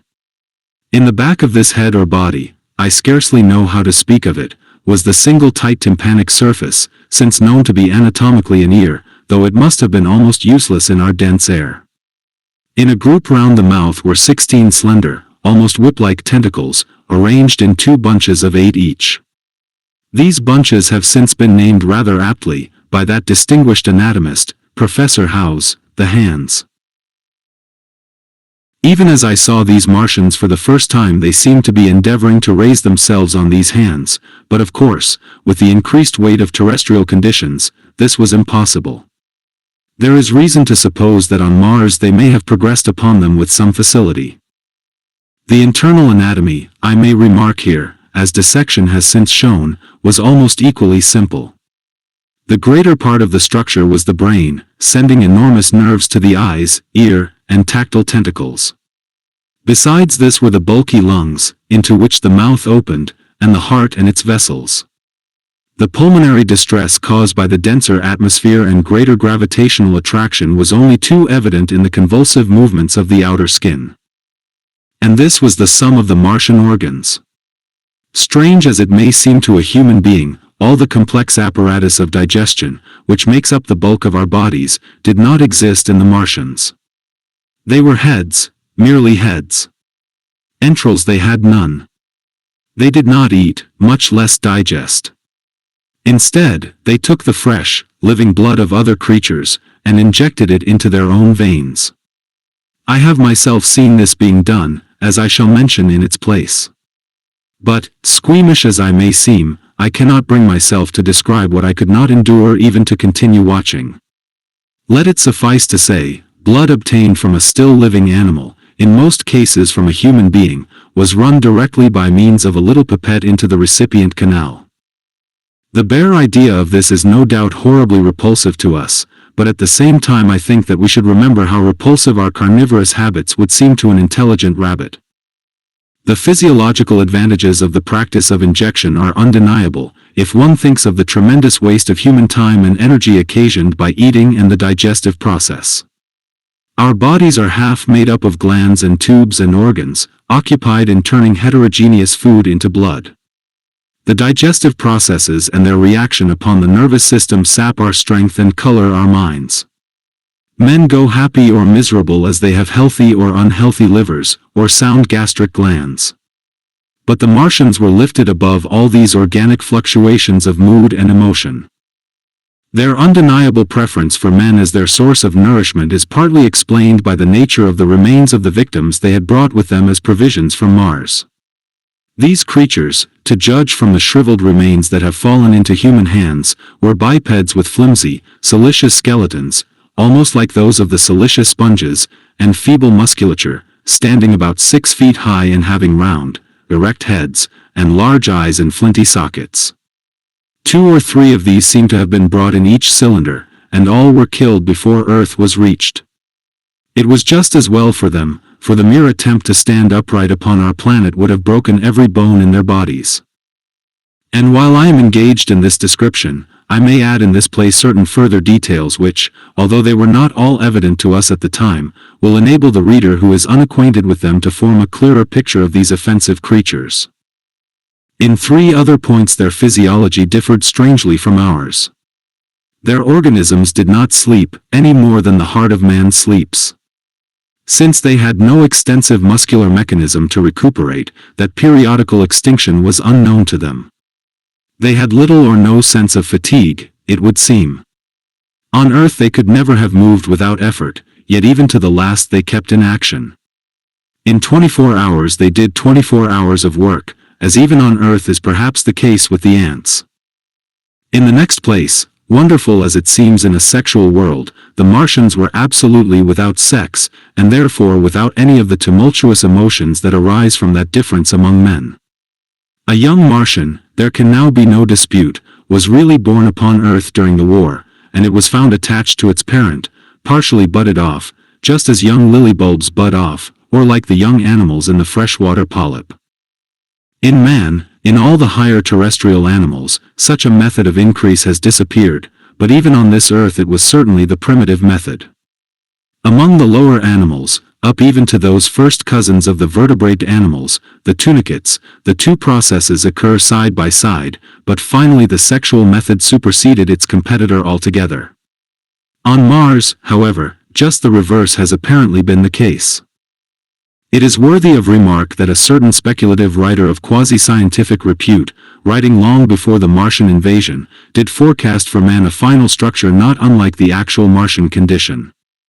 His prophecy, I remember, appeared in November or December, 1893, in a long-defunct publication, the Pall Mall Budget, and I recall a caricature of it in a pre-Martian periodical called Punch.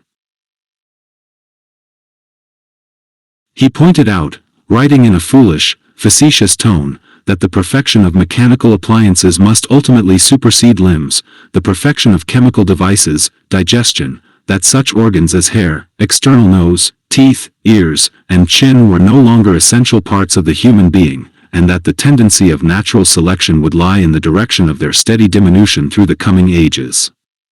The brain alone remained a cardinal necessity. Only one other part of the body had a strong case for survival, and that was the hand, teacher and agent of the brain. While the rest of the body dwindled, the hands would grow larger. There is many a true word written in jest, and here in the Martians we have beyond dispute the actual accomplishment of such a suppression of the animal side of the organism by the intelligence.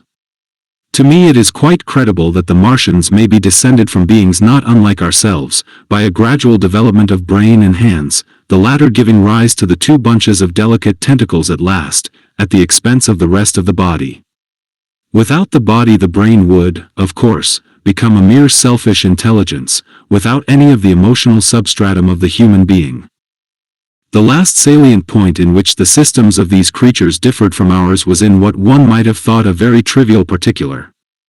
Microorganisms, which cause so much disease and pain on Earth, have either never appeared upon Mars or Martian sanitary science eliminated them ages ago. 100 diseases, all the fevers and contagions of human life, consumption, cancers, tumors and such morbidities, never enter the scheme of their life. And speaking of the differences between the life on Mars and terrestrial life, I may allude here to the curious suggestions of the red weed. Apparently the vegetable kingdom in Mars, instead of having green for a dominant color, is of a vivid blood-red tint. At any rate, the seeds which the Martians, intentionally or accidentally, brought with them gave rise in all cases to red-colored growths. Only that known popularly as the red weed, however, gained any footing in competition with terrestrial forms. The red creeper was quite a transitory growth, and few people have seen it growing. For a time, however, the red weed grew with astonishing vigor and luxuriance. It spread up the sides of the pit by the 3rd or 4th day of our imprisonment, and its cactus-like branches formed a carmine fringe to the edges of our triangular window. And afterwards I found it broadcast throughout the country, and especially wherever there was a stream of water. The Martians had what appears to have been an auditory organ, a single round drum at the back of the head body, and eyes with a visual range not very different from ours except that, according to Phillips, blue and violet were as black to them. It is commonly supposed that they communicated by sounds and tentacular gesticulations. This is asserted, for instance, in the able but hastily compiled pamphlet, written evidently by someone not an eyewitness of Martian actions, to which I have already alluded, and which, so far, has been the chief source of information concerning them. Now no surviving human being saw so much of the Martians in action as I did. I take no credit to myself for an accident, but the fact is so. And I assert that I watched them closely time after time, and that I have seen 4, 5, and, once, 6 of them sluggishly performing the most elaborately complicated operations together without either sound or gesture. Their peculiar hooting invariably preceded feeding. It had no modulation, and was, I believe, in no sense a signal, but merely the expiration of air preparatory to the suctional operation. I have a certain claim to at least an elementary knowledge of psychology, and in this matter I am convinced, as firmly as I am convinced of anything, that the Martians interchanged thoughts without any physical intermediation. And I have been convinced of this in spite of strong preconceptions. Before the Martian invasion, as an occasional reader here or there may remember, I had written with some little vehemence against the telepathic theory. The Martians wore no clothing. Their conceptions of ornament and decorum were necessarily different from ours, and not only were they evidently much less sensible of changes of temperature than we are, but changes of pressure do not seem to have affected their health at all seriously. Yet though they wore no clothing, it was in the other artificial additions to their bodily resources that their great superiority over man lay. We men, with our bicycles and road skates, our Lilienthal soaring machines, our guns and sticks and so forth, are just in the beginning of the evolution that the Martians have worked out. They have become practically mere brains, wearing different bodies according to their needs, just as men wear suits of clothes and take a bicycle in a hurry or an umbrella in the wet. And of their appliances, perhaps nothing is more wonderful to a man than the curious fact that what is the dominant feature of almost all human devices in mechanism is absent: the wheel. Is absent. Among all the things they brought to earth there is no trace or suggestion of their use of wheels. One would have at least expected it in locomotion. And in this connection it is curious to remark that even on this earth nature has never hit upon the wheel, or has preferred other expedients to its development. And not only did the Martians either not know of, which is incredible, or abstain from, the wheel, but in their apparatus singularly little use is made of the fixed pivot or relatively fixed pivot, with circular motions thereabout confined to one plane. Almost all the joints of the machinery present a complicated system of sliding parts moving over small but beautifully curved friction bearings. And while upon this matter of detail, it is remarkable that the long leverages of their machines are in most cases actuated by a sort of sham musculature of the discs in an elastic sheath, these discs become polarized and drawn closely and powerfully together when traversed by a current of electricity. In this way the curious parallelism to animal motions, which was so striking and disturbing to the human beholder, was attained. Such quasi-muscles abounded in the crab-like handling machine which, on my first peeping out of the slit, I watched unpacking the cylinder. It seemed infinitely more alive than the actual Martians lying beyond it in the sunset light, panting, stirring ineffectual tentacles, and moving feebly after their vast journey across space. While I was still watching their sluggish motions in the sunlight, and noting each strange detail of their form, the curate reminded me of his presence by pulling violently at my arm. I turned to a scowling face, and silent, eloquent lips. He wanted the slit, which permitted only one of us to peep through, and so I had to forego watching them for a time while he enjoyed that privilege. When I looked again, the busy handling machine had already put together several of the pieces of apparatus it had taken out of the cylinder into a shape having an unmistakable likeness to its own, and down on the left a busy little digging mechanism had come into view, emitting jets of green vapor and working its way round the pit, excavating and embanking in a methodical and discriminating manner. This it was which had caused the regular beating noise, and the rhythmic shocks that had kept our ruinous refuge quivering. It piped and whistled as it worked. So far as I could see, the thing was without a directing Martian at all. 3. The days of imprisonment. The arrival of a second fighting machine drove us from our peephole into the scullery, for we feared that from his elevation the Martian might see down upon us behind our barrier. At a later date we began to feel less in danger of their eyes, for to an eye in the dazzle of the sunlight outside our refuge must have been blank blackness, but at first the slightest suggestion of approach drove us into the scullery in heart-throbbing retreat. Yet terrible as was the danger we incurred, the attraction of peeping was for both of us irresistible. And I recall now with a sort of wonder that, in spite of the infinite danger in which we were between starvation and a still more terrible death, we could yet struggle bitterly for that horrible privilege of sight. We would race across the kitchen in a grotesque way between eagerness and the dread of making a noise, and strike each other, and thrust and kick, within a few inches of exposure. The fact is that we had absolutely incompatible dispositions and habits of thought and action, and our danger and isolation only accentuated the incompatibility. At Halliford I had already come to hate the curate's trick of helpless exclamation, his stupid rigidity of mind. His endless muttering monologue vitiated every effort I made to think out a line of action, and drove me at times, thus pent up and intensified, almost to the verge of craziness. He was as lacking in restraint as a silly woman. He would weep for hours together, and I verily believe that to the very end this spoiled child of life thought his weak tears in some way efficacious. And I would sit in the darkness unable to keep my mind off him by reason of his importunities. He ate more than I did, and it was in vain I pointed out that our only chance of life was to stop in the house until the Martians had done with their pit, that in that long patience a time might presently come when we should need food. He ate and drank impulsively in heavy meals at long intervals. He slept little. As the days wore on, his utter carelessness of any consideration so intensified our distress and danger that I had, much as I loathed doing it, to resort to threats, and at last to blows. That brought him to reason for a time. But he was one of those weak creatures, void of pride, timorous, anemic, hateful souls, full of shifty cunning, who face neither God nor man, who face not even themselves. It is disagreeable for me to recall and write these things, but I set them down that my story may lack nothing. Those who have escaped the dark and terrible aspects of life will find my brutality, my flash of rage and our final tragedy, easy enough to blame, for they know what is wrong as well as any, but not what is possible to tortured men.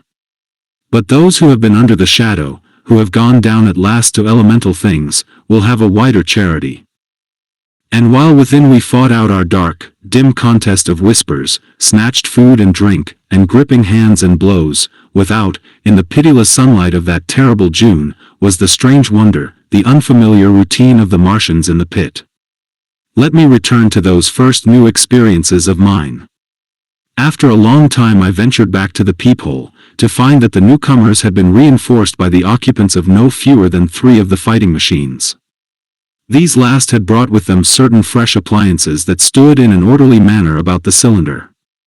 The second handling machine was now completed, and was busied in serving one of the novel contrivances the big machine had brought.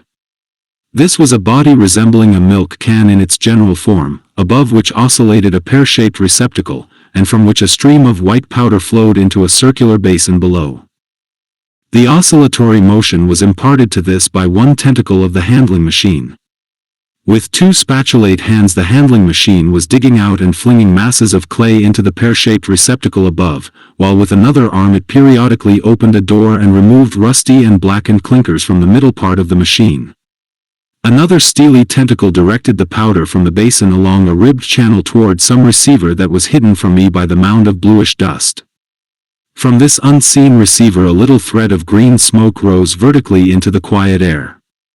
As I looked, the handling machine, with a faint and musical clinking, extended, telescopic fashion, a tentacle that had been a moment before a mere blunt projection, until its end was hidden behind the mound of clay.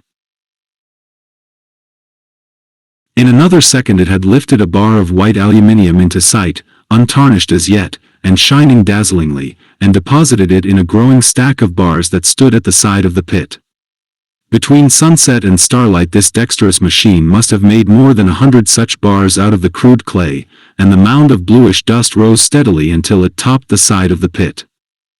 The contrast between the swift and complex movements of these contrivances and the inert panting clumsiness of their masters was acute, and for days I had to tell myself repeatedly that these latter were indeed the living of the two things.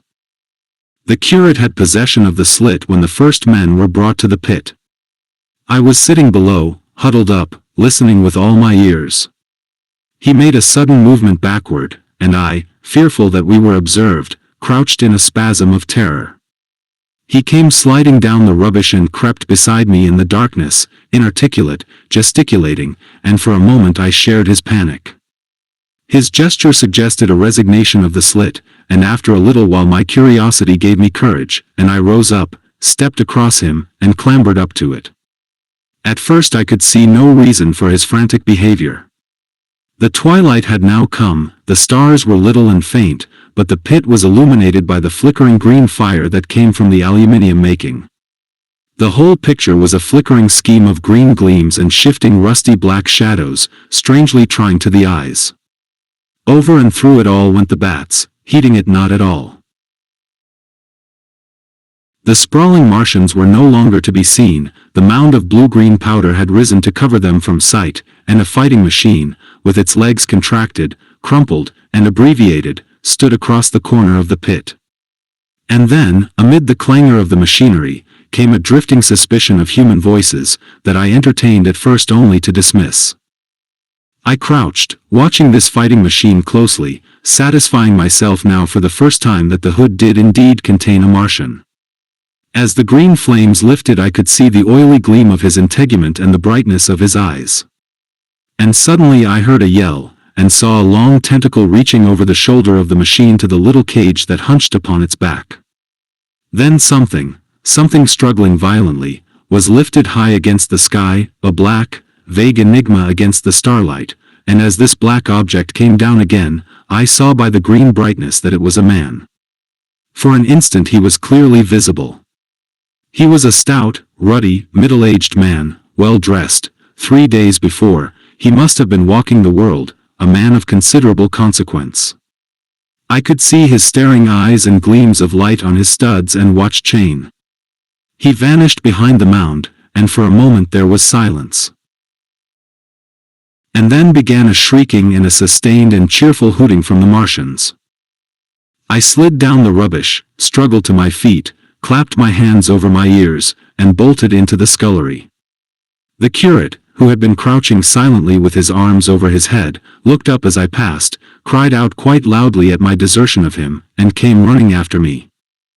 That night, as we lurked in the scullery, balanced between our horror and the terrible fascination this peeping had, although I felt an urgent need of action I tried in vain to conceive some plan of escape, but afterwards, during the second day, I was able to consider our position with great clearness.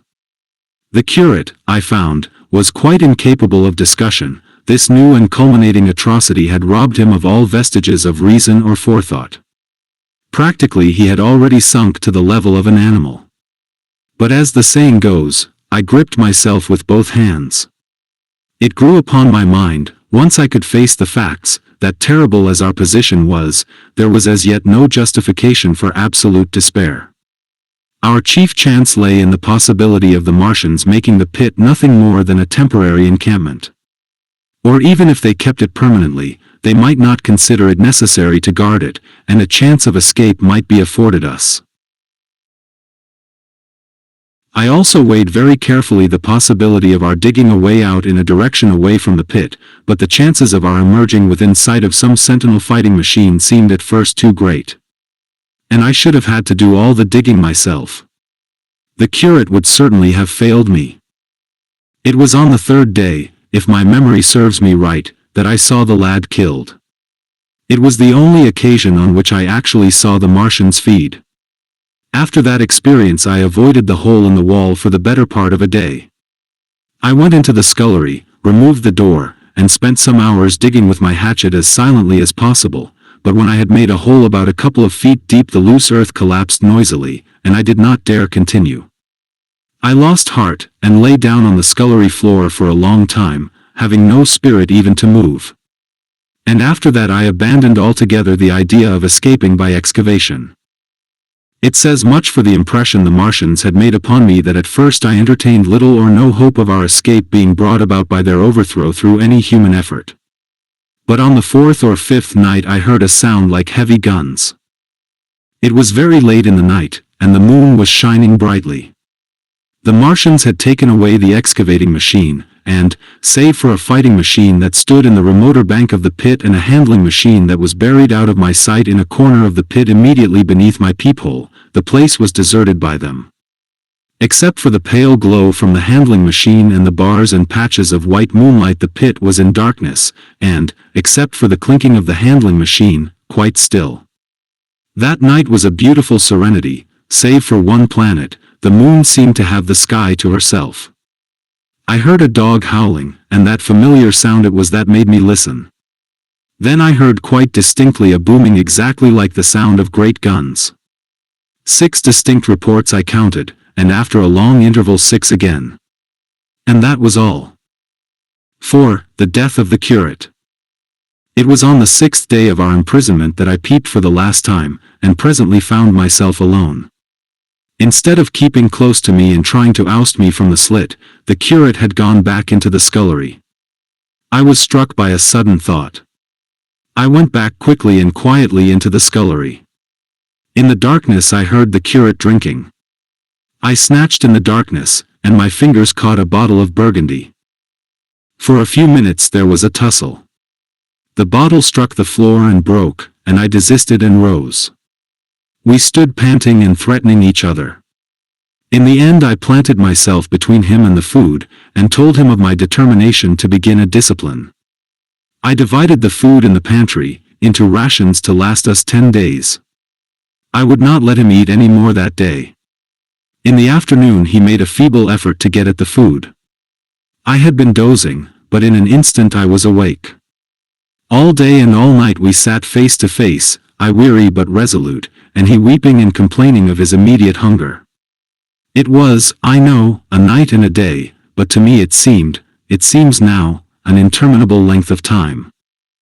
And so our widened incompatibility ended at last in open conflict. For 2 vast days we struggled in undertones and wrestling contests. There were times when I beat and kicked him madly, times when I cajoled and persuaded him, and once I tried to bribe him with the last bottle of Burgundy, for there was a rainwater pump from which I could get water. But neither force nor kindness availed. He was indeed beyond reason. He would neither desist from his attacks on the food nor from his noisy babbling to himself. The rudimentary precautions to keep our imprisonment endurable he would not observe. Slowly I began to realize the complete overthrow of his intelligence, to perceive that my sole companion in this close and sickly darkness was a man insane. From certain vague memories I am inclined to think my own mind wandered at times. I had strange and hideous dreams whenever I slept.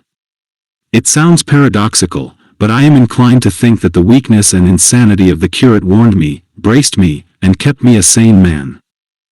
On the 8th day he began to talk aloud instead of whispering, and nothing I could do would moderate his speech. It is just, O God, he would say, over and over again. It is just. On me and mine be the punishment laid. We have sinned, we have fallen short. There was poverty, sorrow, the poor were trodden in the dust, and I held my peace. I preached acceptable folly, my God, what folly, when I should have stood up, though I died for it, and called upon them to repent, repent. Oppressors of the poor and needy. The winepress of God. Then he would suddenly revert to the matter of the food I withheld from him, praying, begging, weeping, at last threatening.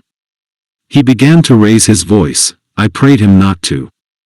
He perceived a hold on me. He threatened he would shout and bring the Martians upon us. For a time that scared me, but any concession would have shortened our chance of escape beyond estimating. I defied him, although I felt no assurance that he might not do this thing. But that day, at any rate, he did not. He talked with his voice rising slowly, through the greater part of the 8th and 9th days, threats, entreaties, mingled with a torrent of half-sane and always frothy repentance for his vacant sham of God's service, such as made me pity him. Then he slept a while, and began again with renewed strength, so loudly that I must needs make him desist. "Be still," I implored. He rose to his knees, for he had been sitting in the darkness near the copper. "I have been still too long," he said, in a tone that must have reached the pit, "and now I must bear my witness. Woe unto this unfaithful city! Woe! Woe! Woe! Woe! Woe!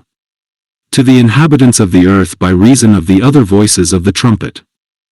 "Shut up," I said, rising to my feet, and in a terror lest the Martians should hear us. "For God's sake." "Nay," shouted the curate, at the top of his voice, standing likewise and extending his arms. "Speak. The word of the Lord is upon me." In 3 strides he was at the door leading into the kitchen. "I must bear my witness. I go. It has already been too long delayed." I put out my hand and felt the meat chopper hanging to the wall. In a flash I was after him. I was fierce with fear. Before he was halfway across the kitchen I had overtaken him. With one last touch of humanity I turned the blade back and struck him with the butt. He went headlong forward and lay stretched on the ground. I stumbled over him and stood panting. He lay still. Suddenly I heard a noise without, the run and smash of slipping plaster, and the triangular aperture in the wall was darkened. I looked up and saw the lower surface of a handling machine coming slowly across the hole. One of its gripping limbs curled amid the debris, another limb appeared, feeling its way over the fallen beams. I stood petrified, staring. Then I saw through a sort of glass plate near the edge of the body the face, as we may call it, and the large dark eyes of a Martian, peering, and then a long metallic snake of tentacle came feeling slowly through the hole. I turned by an effort, stumbled over the curate, and stopped at the scullery door. The tentacle was now some way, 2 yards, or more, in the room, and twisting and turning, with queer sudden movements, this way and that. For a while I stood fascinated by that slow, fitful advance. Then, with a faint, hoarse cry, I forced myself across the scullery. I trembled violently, I could scarcely stand upright. I opened the door of the coal cellar, and stood there in the darkness staring at the faintly lit doorway into the kitchen, and listening. Had the Martian seen me? What was it doing now? Something was moving to and fro there, very quietly. Every now and then it tapped against the wall, or started on its movements with a faint metallic ringing, like the movements of keys on a split ring. Then a heavy body, I knew too well what, was dragged across the floor of the kitchen towards the opening. Irresistibly attracted, I crept to the door and peeped into the kitchen. In the triangle of bright outer sunlight I saw the Martian, in its Briareus of a handling machine, scrutinizing the curate's head. I thought at once that it would infer my presence from the mark of the blow I had given him. I crept back to the coal cellar, shut the door, and began to cover myself up as much as I could, and as noiselessly as possible in the darkness, among the firewood and coal therein. Every now and then I paused, rigid, to hear if the Martian had thrust its tentacles through the opening again. Then the faint metallic jingle returned. I traced it slowly feeling over the kitchen. Presently I heard it nearer, in the scullery, as I judged. I thought that its length might be insufficient to reach me. I prayed copiously. It passed, scraping faintly across the cellar door. An age of almost intolerable suspense intervened, then I heard it fumbling at the latch. It had found the door. The Martians understood doors. It worried at the catch for a minute, perhaps, and then the door opened. In the darkness I could just see the thing, like an elephant's trunk more than anything else, waving towards me and touching and examining the wall, coals, wood and ceiling. It was like a black worm swaying its blind head to and fro. Once, even, it touched the heel of my boot. I was on the verge of screaming. I bit my hand. For a time the tentacle was silent. I could have fancied it had been withdrawn. Presently, with an abrupt click, it gripped something, I thought it had me, and seemed to go out of the cellar again. For a minute I was not sure. Apparently it had taken a lump of coal to examine. I seized the opportunity of slightly shifting my position, which had become cramped, and then listened. I whispered passionate prayers for safety. Then I heard the slow, deliberate sound creeping towards me again. Slowly, slowly it drew near, scratching against the walls and tapping the furniture. While I was still doubtful, it rapped smartly against the cellar door and closed it. I heard it go into the pantry, and the biscuit tins rattled and a bottle smashed, and then came a heavy bump against the cellar door. Then silence that passed into an infinity of suspense. Had it gone? At last I decided that it had. It came into the scullery no more, but I lay all the 10th day in the close darkness, buried among coals and firewood, not daring even to crawl out for the drink for which I craved. It was the 11th day before I ventured so far from my security. The stillness. My first act before I went into the pantry was to fasten the door between the kitchen and the scullery. But the pantry was empty, every scrap of food had gone. Apparently, the Martian had taken it all on the previous day. At that discovery I despaired for the first time. I took no food, or no drink either, on the 11th or the 12th day. At first my mouth and throat were parched, and my strength ebbed sensibly. I sat about in the darkness of the scullery, in a state of despondent wretchedness. My mind ran on eating. I thought I had become deaf, for the noises of movement I had been accustomed to hear from the pit had ceased absolutely. I did not feel strong enough to crawl noiselessly to the peephole, or I would have gone there. On the 12th day my throat was so painful that, taking the chance of alarming the Martians, I attacked the creaking rainwater pump that stood by the sink, and got a couple of glassfuls of blackened and tainted rainwater. I was greatly refreshed by this, and emboldened by the fact that no inquiring tentacle followed the noise of my pumping. During these days, in a rambling, inconclusive way, I thought much of the curate and of the manner of his death. On the 13th day I drank some more water, and dozed and thought disjointedly of eating and of vague impossible plans of escape. Whenever I dozed I dreamt of horrible phantasms, of the death of the curate, or of sumptuous dinners, but, asleep or awake, I felt a keen pain that urged me to drink again and again. The light that came into the scullery was no longer gray, but red. To my disordered imagination it seemed the color of blood. On the 14th day I went into the kitchen, and I was surprised to find that the fronds of the red weed had grown right across the hole in the wall, turning the half-light of the place into a crimson-colored obscurity.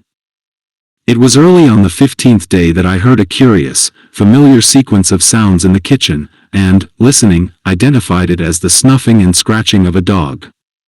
Going into the kitchen, I saw a dog's nose peering in through a break among the ruddy fronds. This greatly surprised me. At the scent of me he barked shortly. I thought if I could induce him to come into the place quietly I should be able, perhaps, to kill and eat him, and in any case, it would be advisable to kill him, lest his actions attracted the attention of the Martians. I crept forward, saying, "Good dog," very softly, but he suddenly withdrew his head and disappeared. I listened. I was not deaf, but certainly the pit was still. I heard a sound like the flutter of a bird's wings, and a horse croaking, but that was all. For a long while I lay close to the peephole, but not daring to move aside the red plants that obscured it. Once or twice I heard a faint pitter-patter like the feet of the dog going hither and thither on the sand far below me, and there were more bird-like sounds, but that was all. At length, encouraged by the silence, I looked out. Except in the corner, where a multitude of crows hopped and fought over the skeletons of the dead the Martians had consumed, there was not a living thing in the pit. I stared about me, scarcely believing my eyes. All the machinery had gone.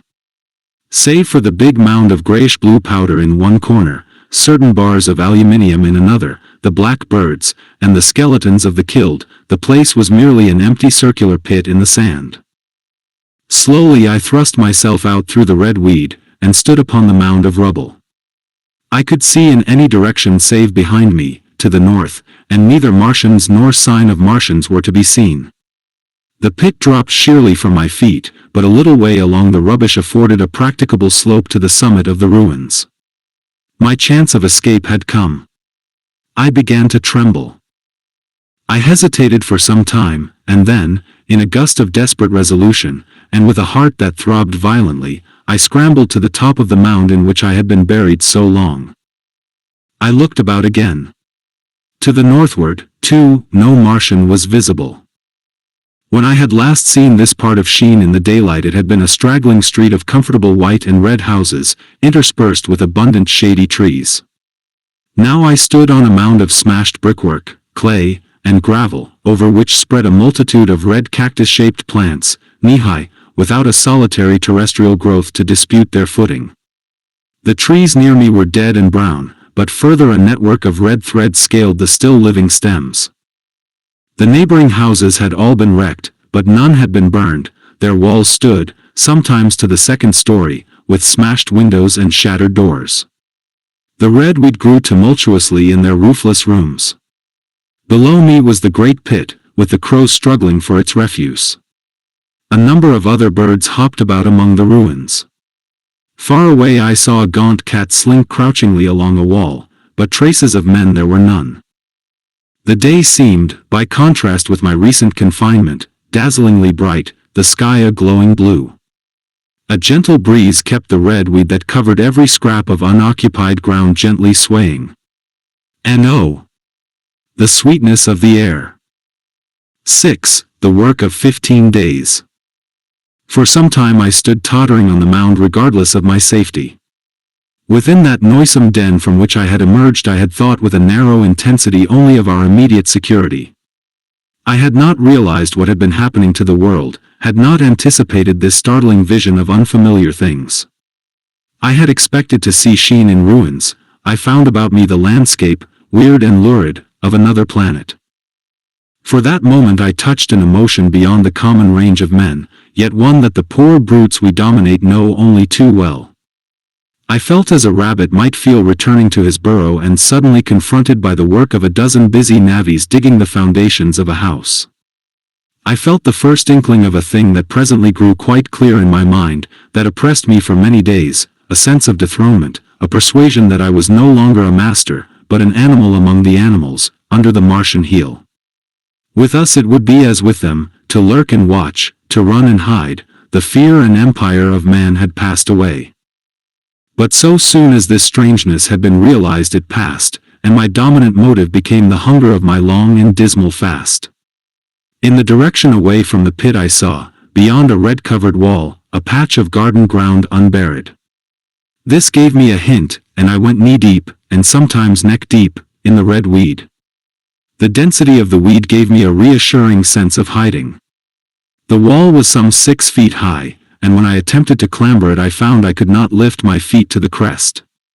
So I went along by the side of it, and came to a corner and a rockwork that enabled me to get to the top, and tumble into the garden I coveted. Here I found some young onions, a couple of gladiolus bulbs, and a quantity of immature carrots, all of which I secured, and, scrambling over a ruined wall, went on my way through scarlet and crimson trees towards Kew. It was like walking through an avenue of gigantic blood drops, possessed with two ideas, to get more food, and to limp, as soon and as far as my strength permitted, out of this accursed unearthly region of the pit. Some way farther, in a grassy place, was a group of mushrooms which also I devoured, and then I came upon a brown sheet of flowing shallow water, where meadows used to be. These fragments of nourishment served only to whet my hunger. At first I was surprised at this flood in a hot, dry summer, but afterwards I discovered that it was caused by the tropical exuberance of the red weed. Directly this extraordinary growth encountered water it straightway became gigantic and of unparalleled fecundity. Its seeds were simply poured down into the water of the Wey and Thames, and its swiftly growing and titanic water fronds speedily choked both those rivers. At Putney, as I afterward saw, the bridge was almost lost in a tangle of this weed, and at Richmond, too, the Thames water poured in a broad and shallow stream across the meadows of Hampton and Twickenham. As the water spread the weed followed them, until the ruined villas of the Thames Valley were for a time lost in this red swamp, whose margin I explored, and much of the desolation the Martians had caused was concealed. In the end the red weed succumbed almost as quickly as it had spread. A cankering disease, due, it is believed, to the action of certain bacteria, presently seized upon it. Now by the action of natural selection, all terrestrial plants have acquired a resisting power against bacterial diseases. They never succumb without a severe struggle, but the red weed rotted like a thing already dead. The fronds became bleached, and then shriveled and brittle. They broke off at the least touch, and the waters that had stimulated their early growth carried their last vestiges out to sea. My first act on coming to this water was, of course, to slake my thirst. I drank a great deal of it and, moved by an impulse, gnawed some fronds of red weed, but they were watery, and had a sickly, metallic taste. I found the water was sufficiently shallow for me to wade securely, although the red weed impeded my feet a little, but the flood evidently got deeper towards the river, and I turned back to Mortlake. I managed to make out the road by means of occasional ruins of its villas and fences and lamps, and so presently I got out of this spate and made my way to the hill going up towards Roehampton and came out on Putney Common. Here the scenery changed from the strange and unfamiliar to the wreckage of the familiar. Patches of ground exhibited the devastation of a cyclone, and in a few score yards I would come upon perfectly undisturbed spaces, houses with their blinds trimly drawn and doors closed, as if they had been left for a day by the owners, or as if their inhabitants slept within. The red weed was less abundant, the tall trees along the lane were free from the red creeper. I hunted for food among the trees, finding nothing, and I also raided a couple of silent houses, but they had already been broken into and ransacked. I rested for the remainder of the daylight in a shrubbery, being, in my enfeebled condition, too fatigued to push on. All this time I saw no human beings, and no signs of the Martians. I encountered a couple of hungry-looking dogs, but both hurried circuitously away from the advances I made them. Near Roehampton I had seen 2 human skeletons, not bodies, but skeletons, picked clean, and in the wood by me I found the crushed and scattered bones of several cats and rabbits and the skull of a sheep. But though I gnawed parts of these in my mouth, there was nothing to be got from them. After sunset I struggled on along the road towards Putney, where I think the heat ray must have been used for some reason. And in the garden beyond Roehampton I got a quantity of immature potatoes, sufficient to stay my hunger. From this garden one looked down upon Putney and the river. The aspect of the place in the dusk was singularly desolate, blackened trees, blackened, desolate ruins, and down the hill the sheets of the flooded river, red-tinged with the weed. And over all, silence.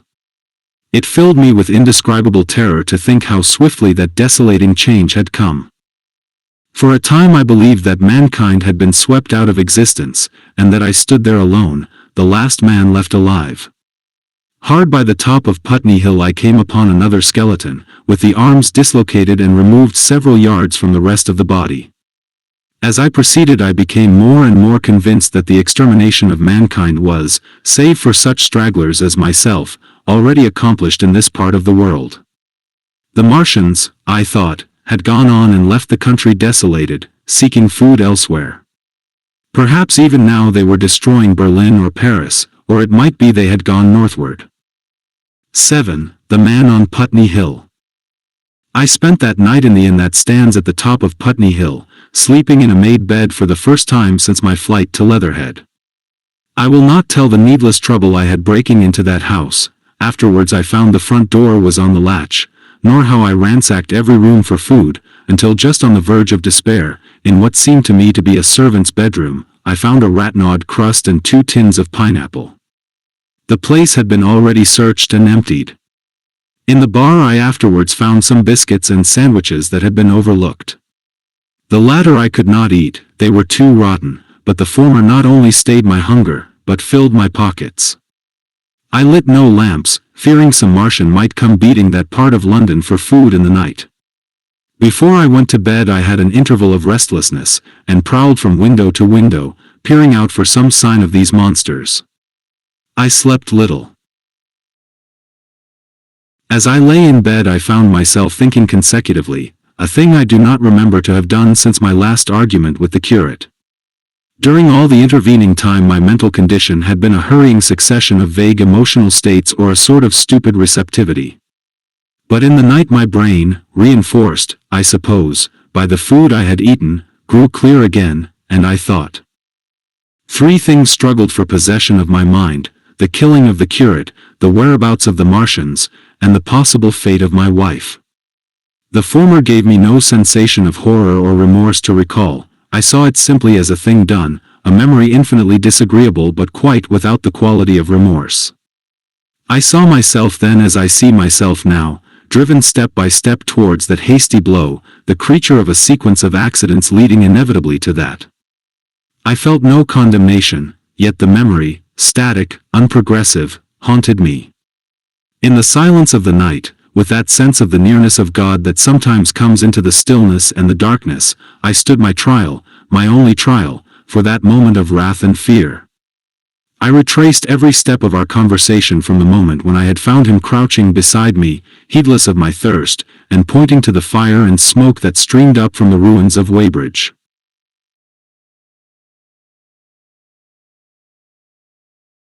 We had been incapable of cooperation. Grim chance had taken no heed of that.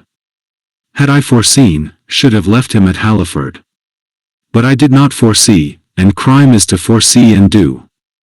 And I set this down as I have set all this story down, as it was. There were no witnesses, all these things I might have concealed. But I set it down, and the reader must form his judgment as he will. And when, by an effort, I had set aside that picture of a prostrate body, I faced the problem of the Martians and the fate of my wife. For the former I had no data. I could imagine 100 things, and so, unhappily, I could for the latter. And suddenly that night became terrible. I found myself sitting up in bed, staring at the dark. I found myself praying that the heat ray might have suddenly and painlessly struck her out of being. Since the night of my return from Leatherhead I had not prayed. I had uttered prayers, fetish prayers, had prayed as heathens mutter charms when I was in extremity, but now I prayed indeed, pleading steadfastly and sanely, face to face with the darkness of God. Strange night. Strangest in this, that so soon as dawn had come, I, who had talked with God, crept out of the house like a rat leaving its hiding place, a creature scarcely larger, an inferior animal, a thing that for any passing whim of our masters might be hunted and killed. Perhaps they also prayed confidently to God. Surely, if we have learned nothing else, this war has taught us pity, pity for those witless souls that suffer our dominion. The morning was bright and fine, and the eastern sky glowed pink, and was fretted with little golden clouds. In the road that runs from the top of Putney Hill to Wimbledon was a number of poor vestiges of the panic torrent that must have poured London ward on the Sunday night after the fighting began. There was a little two-wheeled cart inscribed with the name of Thomas Lobb, greengrocer, New Malden, with a smashed wheel and an abandoned tin trunk. There was a straw hat trampled into the now hardened mud, and at the top of West Hill a lot of blood-stained glass about the overturned water trough. My movements were languid, my plans of the vaguest. I had an idea of going to Leatherhead, though I knew that there I had the poorest chance of finding my wife. Certainly, unless death had overtaken them suddenly, my cousins and she would have fled thence, but it seemed to me I might find or learn there whither the Surrey people had fled. I knew I wanted to find my wife, that my heart ached for her and the world of men, but I had no clear idea how the finding might be done. I was also sharply aware now of my intense loneliness. From the corner I went, under cover of a thicket of trees and bushes, to the edge of Wimbledon Common, stretching wide and far. That dark expanse was lit in patches by yellow gorse and broom. There was no red weed to be seen, and as I prowled, hesitating, on the verge of the open, the sun rose, flooding it all with light and vitality. I came upon a busy swarm of little frogs in a swampy place among the trees. I stopped to look at them, drawing a lesson from their stout resolve to live. And presently, turning suddenly, with an odd feeling of being watched, I beheld something crouching amid a clump of bushes. I stood regarding this. I made a step towards it, and it rose up and became a man armed with a cutlass. I approached him slowly. He stood silent and motionless, regarding me. As I drew nearer I perceived he was dressed in clothes as dusty and filthy as my own. He looked, indeed, as though he had been dragged through a culvert. Nearer, I distinguished the green slime of ditches mixing with the pale drab of dried clay and shiny, coaly patches. His black hair fell over his eyes, and his face was dark and dirty and sunken, so that at first I did not recognize him. There was a red cut across the lower part of his face. "Stop," he cried, when I was within 10 yards of him, and I stopped. His voice was hoarse. "Where do you come from?" he said. I thought, surveying him. "I come from Mortlake," I said. "I was buried near the pit the Martians made about their cylinder. I have worked my way out and escaped." "There is no food about here," he said. "This is my country. All this hill down to the river, and back to Clapham, and up to the edge of the common. There is only food for one. Which way are you going?" I answered slowly. "I don't know," I said. "I have been buried in the ruins of a house 13 or 14 days. I don't know what has happened." He looked at me doubtfully, then started, and looked with a changed expression. "I've no wish to stop about here," said I. "I think I shall go to Leatherhead, for my wife was there." He shot out a pointing finger. "It is you," said he, "the man from Woking. And you weren't killed at Weybridge?" I recognized him at the same moment. "You are the artilleryman who came into my garden." "Good luck," he said. "We are lucky ones. Fancy you." He put out a hand, and I took it. "I crawled up a drain," he said. "But they didn't kill everyone. And after they went away I got off towards Walton across the fields. But, it's not 16 days altogether, and your hair is grey." He looked over his shoulder suddenly. "Only a rook," he said. "One gets to know that birds have shadows these days. This is a bit open. Let us crawl under those bushes and talk." "Have you seen any Martians?" I said. "Since I crawled out." "They've gone away across London," he said. "I guess they've got a bigger camp there. Of a night, all over there, Hampstead way, the sky is alive with their lights. It's like a great city, and in the glare you can just see them moving. By daylight you can't. But nearer, I haven't seen them," he counted on his fingers, 5 days. "Then I saw a couple across Hammersmith way carrying something big. And the night before last," he stopped and spoke impressively, "it was just a matter of lights, but it was something up in the air. I believe they've built a flying machine, and are learning to fly." I stopped, on hands and knees, for we had come to the bushes. "Fly?" "Yes," he said, "fly." I went on into a little bower, and sat down. "It is all over with humanity," I said. "If they can do that they will simply go round the world." He nodded. "They will. But, it will relieve things over here a bit. And besides," he looked at me. "Aren't you satisfied it is up with humanity?" "I am.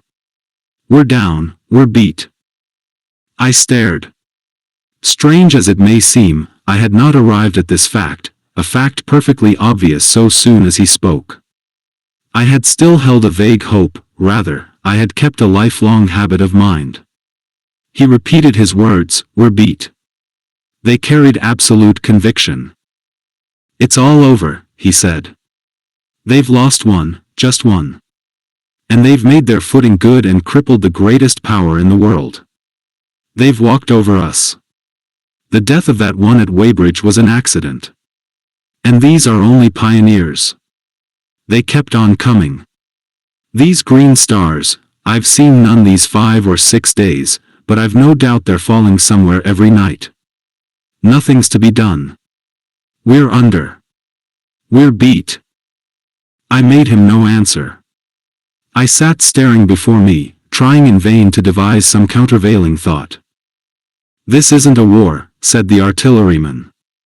"It never was a war, any more than there's war between man and ants." Suddenly I recalled the night in the observatory.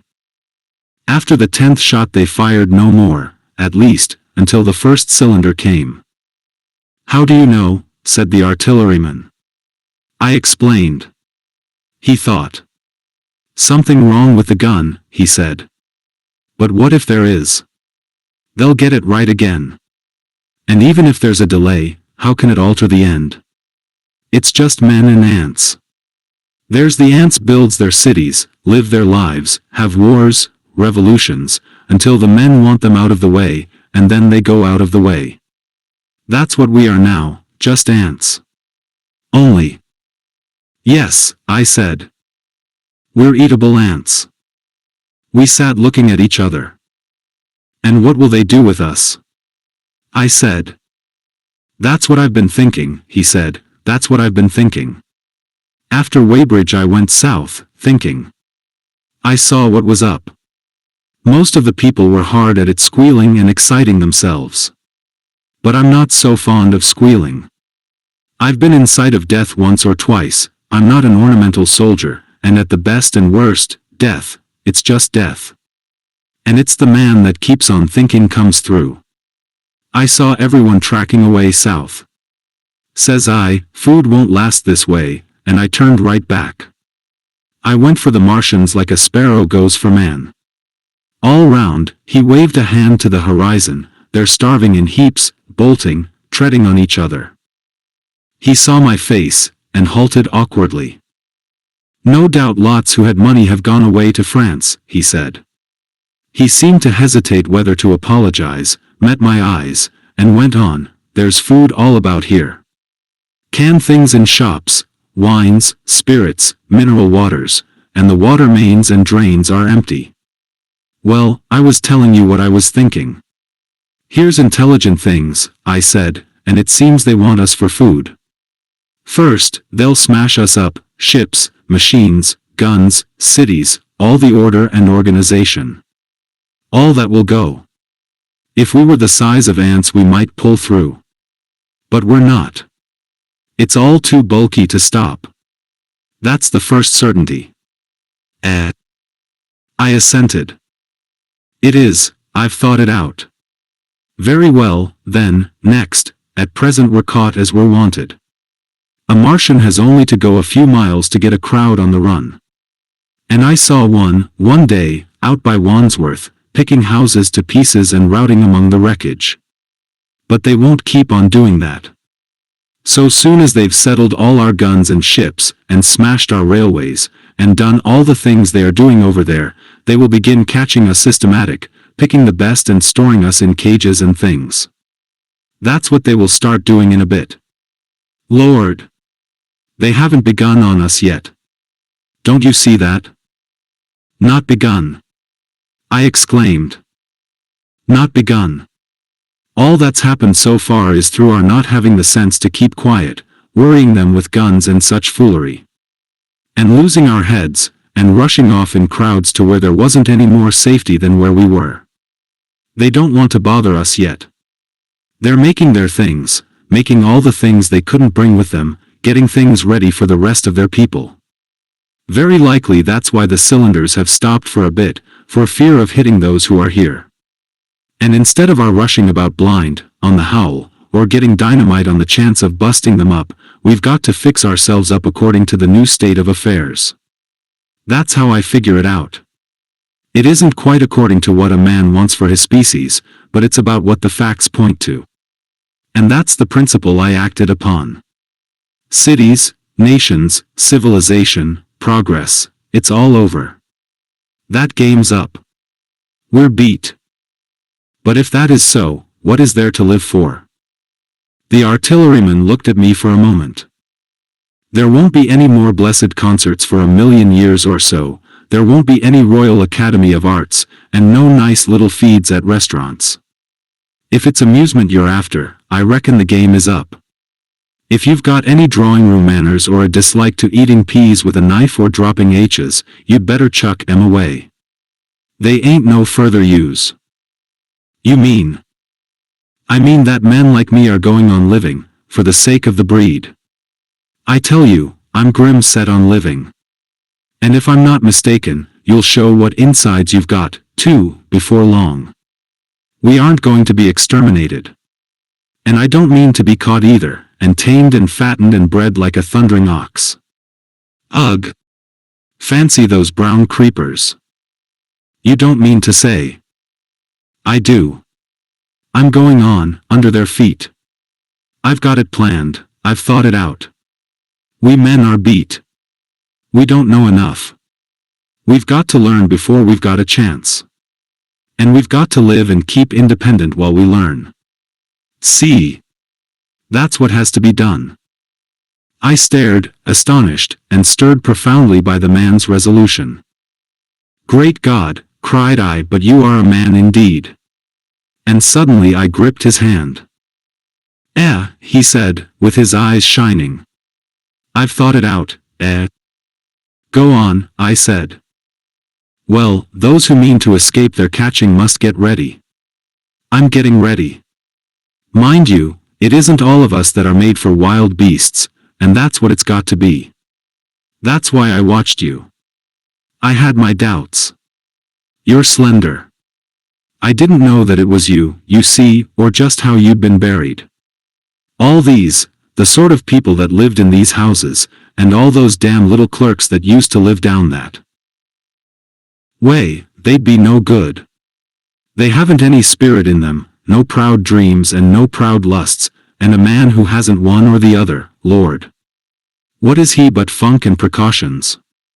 They just used to skedaddle off to work. I've seen hundreds of bit of breakfast in hand, running wild and shining to catch their little season ticket train, for fear they'd get dismissed if they didn't, working at businesses they were afraid to take the trouble to understand, skedaddling back for fear they wouldn't be in time for dinner, keeping indoors after dinner for fear of the back streets, and sleeping with the wives they married, not because they wanted them, but because they had a bit of money that would make for safety in their one little miserable skedaddle through the world. Lives insured and a bit invested for fear of accidents. And on Sundays, fear of the hereafter. As if hell was built for rabbits. Well, the Martians will just be a godsend to these. Nice roomy cages, fattening food, careful breeding, no worry. After a week or so chasing about the fields and lands on empty stomachs, they'll come and be caught cheerful. They'll be quite glad after a bit. They'll wonder what people did before there were Martians to take care of them. And the bar loafers, and mashers, and singers, I can imagine them. I can imagine them, he said, with a sort of somber gratification. There'll be any amount of sentiment and religion loose among them. There's hundreds of things I saw with my eyes that I've only begun to see clearly these last few days. There's lots will take things as they are, fat and stupid, and lots will be worried by a sort of feeling that it's all wrong, and that they ought to be doing something.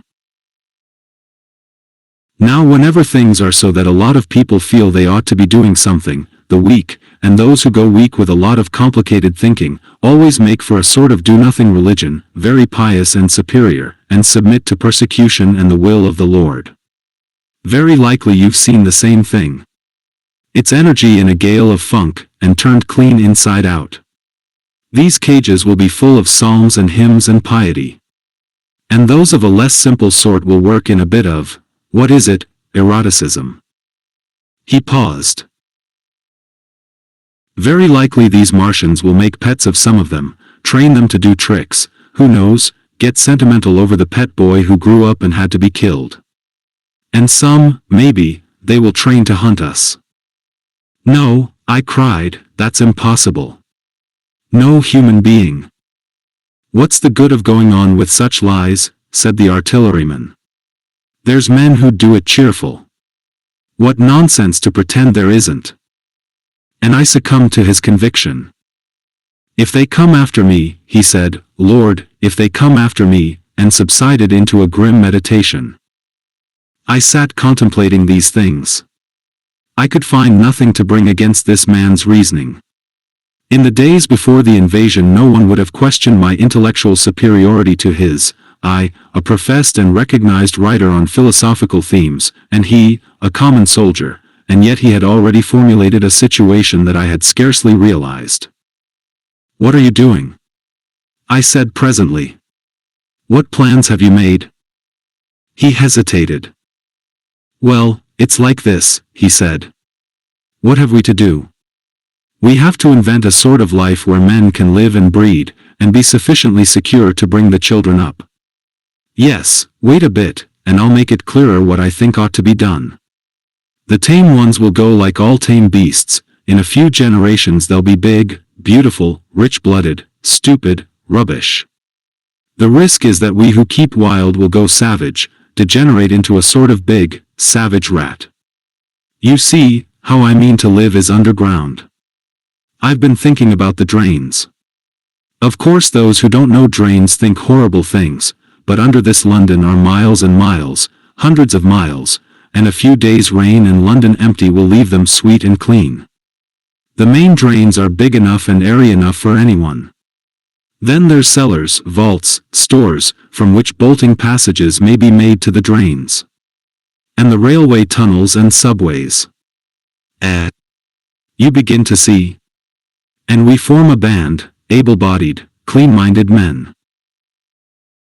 We're not going to pick up any rubbish that drifts in. Weaklings go out again. As you meant me to go? Well, I parleyed, didn't I? We won't quarrel about that. Go on. Those who stop obey orders. Able-bodied, clean-minded women we want also, mothers and teachers. No lackadaisical ladies, no blasted rolling eyes. We can't have any weak or silly. Life is real again, and the useless and cumbersome and mischievous have to die. They ought to die. They ought to be willing to die. It's a sort of disloyalty, after all, to live and taint the race. And they can't be happy. Moreover, dying's none so dreadful, it's the funking makes it bad. And in all those places we shall gather. Our district will be London. And we may even be able to keep a watch, and run about in the open when the Martians keep away. Play cricket, perhaps. That's how we shall save the race. It's a possible thing. But saving the race is nothing in itself. As I say, that's only being rats. It's saving our knowledge and adding to it is the thing. There men like you come in. There's books, there's models. We must make great safe places down deep, and get all the books we can, not novels and poetry swipes, but ideas, science books. That's where men like you come in. We must go to the British Museum and pick all those books through. Especially we must keep up our science, learn more. We must watch these Martians. Some of us must go as spies. When it's all working, perhaps I will. Get caught, I mean. And the great thing is, we must leave the Martians alone. We mustn't even steal. If we get in their way, we clear out. We must show them we mean no harm. Yes, I know. But they're intelligent things, and they won't hunt us down if they have all they want, and think we're just harmless vermin. The artilleryman paused and laid a brown hand upon my arm. After all, it may not be so much we may have to learn before. Just imagine this, 4 or 5 of their fighting machines suddenly starting off, heat rays right and left, and not a Martian in them. Not a Martian in them, but men who have learned the way how. It may be in my time, even, those men. Fancy having one of them lovely things, with its heat ray wide and free. Fancy having it in control. What would it matter if you smashed to smithereens at the end of the run, after a bust like that? I reckon the Martians'll open their beautiful eyes. Can't you see them, man? Can't you see them hurrying, puffing and blowing and hooting to their other mechanical affairs? Something out of gear in every case. And swish, bang, rattle, swish. Just as they are fumbling over it, swish comes the heat ray, and, behold, man has come back to his own. For a while the imaginative daring of the artilleryman, and the tone of assurance and courage he assumed, completely dominated my mind. I believed unhesitatingly both in his forecast of human destiny and in the practicability of his astonishing scheme, and the reader who thinks me susceptible and foolish must contrast his position, reading steadily with all his thoughts about his subject, and mine, crouching fearfully in the bushes and listening, distracted by apprehension. We talked in this manner through the early morning time, and later crept out of the bushes, and, after scanning the sky for Martians, hurried precipitately to the house on Putney Hill where he had made his lair. It was the coal cellar of the place, and when I saw the work he had spent a week upon, it was a burrow scarcely 10 yards long, which he designed to reach to the main drain on Putney Hill. I had my first inkling of the gulf between his dreams and his powers. Such a hole I could have dug in a day. But I believed in him sufficiently to work with him all that morning until past midday at his digging. We had a garden barrow and shot the earth we removed against the kitchen range. We refreshed ourselves with a tin of mock turtle soup and wine from the neighboring pantry. I found a curious relief from the aching strangeness of the world in this steady labor. As we worked, I turned his project over in my mind, and presently objections and doubts began to arise, but I worked there all the morning, so glad was I to find myself with a purpose again. After working an hour I began to speculate on the distance one had to go before the cloaca was reached, the chances we had of missing it altogether. My immediate trouble was why we should dig this long tunnel, when it was possible to get into the drain at once down one of the manholes, and work back to the house. It seemed to me, too, that the house was inconveniently chosen, and required a needless length of tunnel. And just as I was beginning to face these things, the artilleryman stopped digging, and looked at me. "We're working well," he said. He put down his spade. "Let us knock off a bit," he said. "I think it's time we reconnoitered from the roof of the house." I was for going on, and after a little hesitation he resumed his spade, and then suddenly I was struck by a thought. I stopped, and so did he at once. "Why were you walking about the common," I said, "instead of being here?" "Taking the air," he said. "I was coming back. It's safer by night." "But the work?" "Oh, one can't always work," he said, and in a flash I saw the man plain. He hesitated, holding his spade. "We ought to reconnoiter now," he said, "because if any come near they may hear the spades and drop upon us unawares." I was no longer disposed to object. We went together to the roof and stood on a ladder peeping out of the roof door.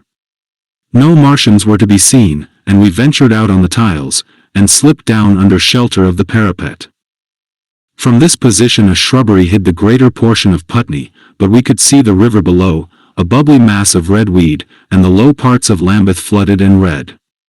The red creeper swarmed up the trees about the old palace, and their branches stretched gaunt and dead, and set with shriveled leaves, from amid its clusters. It was strange how entirely dependent both these things were upon flowing water for their propagation. About us neither had gained a footing. Laburnums, pink maize, snowballs, and trees of arborvitae, rose out of laurels and hydrangeas, green and brilliant into the sunlight.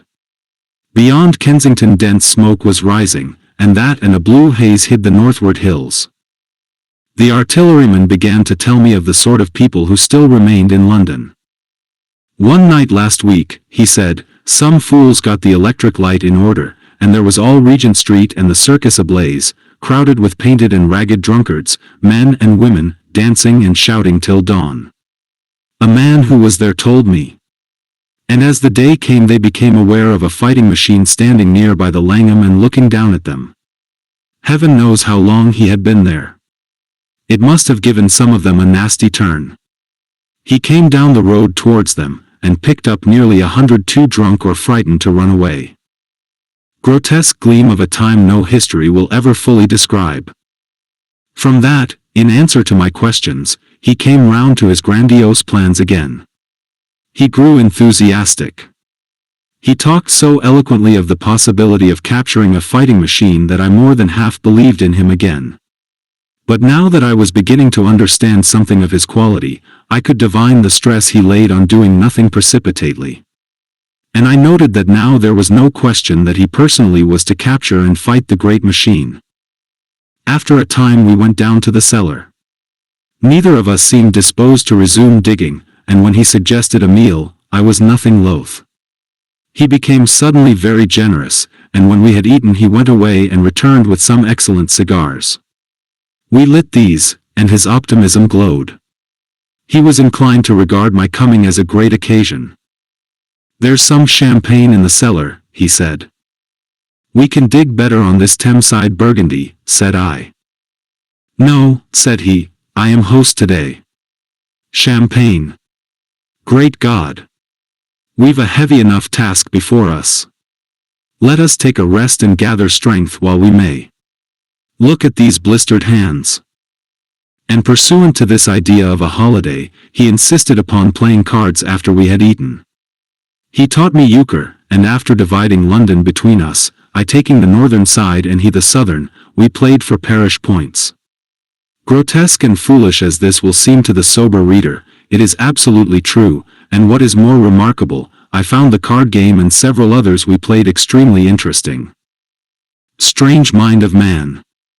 That, with our species upon the edge of extermination or appalling degradation, with no clear prospect before us but the chance of a horrible death, we could sit following the chance of this painted pasteboard, and playing the joker with vivid delight. Afterwards he taught me poker, and I beat him at 3 tough chess games. When dark came we decided to take the risk, and lit a lamp.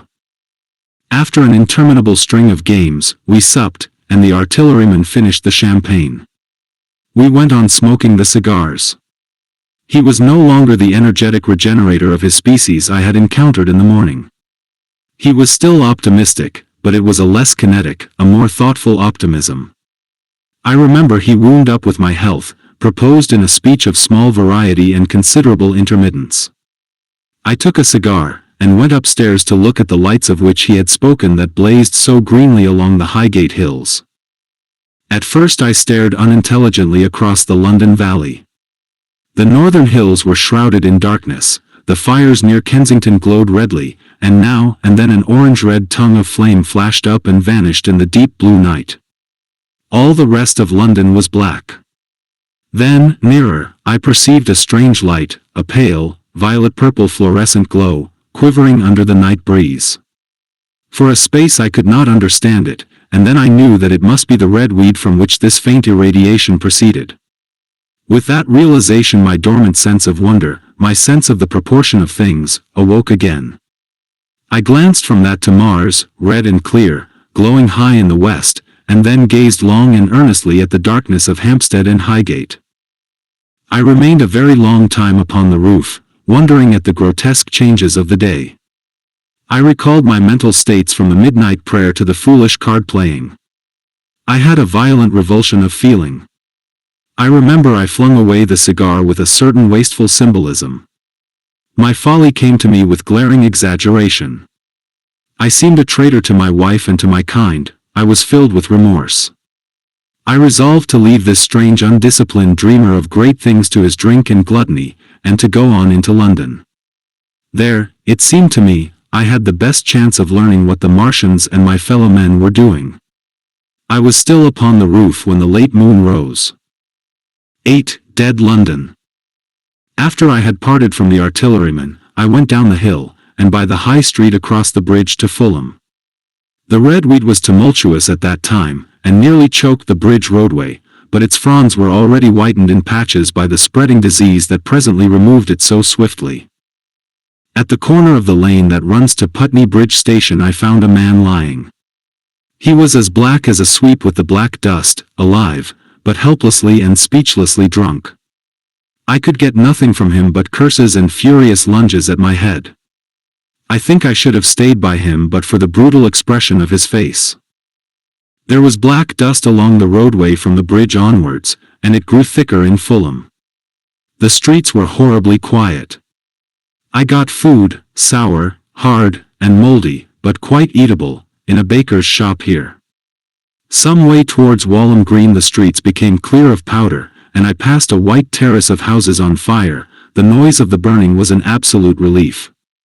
Going on towards Brompton, the streets were quiet again. Here I came once more upon the black powder in the streets and upon dead bodies. I saw altogether about a dozen in the length of the Fulham Road. They had been dead many days, so that I hurried quickly past them. The black powder covered them over, and softened their outlines.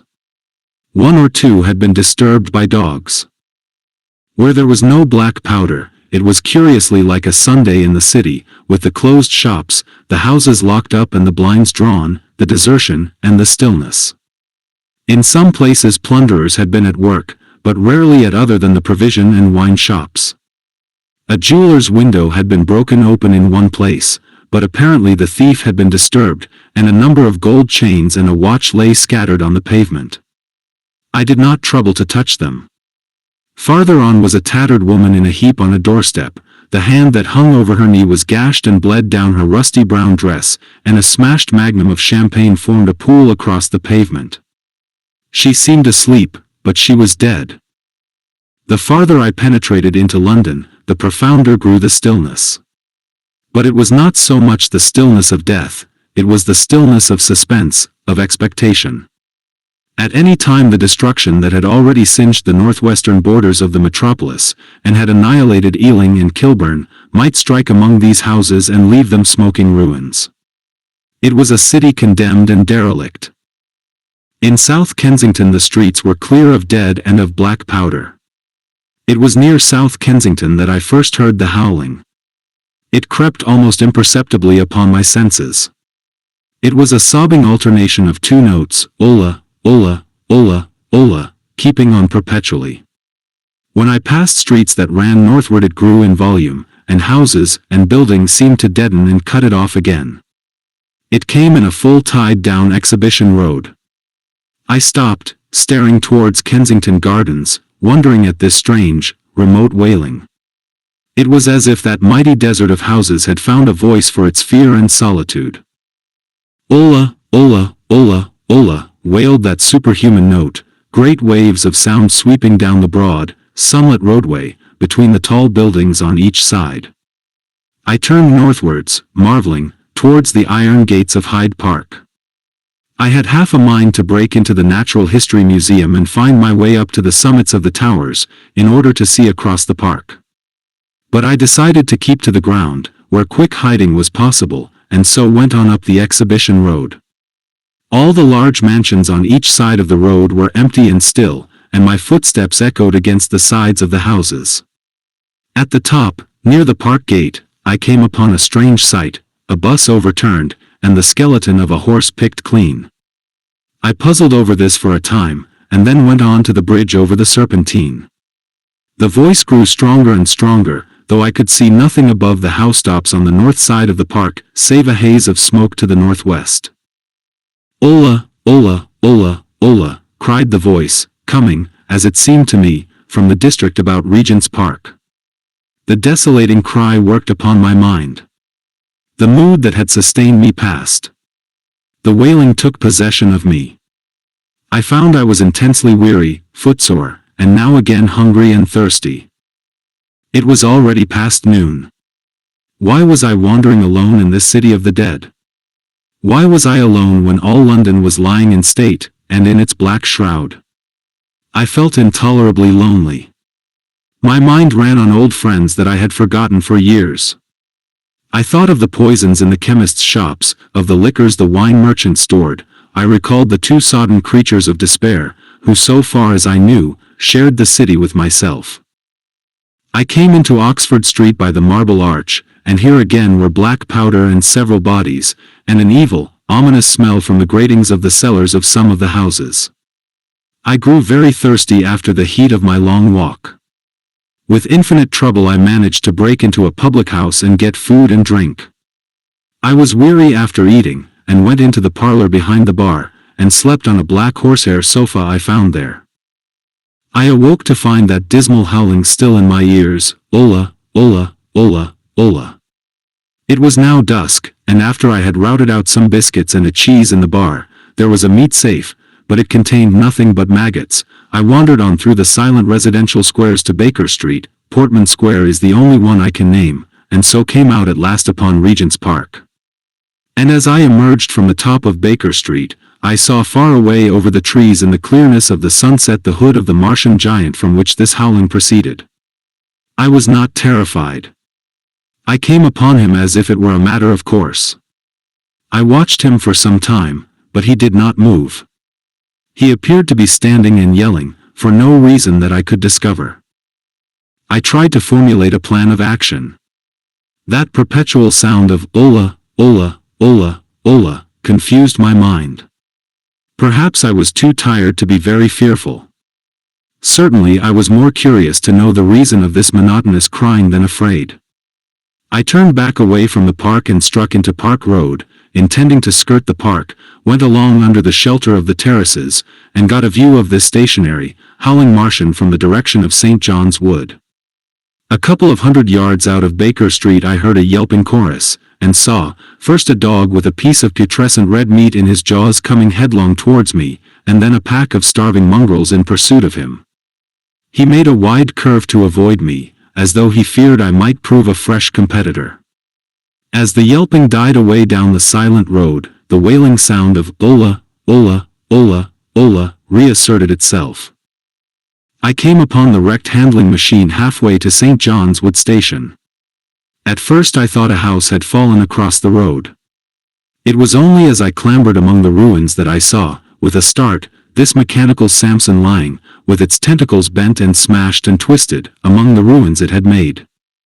The forepart was shattered. It seemed as if it had driven blindly straight at the house, and had been overwhelmed in its overthrow. It seemed to me then that this might have happened by a handling machine escaping from the guidance of its Martian. I could not clamber among the ruins to see it, and the twilight was now so far advanced that the blood with which its seat was smeared, and the gnawed gristle of the Martian that the dogs had left, were invisible to me. Wondering still more at all that I had seen, I pushed on towards Primrose Hill. Far away, through a gap in the trees, I saw a second Martian, as motionless as the first, standing in the park towards the zoological gardens, and silent.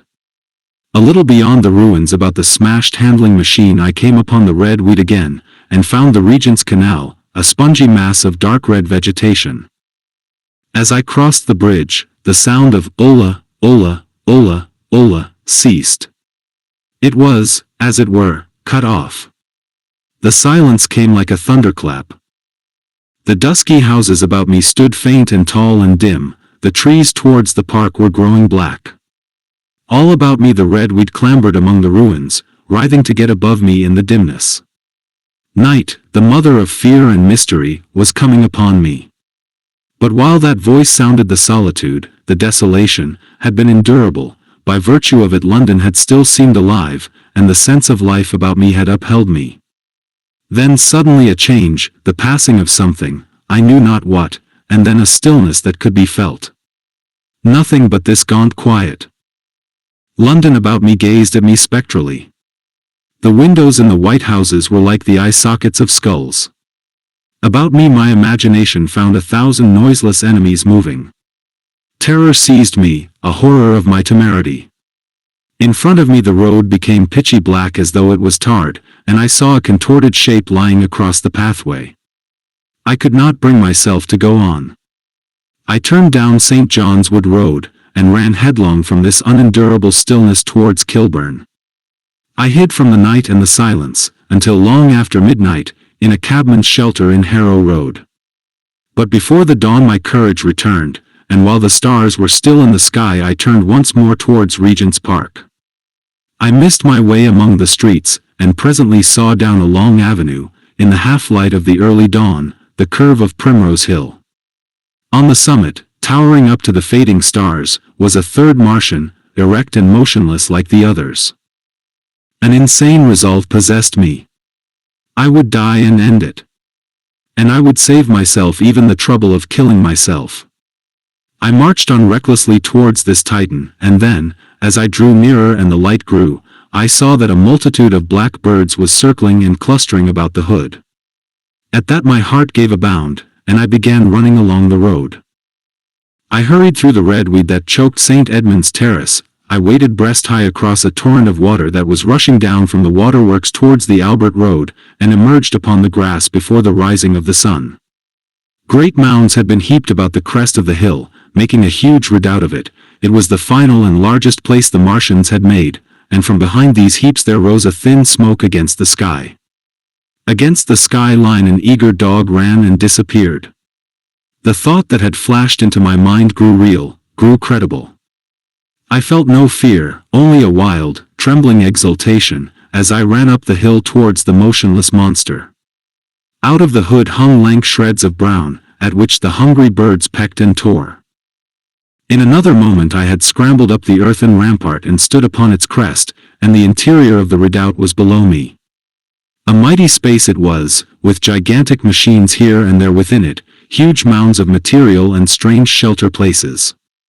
And scattered about it, some in their overturned war machines, some in the now rigid handling machines, and a dozen of them stark and silent and laid in a row, were the Martians, dead, slain by the putrefactive and disease bacteria against which their systems were unprepared, slain as the red weed was being slain, after all man's devices had failed, by the humblest things that God, in his wisdom, has put upon this earth. For so it had come about, as indeed I and many men might have foreseen had not terror and disaster blinded our minds. These germs of disease have taken toll of humanity since the beginning of things, taken toll of our pre-human ancestors since life began here. But by virtue of this natural selection of our kind we have developed resisting power. To no germs do we succumb without a struggle, and to many, those that cause putrefaction in dead matter, for instance, our living frames are altogether immune. But there are no bacteria in Mars, and directly these invaders arrived, directly they drank and fed, our microscopic allies began to work their overthrow. Already when I watched them they were irrevocably doomed, dying and rotting even as they went to and fro. It was inevitable. By the toll of 1 billion deaths man has bought his birthright of the earth, and it is his against all comers. It would still be his were the Martians 10 times as mighty as they are. For neither do men live nor die in vain. Here and there they were scattered, nearly 50 altogether, in that great gulf they had made, overtaken by a death that must have seemed to them as incomprehensible as any death could be. To me also at that time this death was incomprehensible. All I knew was that these things that had been alive and so terrible to men were dead. For a moment I believed that the destruction of Sennacherib had been repeated, that God had repented, that the angel of death had slain them in the night. I stood staring into the pit, and my heart lightened gloriously, even as the rising sun struck the world to fire about me with his rays. The pit was still in darkness. The mighty engines, so great and wonderful in their power and complexity, so unearthly in their tortuous forms, rose weird and vague and strange out of the shadows towards the light. A multitude of dogs, I could hear, fought over the bodies that lay darkly in the depth of the pit, far below me. Across the pit on its farther lip, flat and vast and strange, lay the great flying machine with which they had been experimenting upon our denser atmosphere when decay and death arrested them. Death had come not a day too soon. At the sound of a cawing overhead I looked up at the huge fighting machine that would fight no more forever, at the tattered red shreds of flesh that dripped down upon the overturned seats on the summit of Primrose Hill.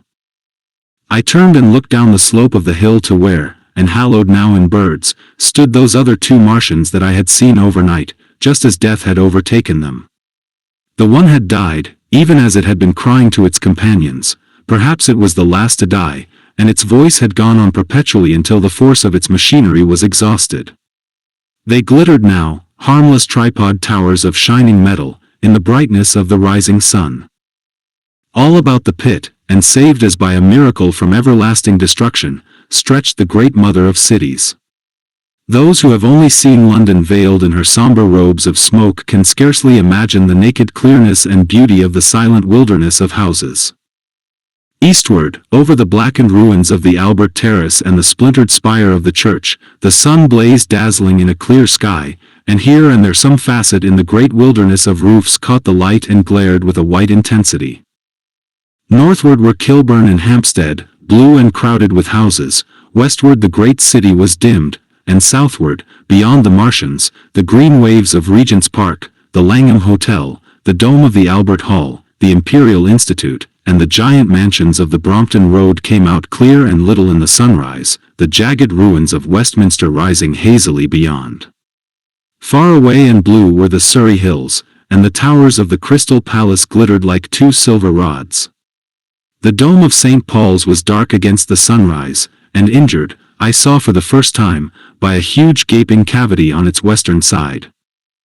And as I looked at this wide expanse of houses and factories and churches, silent and abandoned, as I thought of the multitudinous hopes and efforts, the innumerable hosts of lives that had gone to build this human reef, and of the swift and ruthless destruction that had hung over it all, when I realized that the shadow had been rolled back, and that men might still live in the streets, and this dear vast dead city of mine be once more alive and powerful, I felt a wave of emotion that was near, akin to tears.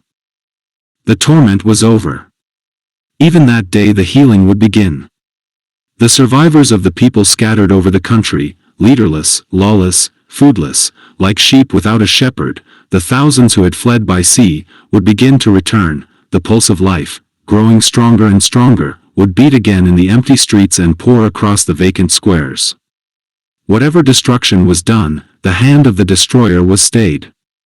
All the gaunt wrecks, the blackened skeletons of houses that stared so dismally at the sunlit grass of the hill, would presently be echoing with the hammers of the restorers and ringing with the tapping of their trowels. At the thought I extended my hands towards the sky and began thanking God. In a year, thought I, in a year. With overwhelming force came the thought of myself, of my wife, and the old life of hope and tender helpfulness that had ceased forever. 9. Wreckage. And now comes the strangest thing in my story. Yet, perhaps, it is not altogether strange. I remember, clearly and coldly and vividly, all that I did that day until the time that I stood weeping and praising God upon the summit of Primrose Hill. And then I forget. Of the next 3 days I know nothing. I have learned since that, so far from my being the first discoverer of the Martian overthrow, several such wanderers as myself had already discovered this on the previous night. One man, the first, had gone to St. Martin's-le-Grand, and, while I sheltered in the cabman's hut, had contrived to telegraph to Paris. Thence the joyful news had flashed all over the world. 1,000 cities, chilled by ghastly apprehensions, suddenly flashed into frantic illuminations.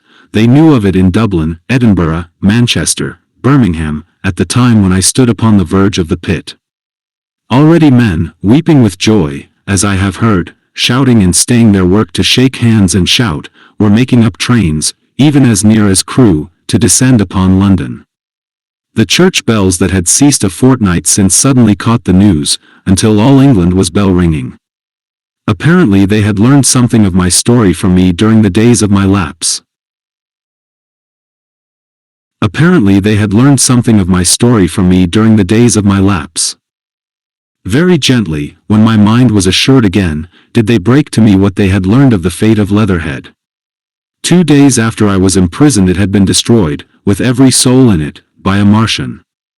He had swept it out of existence, as it seemed, without any provocation, as a boy might crush an ant-hill, in the mere wantonness of power. I was a lonely man, and they were very kind to me. I was a lonely man and a sad one, and they bore with me. I remained with them 4 days after my recovery. All that time I felt a vague, a growing craving to look once more on whatever remained of the little life that seemed so happy and bright in my past. It was a mere hopeless desire to feast upon my misery. They dissuaded me. They did all they could to divert me from this morbidity. But at last I could resist the impulse no longer, and, promising faithfully to return to them, and parting, as I will confess, from these 4-day friends with tears, I went out again into the streets that had lately been so dark and strange and empty. Already they were busy with returning people, in places even there were shops open, and I saw a drinking fountain running water. I remember how mockingly bright the day seemed as I went back on my melancholy pilgrimage to the little house at Woking, how busy the streets and vivid the moving life about me. So many people were abroad everywhere, busied in 1,000 activities, that it seemed incredible that any great proportion of the population could have been slain. But then I noticed how yellow were the skins of the people I met, how shaggy the hair of the men, how large and bright their eyes, and that every other man still wore his dirty rags. Their faces seemed all with one of two expressions, a leaping exultation and energy or a grim resolution. Save for the expression of the faces, London seemed a city of tramps. The vestries were indiscriminately distributing bread sent us by the French government. The ribs of the few horses showed dismally. Haggard special constables with white badges stood at the corners of every street. I saw little of the mischief wrought by the Martians until I reached Wellington Street, and there I saw the red weed clambering over the buttresses of Waterloo Bridge. At the corner of the bridge, too, I saw one of the common contrasts of that grotesque time, a sheet of paper flaunting against a thicket of the red weed, transfixed by a stick that kept it in place. It was the placard of the first newspaper to resume publication, the Daily Mail.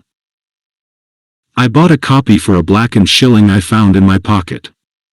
Most of it was in blank, but the solitary compositor who did the thing had amused himself by making a grotesque scheme of advertisement stereo on the back page. The matter he printed was emotional. The news organization had not as yet found its way back. I learned nothing fresh except that already in 1 week the examination of the Martian mechanisms had yielded astonishing results. Among other things, the article assured me what I did not believe at the time, that the secret of flying was discovered. At Waterloo I found the free trains that were taking people to their homes. The first rush was already over. There were few people in the train, and I was in no mood for casual conversation. I got a compartment to myself, and sat with folded arms, looking greyly at the sunlit devastation that flowed past the windows. And just outside the terminus the train jolted over temporary rails, and on either side of the railway the houses were blackened ruins. To Clapham Junction the face of London was grimy with powder of the black smoke, in spite of 2 days of thunderstorms and rain, and at Clapham Junction the line had been wrecked again. There were hundreds of out-of-work clerks and shopmen working side by side with the customary navvies, and we were jolted over a hasty relaying. All down the line from there the aspect of the country was gaunt and unfamiliar. Wimbledon particularly had suffered. Walton, by virtue of its unburned pine woods, seemed the least heard of any place along the line. The Wandle, the Mole, every little stream, was a heaped mass of red weed, in appearance between butcher's meat and pickled cabbage. The Surrey pine woods were too dry, however, for the festoons of the red climber. Beyond Wimbledon, within sight of the line, in certain nursery grounds, were the heaped masses of earth about the sixth cylinder. A number of people were standing about it, and some sappers were busy in the midst of it. Over it flaunted a Union Jack, flapping cheerfully in the morning breeze. The nursery grounds were everywhere crimson with the weed, a wide expanse of livid color cut with purple shadows, and very painful to the eye. One's gaze went with infinite relief from the scorched grays and sullen reds of the foreground to the blue-green softness of the eastward hills. The line on the London side of Woking Station was still undergoing repair, so I descended at Byfleet Station and took the road to Maybury, past the place where I and the artilleryman had talked to the hussars, and on by the spot where the Martian had appeared to me in the thunderstorm. Here, moved by curiosity, I turned aside to find, among a tangle of red fronds, the warped and broken dog cart with the whitened bones of the horse scattered and gnawed. For a time I stood regarding these vestiges. Then I returned through the pine wood, neck-high with red weed here and there, to find the landlord of the spotted dog had already found burial, and so came home past the College Arms. A man standing at an open cottage door greeted me by name as I passed. I looked at my house with a quick flash of hope that faded immediately.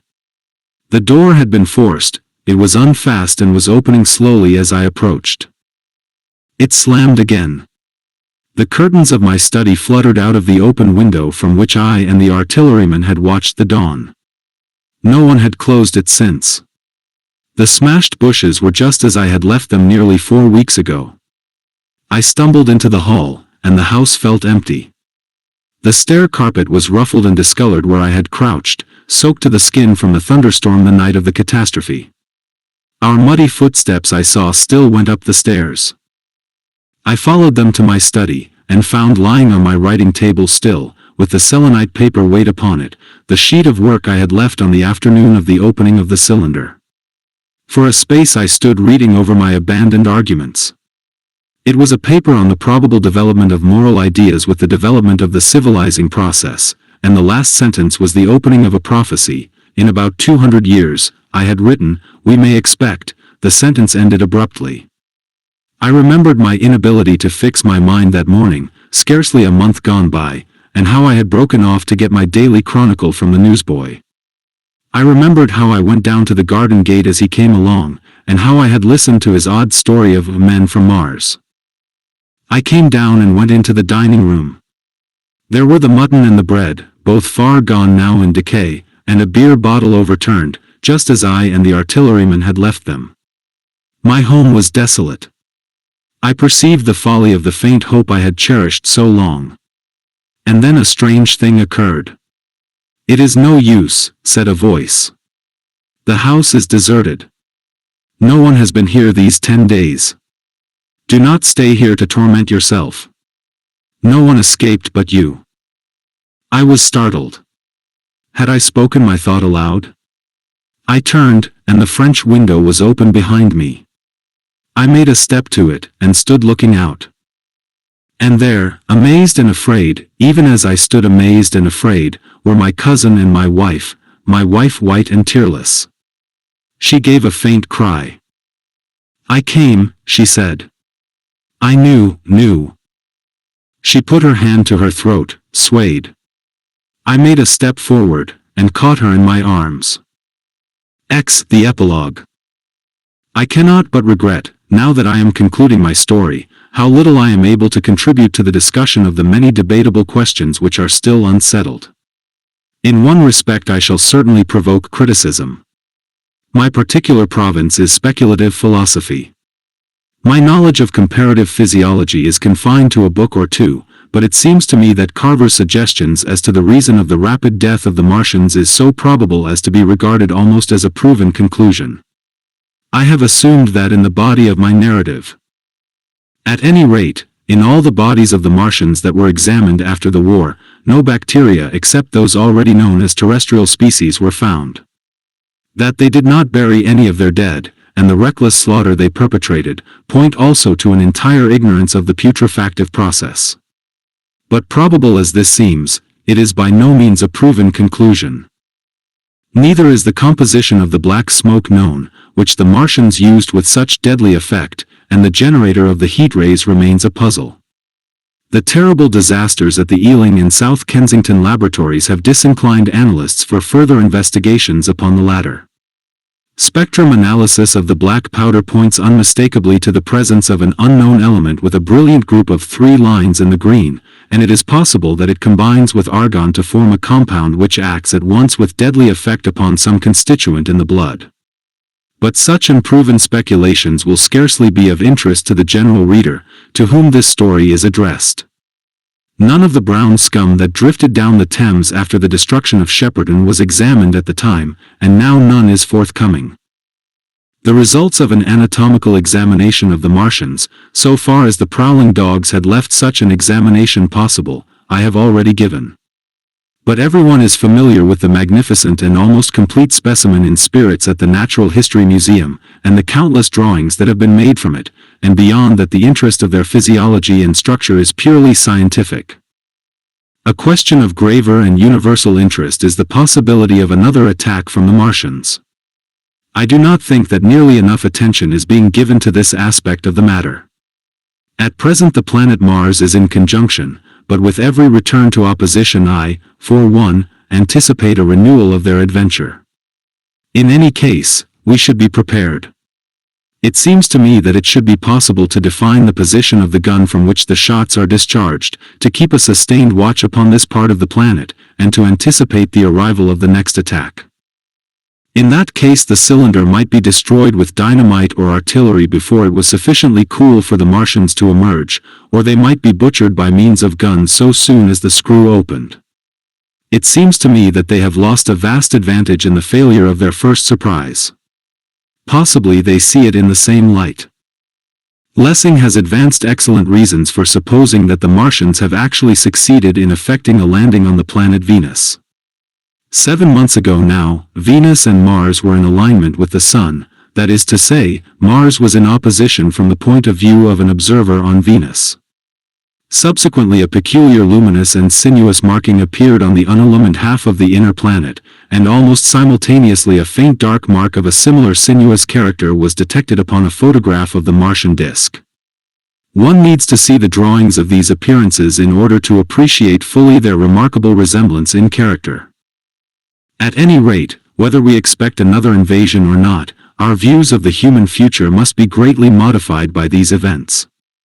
We have learned now that we cannot regard this planet as being fenced in and a secure abiding place for man. We can never anticipate the unseen good or evil that may come upon us suddenly out of space. It may be that in the larger design of the universe this invasion from Mars is not without its ultimate benefit for men. It has robbed us of that serene confidence in the future which is the most fruitful source of decadence. The gifts to human science it has brought are enormous, and it has done much to promote the conception of the commonweal of mankind. It may be that across the immensity of space the Martians have watched the fate of these pioneers of theirs and learned their lesson, and that on the planet Venus they have found a securer settlement. Be that as it may, for many years yet there will certainly be no relaxation of the eager scrutiny of the Martian disk, and those fiery darts of the sky, the shooting stars, will bring with them as they fall an unavoidable apprehension to all the sons of men. The broadening of men's views that has resulted can scarcely be exaggerated. Before the cylinder fell there was a general persuasion that through all the deep of space no life existed beyond the petty surface of our minute sphere. Now we see further. If the Martians can reach Venus, there is no reason to suppose that the thing is impossible for men, and when the slow cooling of the sun makes this earth uninhabitable, as at last it must do, it may be that the thread of life that has begun here will have streamed out and caught our sister planet within its toils. Dim and wonderful is the vision I have conjured up in my mind of life spreading slowly from this little seed bed of the solar system throughout the inanimate vastness of sidereal space. But that is a remote dream. It may be, on the other hand, that the destruction of the Martians is only a reprieve. To them, and not to us, perhaps, is the future ordained. I must confess the stress and danger of the time have left an abiding sense of doubt and insecurity in my mind. I sit in my study writing by lamplight, and suddenly I see again the healing valley below set with writhing flames, and feel the house behind and about me empty and desolate. I go out into the Byfleet Road, and vehicles pass me, a butcher boy in a cart, a cab full of visitors, a workman on a bicycle, children going to school, and suddenly they become vague and unreal, and I hurry again with the artilleryman through the hot, brooding silence. Of a night I see the black powder darkening the silent streets, and the contorted bodies shrouded in that layer. They rise upon me tattered and dog-bitten. They gibber and grow fiercer, paler, uglier, mad distortions of humanity at last, and I wake, cold and wretched, in the darkness of the night. I go to London and see the busy multitudes in Fleet Street and the Strand, and it comes across my mind that they are but the ghosts of the past, haunting the streets that I have seen silent and wretched, going to and fro, phantasms in a dead city, the mockery of life in a galvanized body. And strange, too, it is to stand on Primrose Hill, as I did but a day before writing this last chapter, to see the great province of houses, dim and blue through the haze of the smoke and mist, vanishing at last into the vague lower sky, to see the people walking to and fro among the flower beds on the hill, to see the sightseers about the Martian machine that stands there still, to hear the tumult of playing children, and to recall the time when I saw it all bright and clear-cut, hard and silent, under the dawn of that last great day. And strangest of all is it to hold my wife's hand again, and to think that I have counted her, and that she has counted me, among the dead.